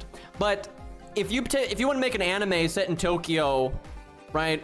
And you know, there's like magic powers and bullshit, and almost the entire cast is Japanese. That's fine, dude. Like, you don't have to force in other cultures in there just because, like, it's just silly to me. And again, it's not representative of how life generally is, right? Now, you shouldn't be going out of your way to exclude things either, right? You shouldn't be going out of your way. You shouldn't have like a a quota of or a policy of like there's absolutely will be no black people in this movie. Like, of course not. That's racist as fuck. You know, you don't do that. But yeah, I don't like people trying to force diversity into things. And people act like there's no such thing as forced diversity. There absolutely is. Yeah, when you hire someone just because of their skin color, not because it makes any sense for the movie or the setting or their own acting ability, that's forced. And that's like pandering and insulting. But for some reason, there's a lot of people out there that don't see it that way. And for some reason, they think the idea of quotas is somehow like justice or something. And I do not subscribe to that. And I just think it's so weird because the Witcher is a good example of this, right? Because correct me if I'm wrong, I'm not much of a Witcher fan. I don't hate it or anything. I've just never really gotten into it. Maybe if I got into it, I would become a fan of it. I don't know, right? I don't have much of an opinion about. But I'm pretty sure it's a Polish writer, I think, and it's based on Polish folklore. I think that's right. I might be wrong, but I might be getting my regions confused a little bit because again, I'm not much of a Witcher fan. But I think the writer is Polish, and like a lot of the monsters and the cities, you know, it's based on medieval Poland, right? Yeah, that sounds like I'm correct, right? So what the fuck? There's nothing wrong with that. That is completely okay, right? So that if you want to like have a bunch of Polish actors and whatnot, that's the way to do it, right? That's completely fine. And it's like if Japan wants to do a bunch of Japanese folklore and all that, it's great, good for them. There's no problem with that. And I just it's so silly that like people act like it's racist to just like focus on a thing like that. And I just think that's so silly, dude. And here's the thing, that writer, now I don't know, I'm not gonna speak for the writer, I have no idea, I know nothing about him or her, I don't even know. But whoever the writer of the Witcher series is, right? There's no reason, like, let's say he's really familiar with Polish culture and Polish folklore and stuff, right? And if he's Polish, that would make a degree of sense, right? Why? There's no need to like tell that writer, oh no, you gotta, you know, force in a bunch of other cultures into your work that you know nothing about and you probably won't represent very well. Like the fuck? Now, sure, if you've got a writer that like, yeah, like that wants to take on world history and, you know, fuse it all together, they can do that too. That's fine. I'm not saying you have to, you know, only write about this one thing that you grew up in or whatever. That's not what I'm saying at all. Are these all Mordred? I'm pretty sure, because the way the hair is, I'm pretty sure all of these are Mordred. I'm kind of confused right now, but I guess they're all summer Mordred. I don't even. These craft essences, man, I guess they're just making stories based on these characters or something. I should have looked at the cutscene because I'm kind of curious what the hell would have resulted in that. All right, I got to do one more of these. We'll go for the hero proofs. Now, I'll say this, on the flip side of it, when you take on a setting that is going to require you to write a lot of characters from a lot of different perspectives, and maybe different cultures or religions or whatever it is, right? You should not take on a large task like that if you don't have the experience to do it, right? It's kind of like FGO taking on world history and then just spamming Japanese stuff and Chinese stuff all the time, right? It's getting kind of dumb. It's like, why, if you wanted to do that, why did you pick world history, right? Why are you ignoring so much of world history if that's literally the premise you wanted to go with, right?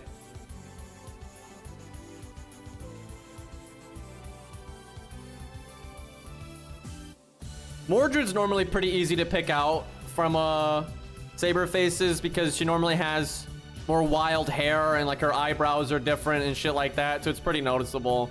And then like Joan of Arc doesn't even look like Artoria, so I don't even know why she's classified as a Saber Face.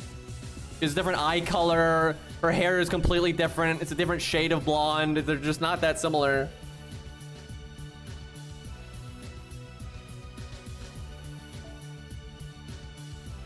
Regular Artoria, by the way.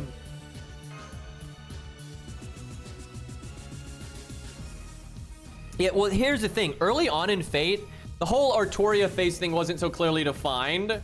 It wasn't really even a thing. Because seriously, look at early Fate, because they've actually changed it. Nero's original design was a lot more like Artoria. So, right, that's kind of what kicked it off, was Fate Extra. But like Joan of Arc was designed really early on, even though APOC didn't become a story until later. But like Joan of Arc was designed really early on, And I think the whole reason they kind of did LOL, she looks kind of like Artoria, is because of Fate Zero, right? Because Fate Zero was already written by then. And because, you know, Gilles de Reyes got her confused with Joan of Arc and all that, they decided to just make Joan of Arc look kind of like her. But it's only kind of like her. They weren't... I tell you, if they wanted to represent that now, like her looking like Artoria now, they probably would make her look way more like Artoria. But back then, you know, they made her look pretty damn different. She was just another, like, warrior woman that had blonde hair, right? But her eye color's different. Her blonde hair is ultimately a different shade and all that kind of stuff. She just doesn't look that similar, right? But then they kind of started the Saberface thing there with that and Fate Extra, right? They kind of started it there. And then a lot of the Saberfaces since then are way more Saberface, right? They're way more like Artoria. And Joan of Arc has been grandfathered in. That's what I'm trying to get to. I could probably explain it a lot faster that way. Joan of Arc has been grandfathered into the Saberface thing, but she doesn't really fit the bill anymore. I guess I want to kill the Archer one the most. He'll fuck me up.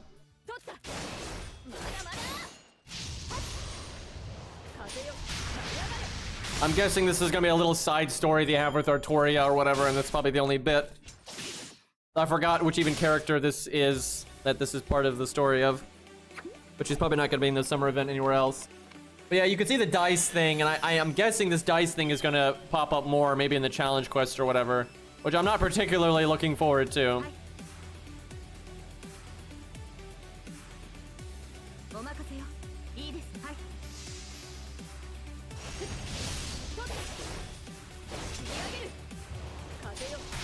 I mean, even after people mentioning it, I don't think Joan of Arc looks that much like her. It's just similar face structure, which is more of an art style thing.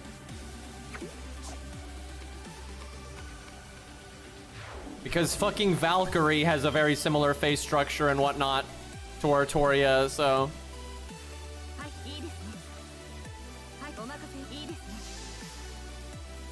Now, some artists put a lot of effort into trying to make their face structures different, but that's pretty hard to do, especially while maintaining a consistent art style.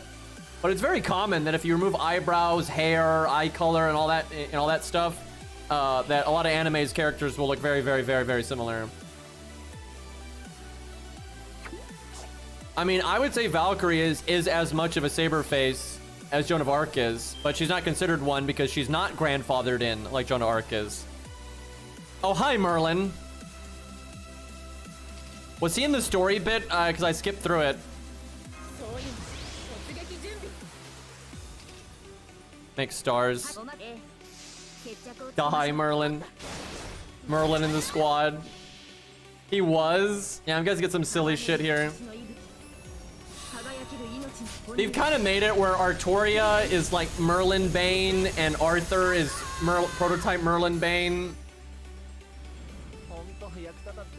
Like, they don't put up with their shit.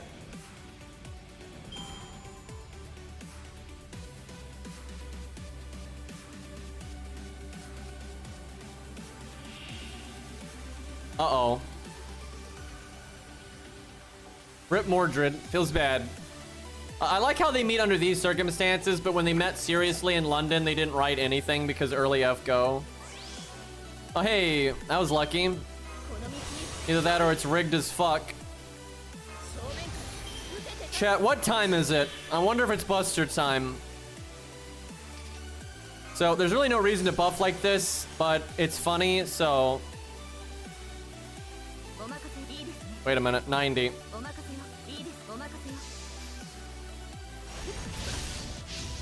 You know, I was expecting a little bit more damage than that. 34k on the last one. By the way, that was actually a bad play, but it was totally worth it. The smart thing to do there would have been a rainbow chain to get my NP, and I could NP right here.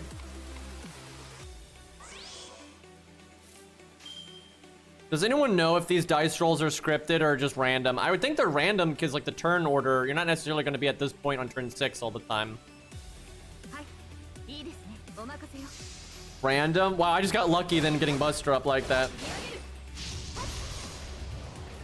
Well, we beat up Mordred, and now we're beating up ourselves. Makes sense, right?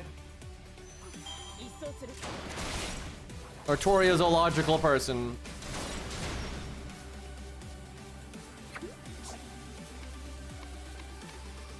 What's 1?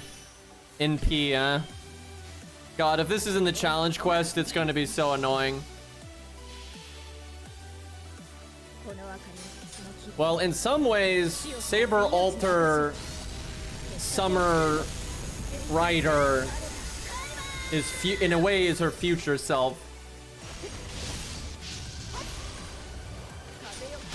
But then Saber Lily is obviously past self. Fate is a very silly place.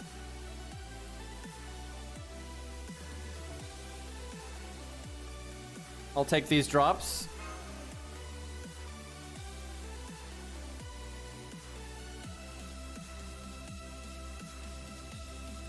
Oh, so this is Tomoe's story?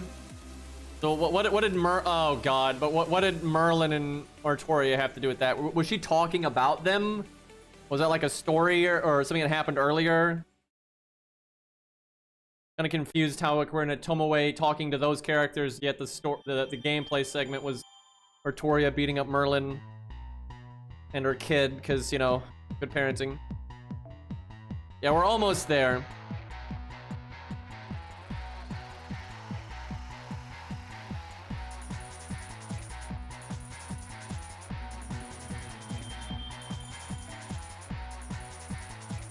Let's see, so that's level 2. We gotta get to level 5. Do I have a lot of these, like energy drinks or whatever?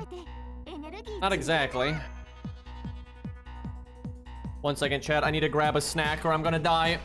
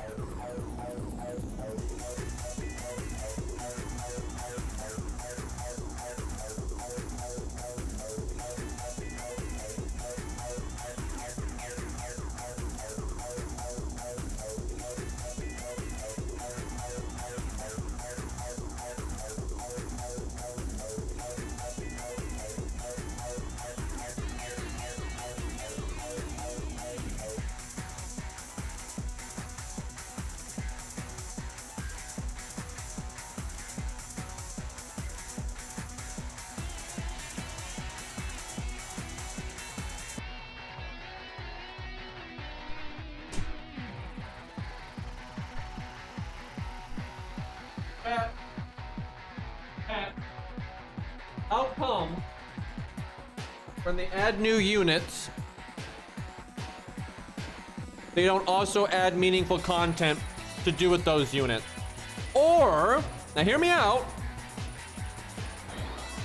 why can't you go back and do old meaningful content with the new unit? I don't think I'm asking for too much here. You know, maybe a story replay. Because using Arknights as an example, when they do a summer event, or any event, but let's say they do a summer event, they had a bunch of new summer units and whatnot. They added a new boss fight, right? They had a bunch of new stages to do. And so, day 1 of the summer event for them, get your new units, your new costumes, new gameplay to do. And if you get done with that, or you don't want to do it or whatever, you can go play the past events, and you can go play the past main story, and the hard mode of the past story. Right, so you can put your units to the test, no problem. And then like after like a week, they add more stages to the event, right? And you get like the hard mode stages for that event. But yeah, memorial battles. That's what we need.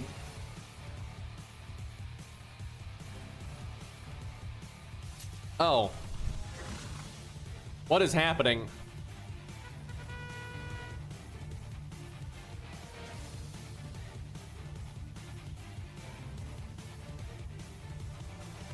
That's regular Lantoria, not, you know, full-on Lion King or whatever.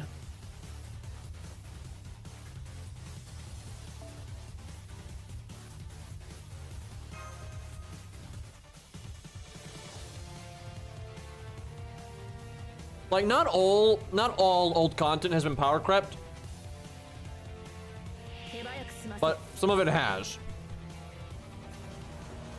But for example, let's say you wanted to use Rider Tomoe Gozen. Okay, no, that's a terrible example. I wanted class neutral. Imagine this is class neutral. Well, let's say you use Rider Tomoe Gozen. You fight Lost Belt Lee, right? Lost Belt 3. Because she's AoE in that single target, that would still be really hard. However, if you really wanted to test her, you'd probably look for an AoE fight, which there are some. You know what a good time to test the new Tomoe Gozen, not Tomoe. No. It's the other one. Excuse me, I'm getting my Gozens confused. Suzuka. That's the one. A good stage if you want to test her out would be like the Maze Event Challenge Quest. We can't replay that, but if we could, that would be awesome. Or Summer 3. Summer 3 Challenge Quest. Great time for an AoE servant. And you get to do that in Arc Knights, but you don't get to do it in FGO. We're fighting zombies, I think, like zombie Roman soldiers. Cool background.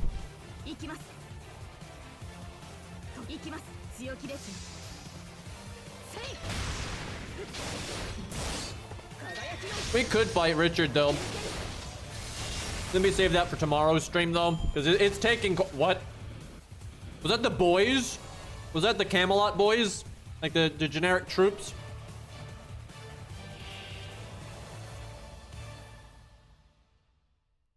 Chat, why couldn't this be an interesting stage that you had to like actually overcome? Right? Like when you fight like Mothman in Lost Belt 3, why can't we have an actual fight like that? Like, this guy has 13,000 health. Are you fucking kidding me right now?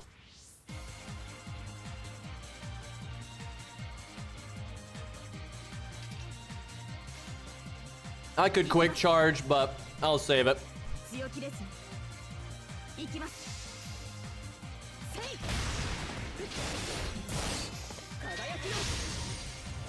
And if you want babies to be able to beat it, just make an easy mode for fuck's sakes. And you make it so like hard mode just gives like a bit of extra QP, right? It's not, you don't even need to do it. So also if you're not interested, because some people have really advanced accounts and they still don't want to do challenging stuff, and that's fine. All right, so don't like punish people for doing easy mode, but give people like a very minor incentive to do hard mode, so you don't feel like you're missing out if you don't do it. But if you're like, hey, I just want to do it for fun, and hey, I get a little bonus while I'm doing it, why not? And Carlos, thank you for the 28 months. I really appreciate that, dude. That's a long time. Huh. The second wave would have made a better final wave. Oh, well, he's invulnerable too, but I know what to do about that.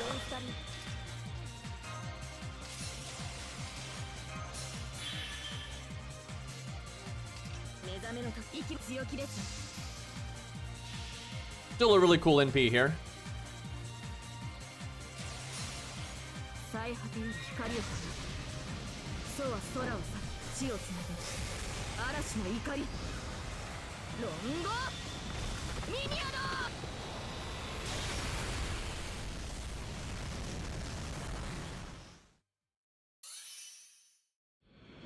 You know, all things considered, that's not the best damage I've ever seen, but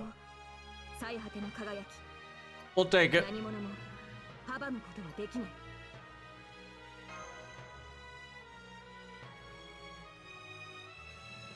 Reshigal is a lot stronger than she is, I would say, overall. Like, gameplay-wise. Yeah, I figured it was zombies. That looks so awkward. She's on a horse, and she's like, walks up slowly to one zombie, poke. Walks up super slowly to another zombie, poke.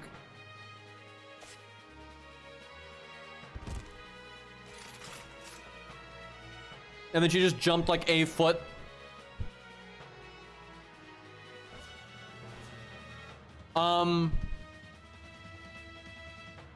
Chat, I honestly was not expecting that.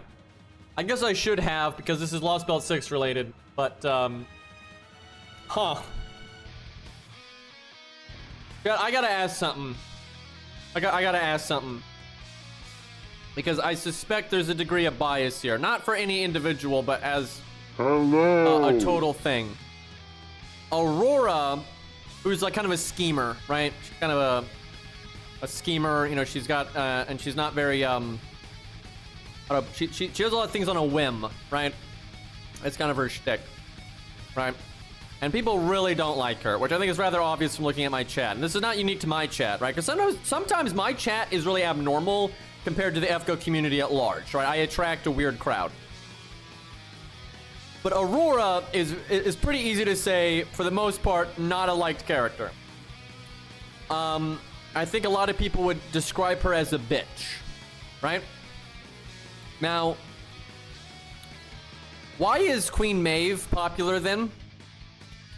Right? I think it's actually kind of stupid that people like love Maeve and simp for Maeve when she's way worse than Aurora is. It's not even close.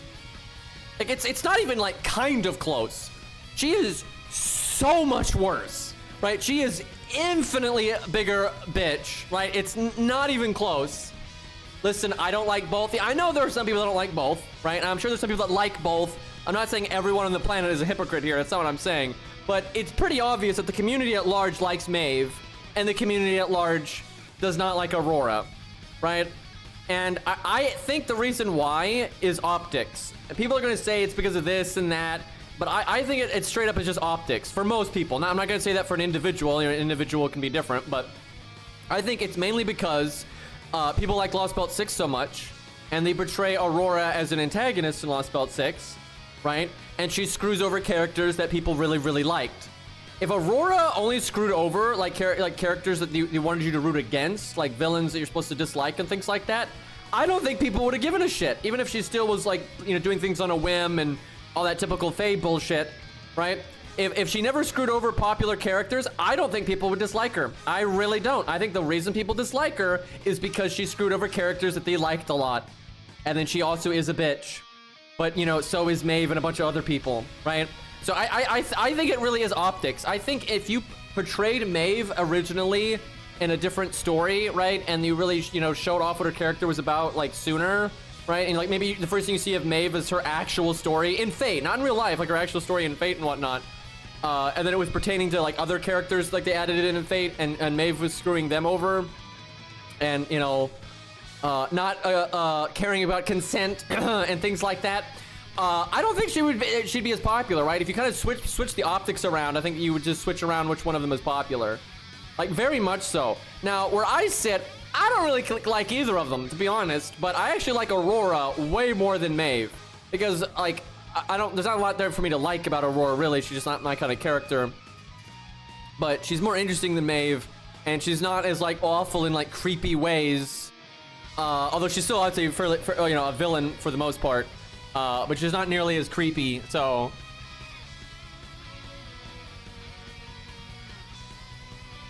I don't think Aurora is really written like shit. I think Lost Belt 6 is kind of just written like shit in general. I don't think Aurora is, like, as an individual character, is written any worse or better than anyone else.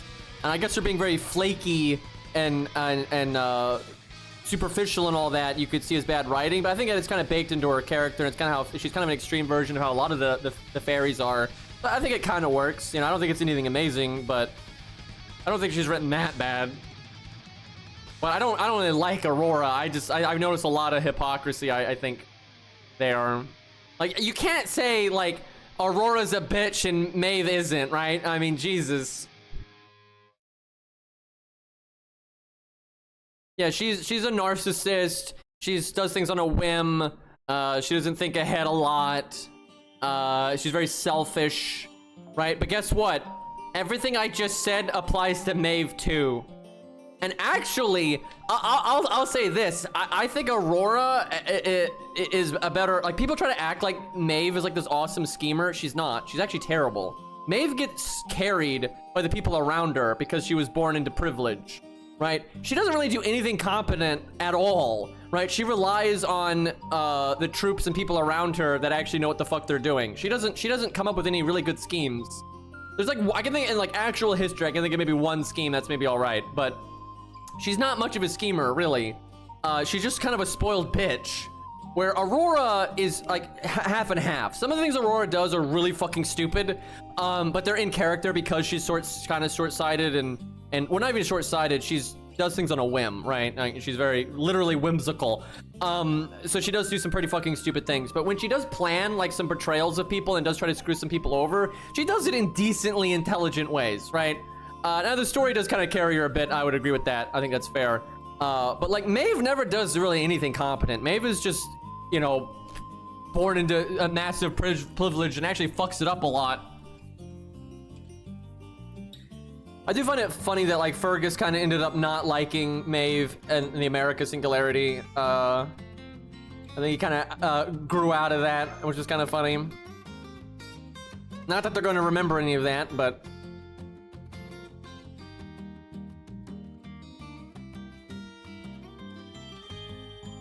Well, technically, Maeve is not in Lost Belt 6. Is anyone buying it? Is anyone buying it? Guys, it's not Maeve. It's some fairy ancestor of her that looks exactly the same, guys. It's totally different, guys. It's not just Nasu's excuse to put the character in there. Guys, this makes total sense, guys. Most believable thing ever. She is a bit different. I will say, though, she is legitimately different in Lost Belt 6, right? Like, she's similar. They have things in common, but she's not, like, literally the same character.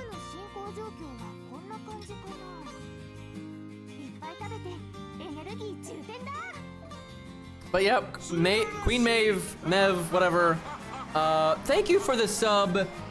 Herp Zero?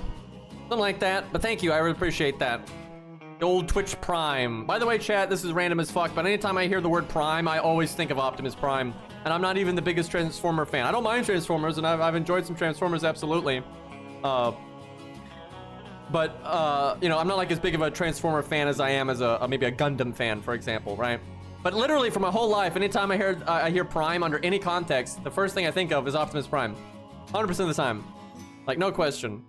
But I always find Transformers to be hit or miss. I think when Transformers is doing it right, they can be really awesome and enjoyable and stuff. But they don't do it right a lot. I think the best Transformer media I ever saw was it was like an Xbox 360 game. I think it was called like War of Cybertron or something. They made sequels to it that weren't nearly as good. But that was awesome. I actually really enjoyed that. That was a really good video game. That was nice. And I've watched some of, ironically, Transformers Prime, but I have not finished it, but I've seen like the first season or two. And it's fine. I think it's a little, you know, kid-friendly, but I still like it. It's still enjoyable, right? Like for a show that's aimed at like all ages or whatever, it's pretty good, right? It's not bad. But it could be better. It's not like it's bad. I'm not unhappy with it, but it's like there's missed opportunity there. And I think that happens a lot with Transformers stuff. And then for the live action movies, to be fair, I haven't seen all of them because there's a million of them. But I saw maybe the first three, and I think I've seen some of the random ones in between. I liked the first one, right? Because I liked how it was pretty grounded, and some of the fight scenes were pretty cool with like Starscream as a jet shooting jets and stuff. Yeah, that was pretty cool. But I didn't really care about any of the other ones. But I remember the first one, I was like, okay, that was pretty good for what it is. It was an action flick, right? It wasn't like the best thing I've ever seen or anything. But I could appreciate it for what it was, and I did enjoy it. But then the other ones I didn't really like them that much. But I only saw a few. But yeah, there are aspects of Transformers that I've really enjoyed. I need to watch more of that Transformer Prime show. People keep telling me that's a good one, and from what I've seen of it, like I did like it. And then there was that video game that I played that I really liked.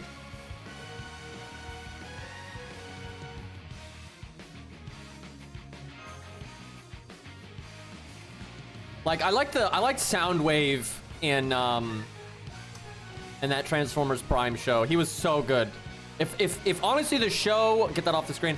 If the show was more about the baddies on it, that was the big thing I didn't like about Transformers Prime. I like the characters fine. I like the CGI was actually really good. I think it was way better than what you normally see. Some of the fight choreography was decent. Voice acting was fine. All that stuff is fine, right? The problem I had was the bad guys kind of sucked. Other than Soundwave, they were pretty incompetent.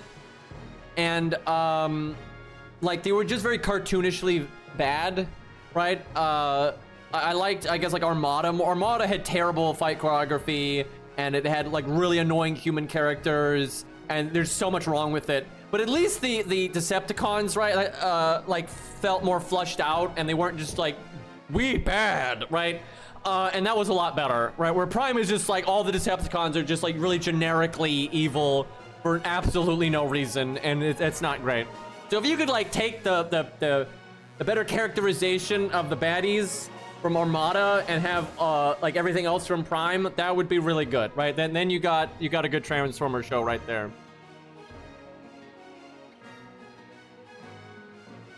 But I haven't seen like every Transformer show by any means. I've missed more than I've seen. We really do need a fluffy spin emote at some point. See, chat, I just need to make like millions of dollars real quick, and then I just hire every artist until, you know, we find the right emotes, right?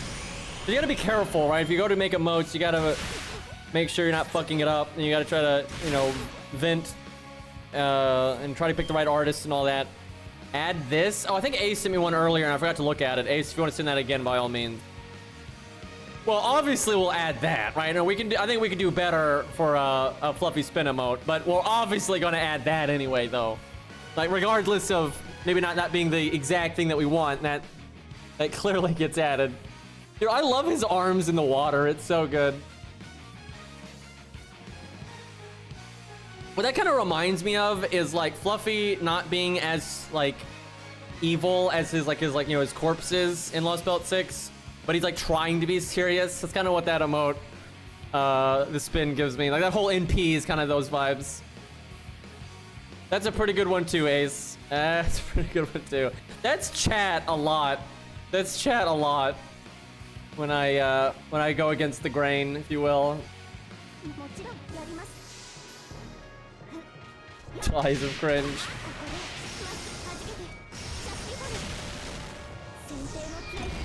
Now, I'm sure someone out there, now some people might use this as an excuse, but I'm sure legitimately someone out there just likes Queen Maeve's design, right? And then just likes like the voice acting and stuff, and then just happens to not like Aurora's design and so on and so forth, right? I'm sure that's somebody, but what I see a lot of is for some reason people are okay with Maeve being a bitch, and then they're not okay with Aurora being a bitch.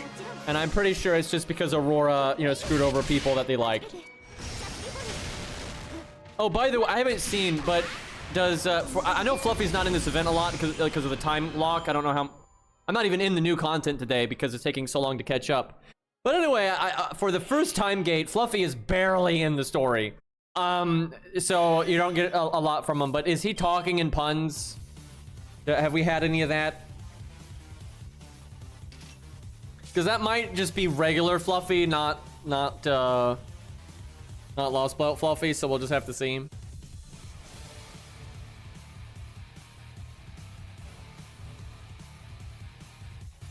Yeah, I'm really far behind right now, I know. But yeah, as of wherever we are, like not here, but like for the whole time lock, you know, all the stuff that's in the game right now, have we had enough Fluffy to see? His event name is a pun. Yep, I see that.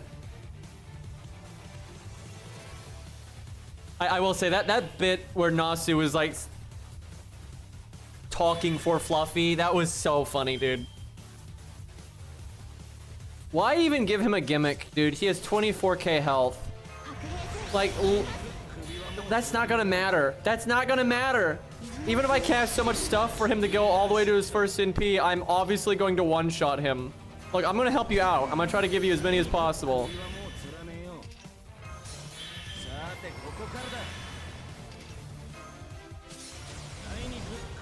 Look, he's got his NP chat, and I'm still doing it. Like, why would that ever matter? I don't think you could fail to one-shot him. I don't think it's even possible.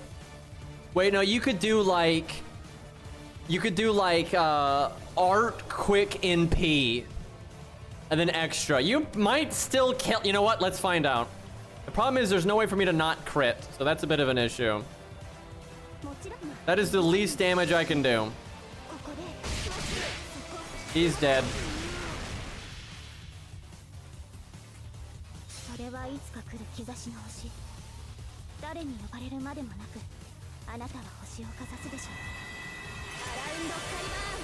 It's Fuyuki locked.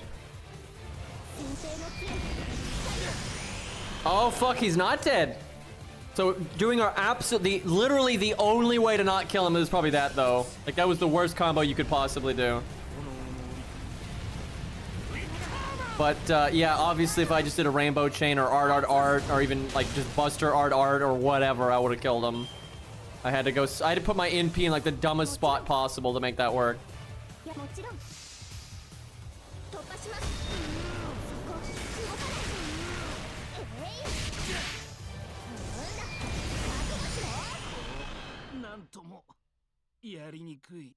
I mean, they haven't done a lot of locked events, period, lately. And actually, didn't they have a summer event that was locked once? I don't remember.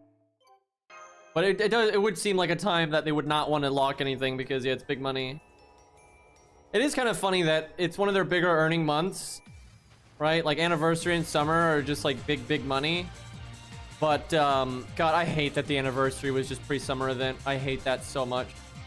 I honestly just can't even believe they did that. It's so lame. Anyway, regardless of that, I never give a shit about summer, dude. It's just always one of my least favorite events. It's just, there's not much there that I care about. Other halves, like I said, here and there, they've made a summer servant or whatever that I like. But, you know, not very often. And it's always very silly, and I don't like the silly stuff as much. Double Nido Chris.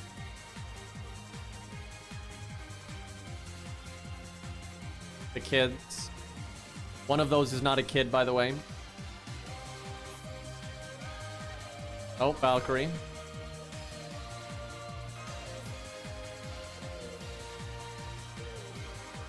Voyager. No, I mean, well, actually, no. There's actually two things that aren't kids there. Voyager is a satellite, and then Nursery Rhyme is a book. So yeah, there's that.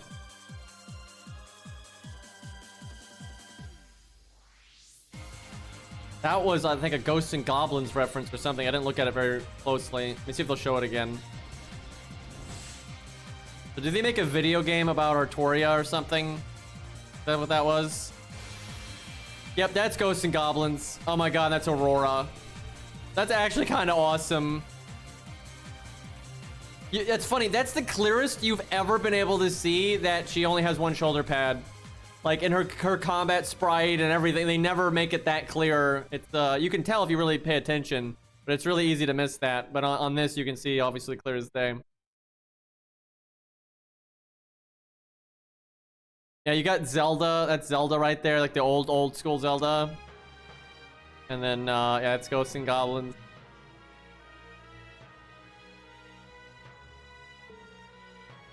Orc Valkyrie, a gamer.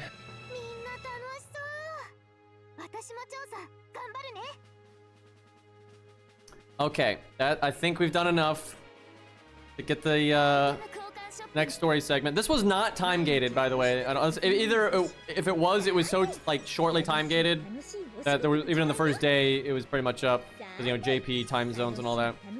I don't think this first part was time gated at all. It just takes fucking forever to unlock it.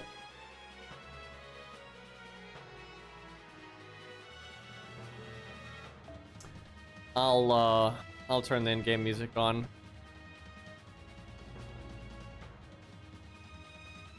Normally hide my screen if I go to the options menu in case I accidentally bring up the bind code. Which I have done several times.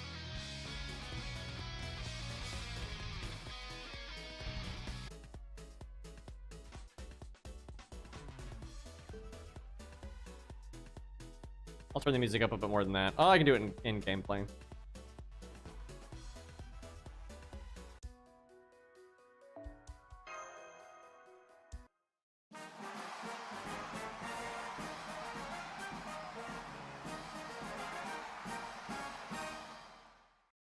I really will give it to Nasu though. He knows what he's about and he doesn't give a fuck, and good for him.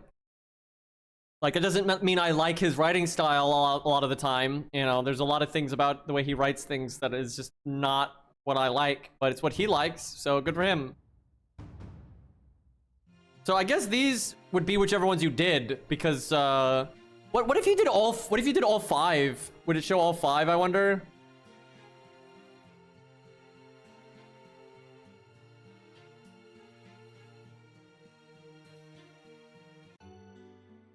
For some reason, writing books or mangas or whatever, and I guess making a video game somehow allows you to get out of that like first time loop or something. Also put on some fucking pants. And I'm not saying that because, again, human skin. It's because like so much of what they're doing with that design, it's like almost pants but not. So it's either don't do any of that shit or put on some fucking pants. Because she's got like a half skirt thing and like the legging thing, and it's just fucking weird, dude. It's like either go left or go right? Make up your mind here. Yeah, it looks like she has her pants down. I completely agree. Exactly what I'm talking about. Again, if you want to do like a bikini, that's fine, but then do that. This is not gonna help her tier list placement. Yep. I guess her colors are okay. There's black is always good. Can't fuck up black.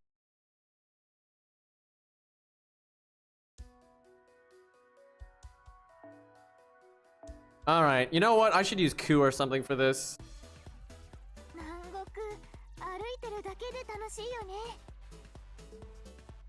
What else could we use? I want to use a Lancer.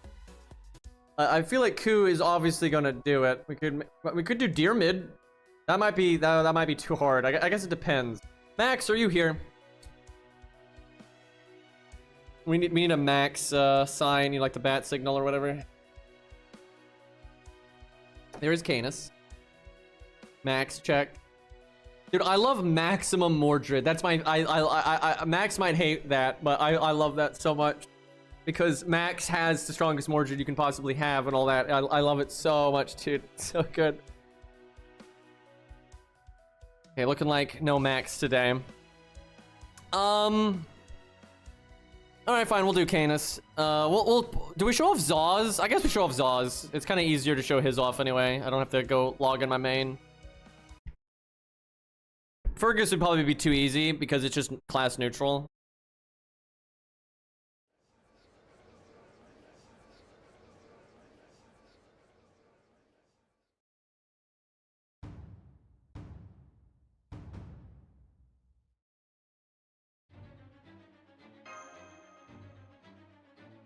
I wonder, by the way, to this day, they have made all kinds of pictures like these. Some of them have been used in craft essences and stuff, and some of them haven't. Like for the different summer events and like, I think one of the tower events and stuff, they've had like these kind of pictures set up like this. They have snuck in some weird fucking pictures, by the way. And, yeah, some of them have really never been used. It's kind of wild. Yeah, the music is on.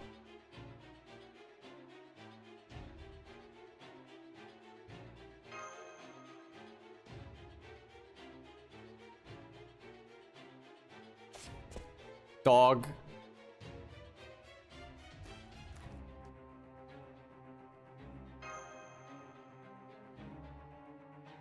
Morgan Freeman.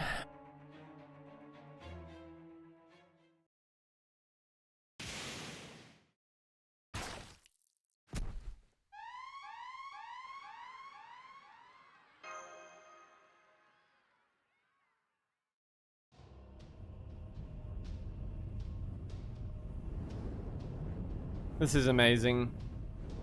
I don't like summer events and Lost Belt 6, but this is still amazing. We obviously need a fluffy Madge emote now.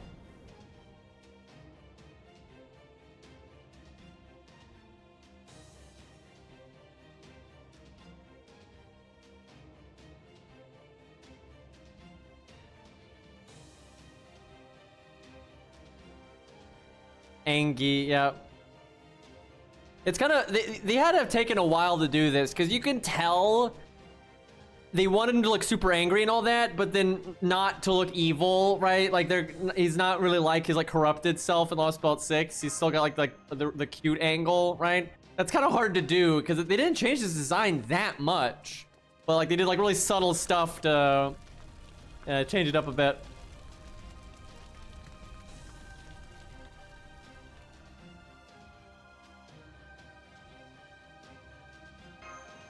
And then obviously you got the more typical Fluffy there.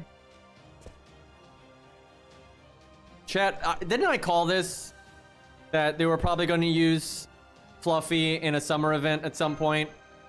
This is not how I thought they would do it, mind you, but I did foresee this.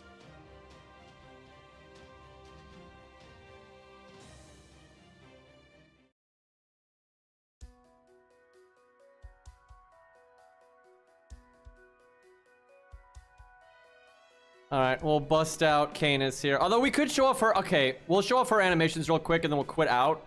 Because I haven't even seen them, actually. I've not seen her animations at all. And apparently you have to bring one of them and then Qingong and whatnot anyway.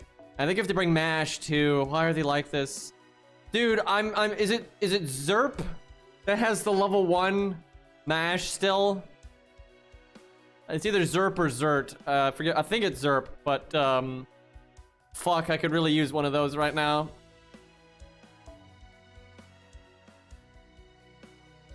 Guess on this one we'll just Qingong. It's really hard to see our animations here. That's probably fair, but we'll still try. But yeah, I can see why that would be a problem. A little bit of flame and a weird target.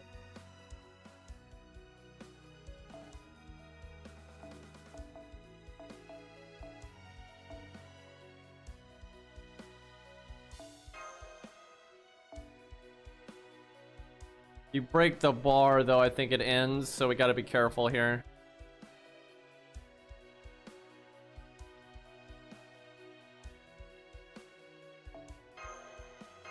I think if he NPs, it might end too. I'm not really sure.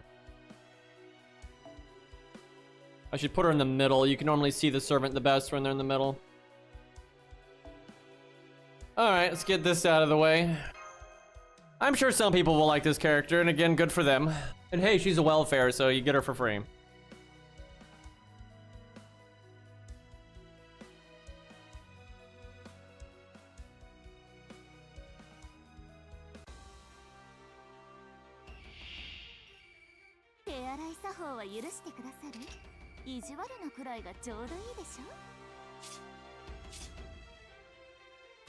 Dude, I love his design.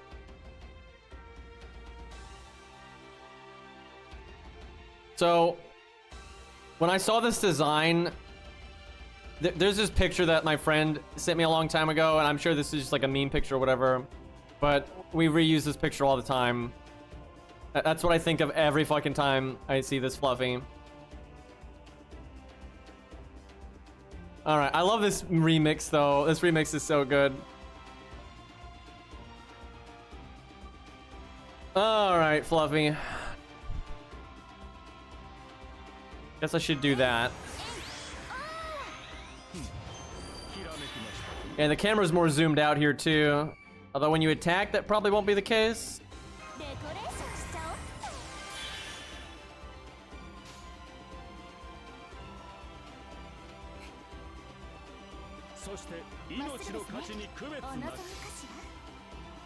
Fire, yeah. Yeah, actually looks pretty cool. I hope he's the challenge quest. Please make him the challenge quest. Reconsider, yeah. Hex, is there a way you could make an emote or a picture? It could be a picture for like a sticker. Well, the game crashed. Qingong took out FGO. One moment. But anyway, yeah, if there's a way to like use his sprite picture there or the story section or whatever. The sprite, honestly, the in-game model is so good. It might be hard to get a good picture of that though and use it. But yeah, if we could get a sticker or something, that would be great. Gong made the app reconsider living.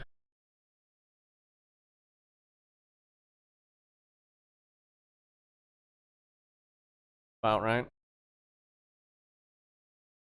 Close enough.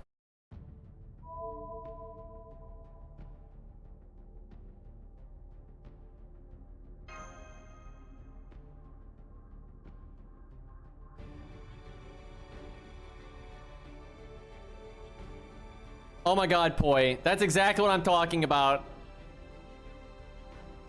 And hell, that just on its own is a pretty useful picture. Good guy, Poi. Yeah, we need an emote of this or something. It's good shit.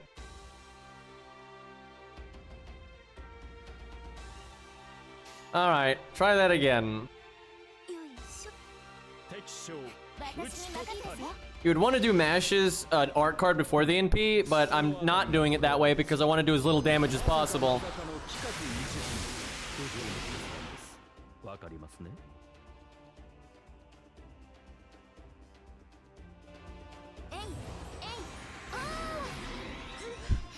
She gives it to Chin, that's right, I forgot about that. That's so funny, dude.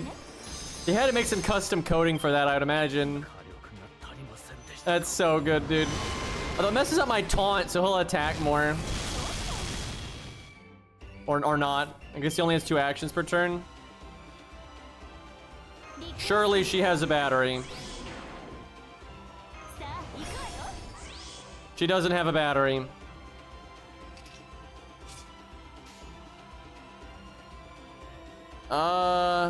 Rainbow chain? Fine.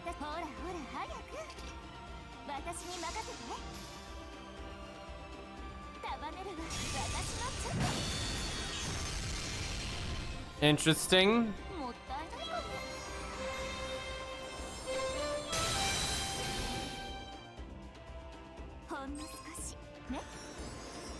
Boy, they're not putting a lot of effort into these animations though, which is pretty typical of welfares.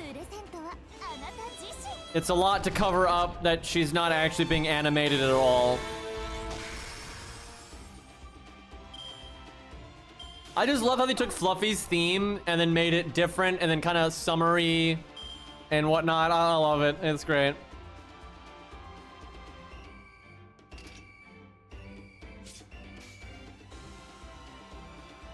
But yeah, wow, she's not animated like at all. Very static.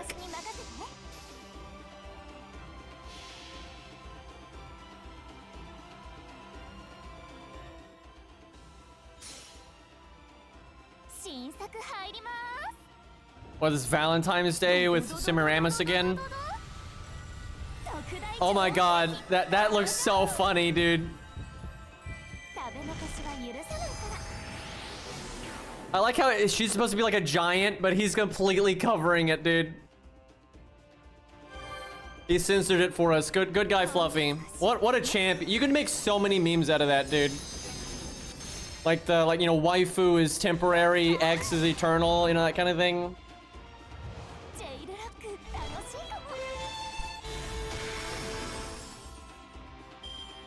I wish I recorded this for a video now. I could have done something really memey with that.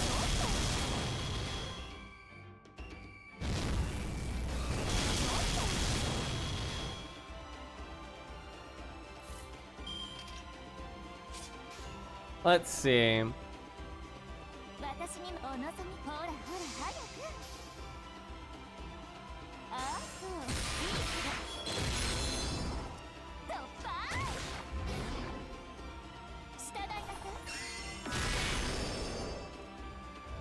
Well, it's pretty hard to tell what's happening. I'm not gonna lie. So we haven't seen a crit animation yet. Hopefully we'll see one of those with Canis. And if we don't, we'll just reset.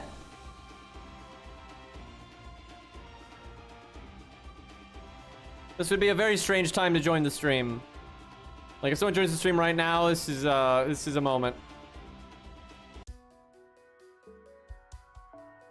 Oh, hold on. Not to make chat wait more, but 毎日少しずつ Shut up.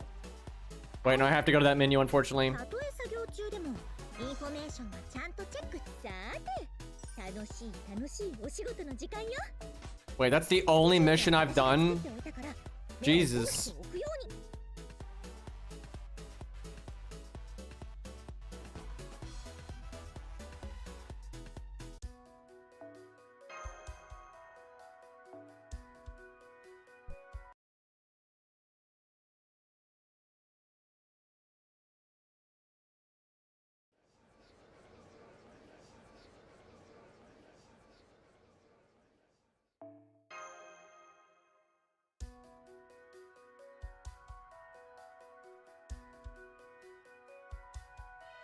Not 100? Yeah, they do that every once in a while. They make like less missions, but they're like more of a pain in the ass.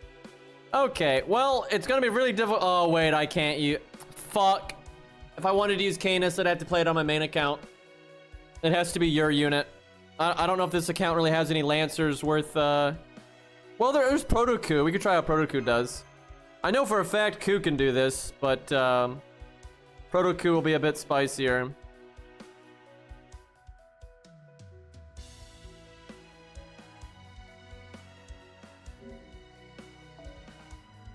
Yeah, いらっしゃいだね、マスターくん。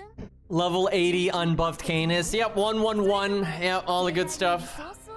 I mean, if she did it, that'd be very impressive. We had that tower event floor that she beat with great difficulty. Good times, good times. Command codes, that's what I need. This menu, dude. そろそろクエストに戻る？いいよ。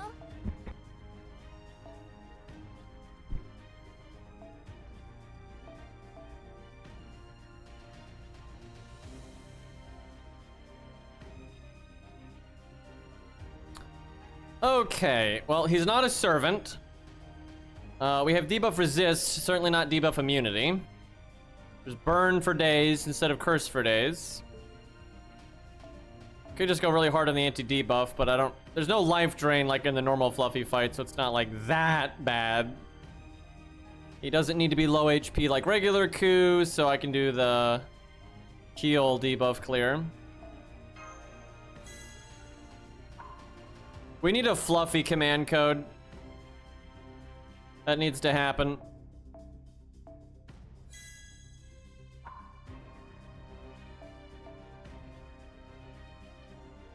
Didn't they add a command code that is like dot clear with star bomb?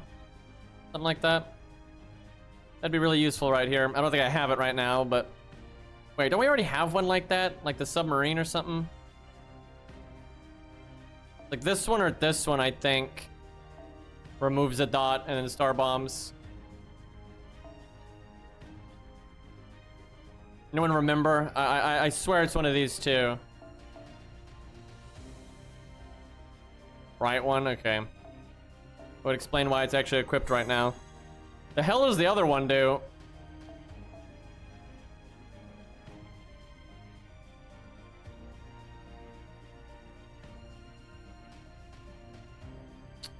We'll do the classic.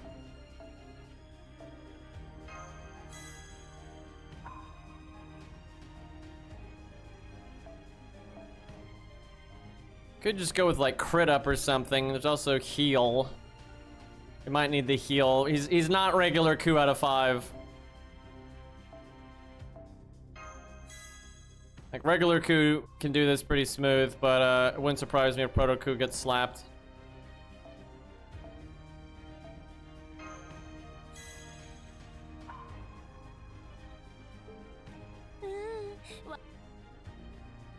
Hopefully he gets one more buff eventually, but like that's the thing, he needs more buffs than Ku, not the same amount. But you obviously need to buff Baldy and Taiga. Because even though they already buffed Taiga, she's still pretty whatever. There's just no reason to use her.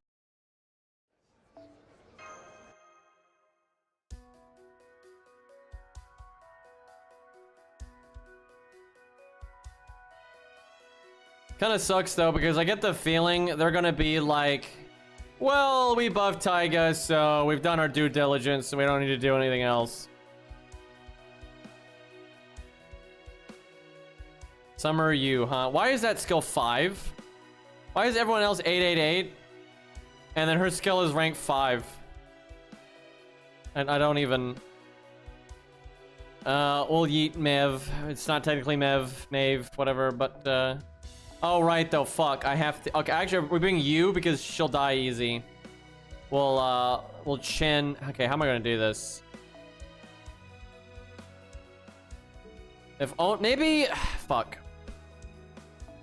I'll have to do it like that, I think.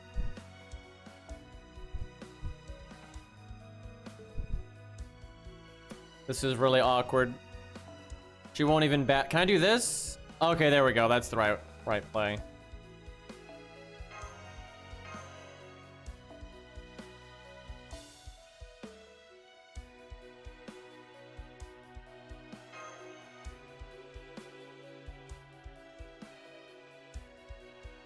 There's a filter for... Why is that a filter? Why is there a filter in this game to just be like, that is so dumb. How is that even, like, that doesn't even make sense.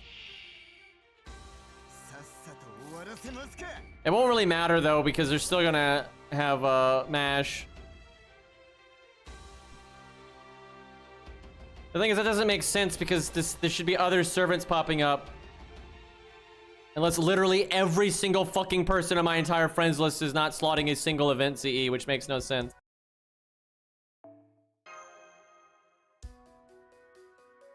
I hate this game's UI. It's so bad.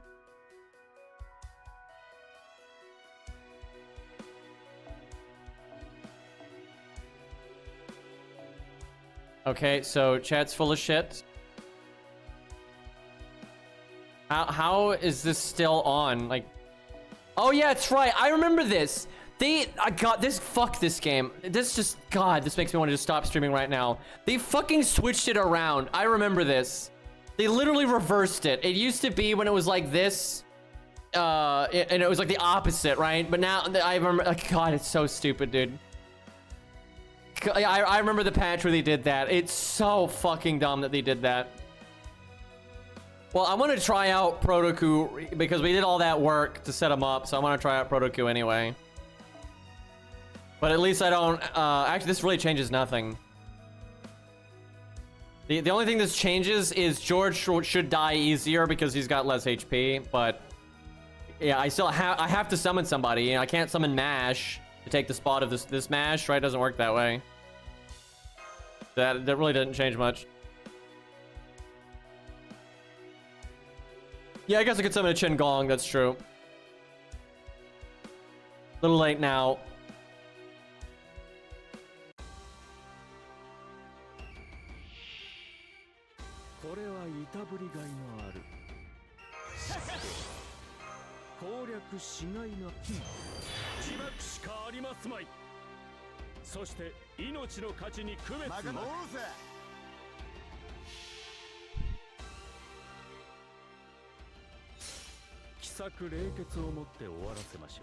Oh, we're still in slow-mo.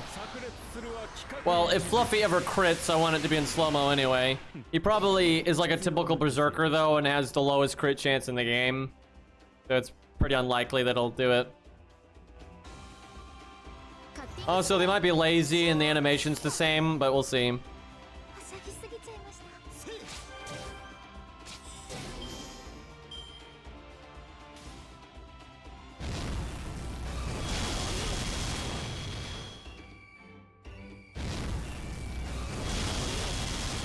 Man, Shin taking a hit there, which made me take an extra attack, so I lost more PFA than I needed to. That sucks.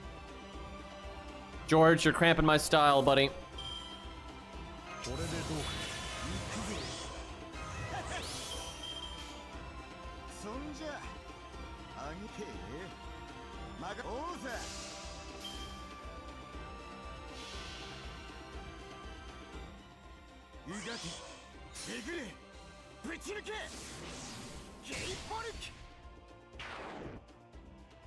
$45K, that's pretty respectable for hitting a saber. No event bonus.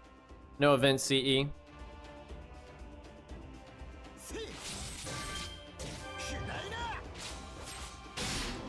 So much burn, even though I got that extra debuff resist.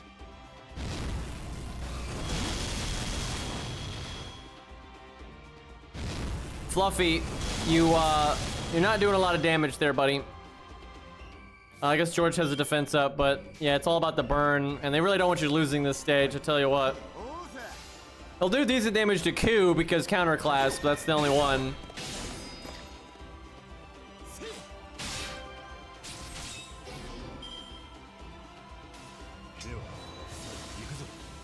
Come on, Fluffy. Oh, we have crit down. Shit. Shin is so bad here.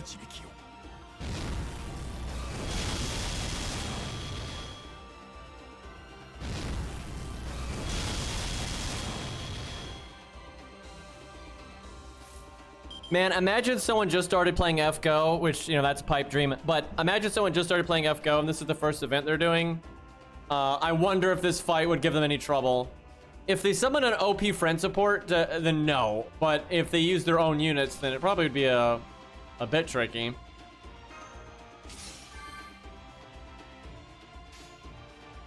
If they just started today.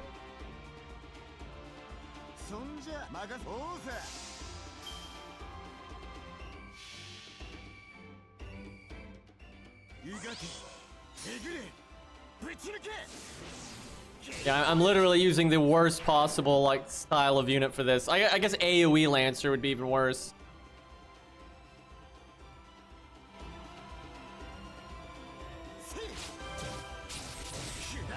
I will say, if we didn't have that debuff resist, these dots probably would let us have it before we would win. Come on, Fluffy. Give us a crit.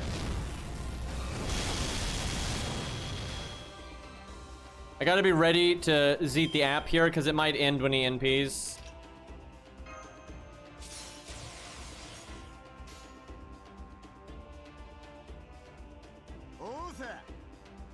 That one's nice and all, but shitty crit chance. So I should have done Atlas and reapplied my debuff resistance. We guard a bit anyway, but that was a fuck up. That name. Buff removal or something. Oh, it was curse or a burn up. Yeah, I should have cast this so I could have resisted it. That's gonna fucking murder me now. Unless I can clear it. I can clear 2 debuffs. So I have to do this to get the debuff resist then, so I don't apply more curses to stop me from removing that.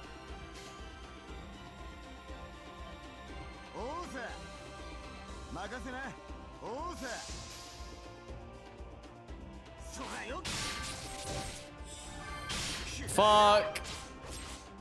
We guarded so many, but I think one got in there. Oh no, I think I did the order wrong. I'm an idiot. I messed up. I should have done the dot clear only command code and then the any debuff command code. I could have done it. Yeah, I just messed up. Big dum-dum.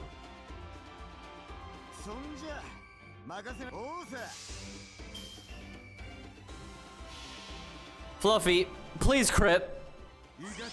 I bet you his crit chance is 10% though. That's how a lot of berserkers are. And then he had crit down at the first 3 turns. So he didn't even have a crit chance then. So for some reason, not only has FGO been crashing like that, normally when it crashes, it just like goes back to the emulator menu. But for some reason, when it's crashing now, it's crashing the entire thing. Wait, he did it last turn? Did I not notice it? Because did someone clip it? I'm guessing it doesn't look very different then. Because I did not notice.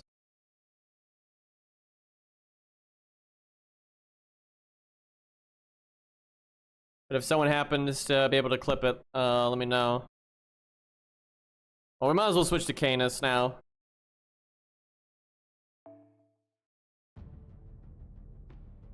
I mean, I've always had it where LD player or BlueStacks crashes, but I stopped using BlueStacks because it was crashing so much more. It wasn't even close. It would just non-stop crash.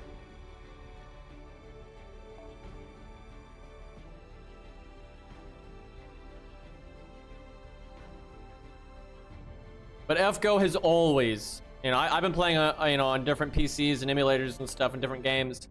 FGO has always been the game that crashes the most. It's not even close. Like all the different things I've played over time on different emulators and stuff, FGO is always the worst.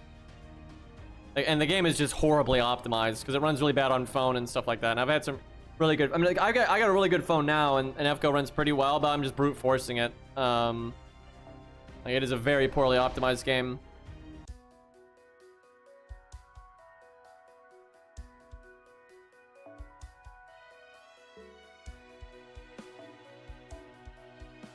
Oh, we have a clip. Good man, Ace.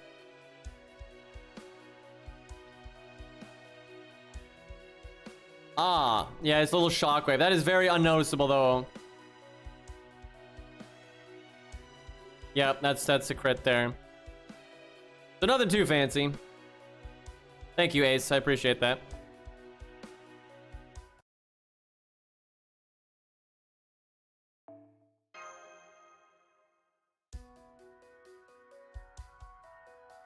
All right, let's see. You know, we really should use Summer Canis to be thematic, but we kind of want to try a Lancers out just because it's the only class that's going to have a hard time here. Stage 1. Winter Enjoyer. We were just talking about that. All right, we've got Burn there and there. Zaw going super ham here. Wait, Fluffy might be immune to burn. You would think he would be. I don't know if he is. I guess we'll find out.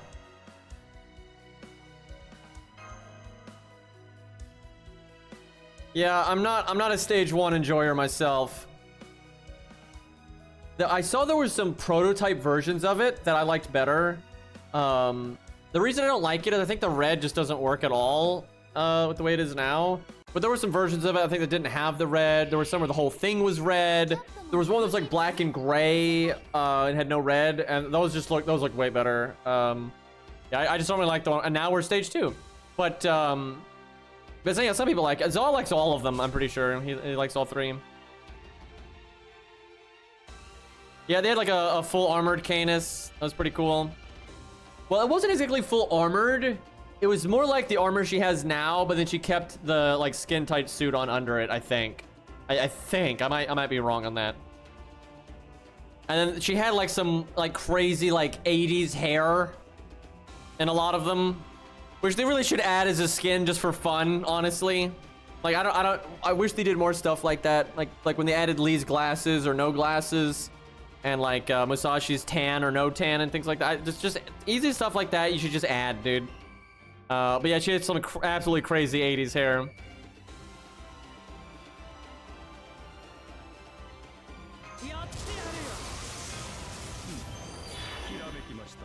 All right. Guess Rainbow Chain makes sense.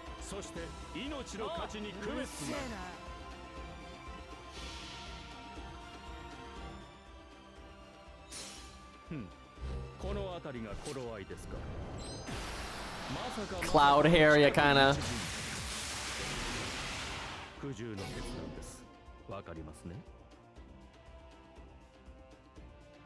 Oh wow, NA doesn't have the helmet yet? That sucks. That's such a big upgrade. Brings the whole look together, and it also gets rid of the boob window. Barbecue, yeah, we're a barbecue. He is burnable. I wonder if he gets stronger because of it, like the other Fluffy.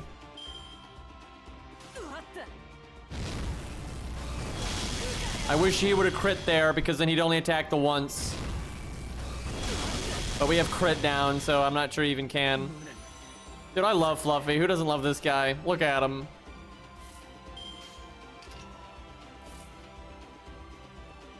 Unfortunately, though, we're gonna have to beat him up.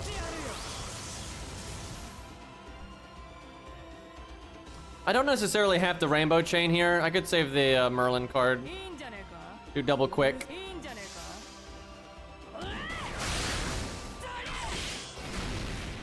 It's so hard to see. Water versus fire.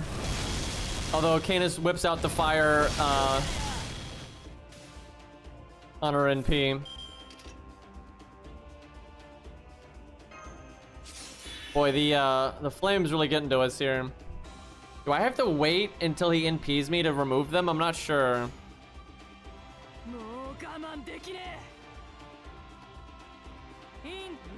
I don't know, BBB is really tempting there.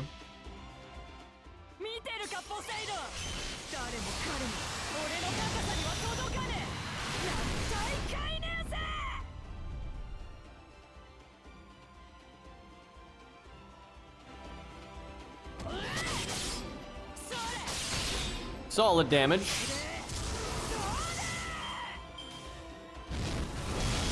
Man, I'm getting fucked up. I think if I let the burns stay here, I'd die. I think I have to clear them.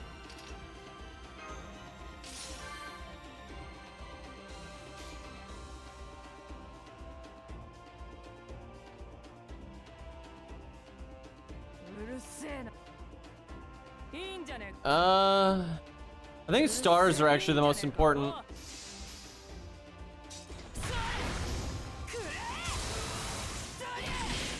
Got a guard in there.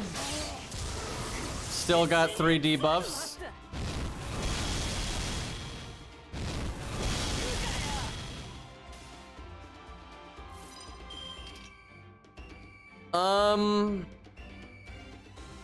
I mean, the damage cut lingers, and I'm gonna die within 3 turns no matter what, so I should just cast both, I think. Although casting it early doesn't really do anything.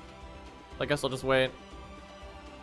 I could save the attack down, I suppose.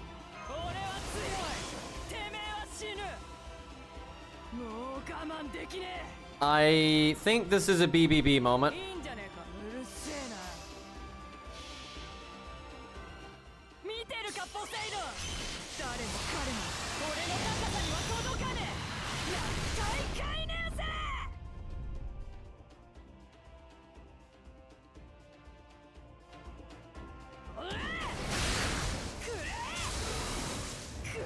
Oh, there we go. He's had enough of our shit, chat.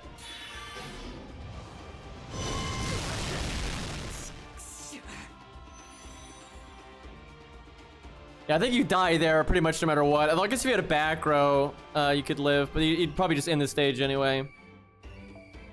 Although I should have tried. I should have checked, because we could have obviously brought a back row, like a team that one-shots it and then keeps going.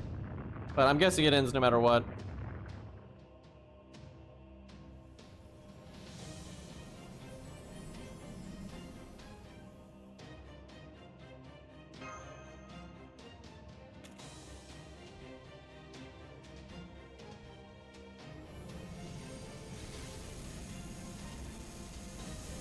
Are we getting looped on?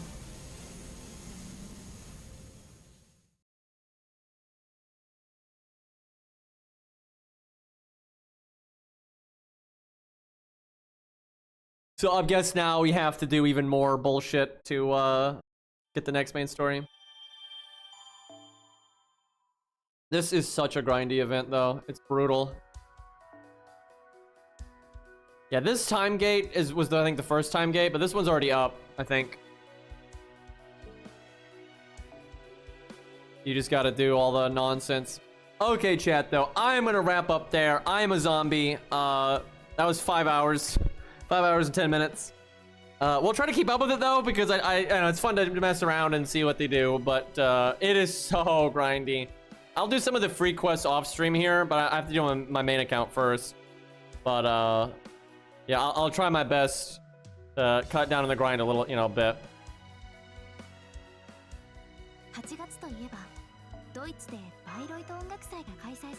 Alright, boys. We will raid Cairo.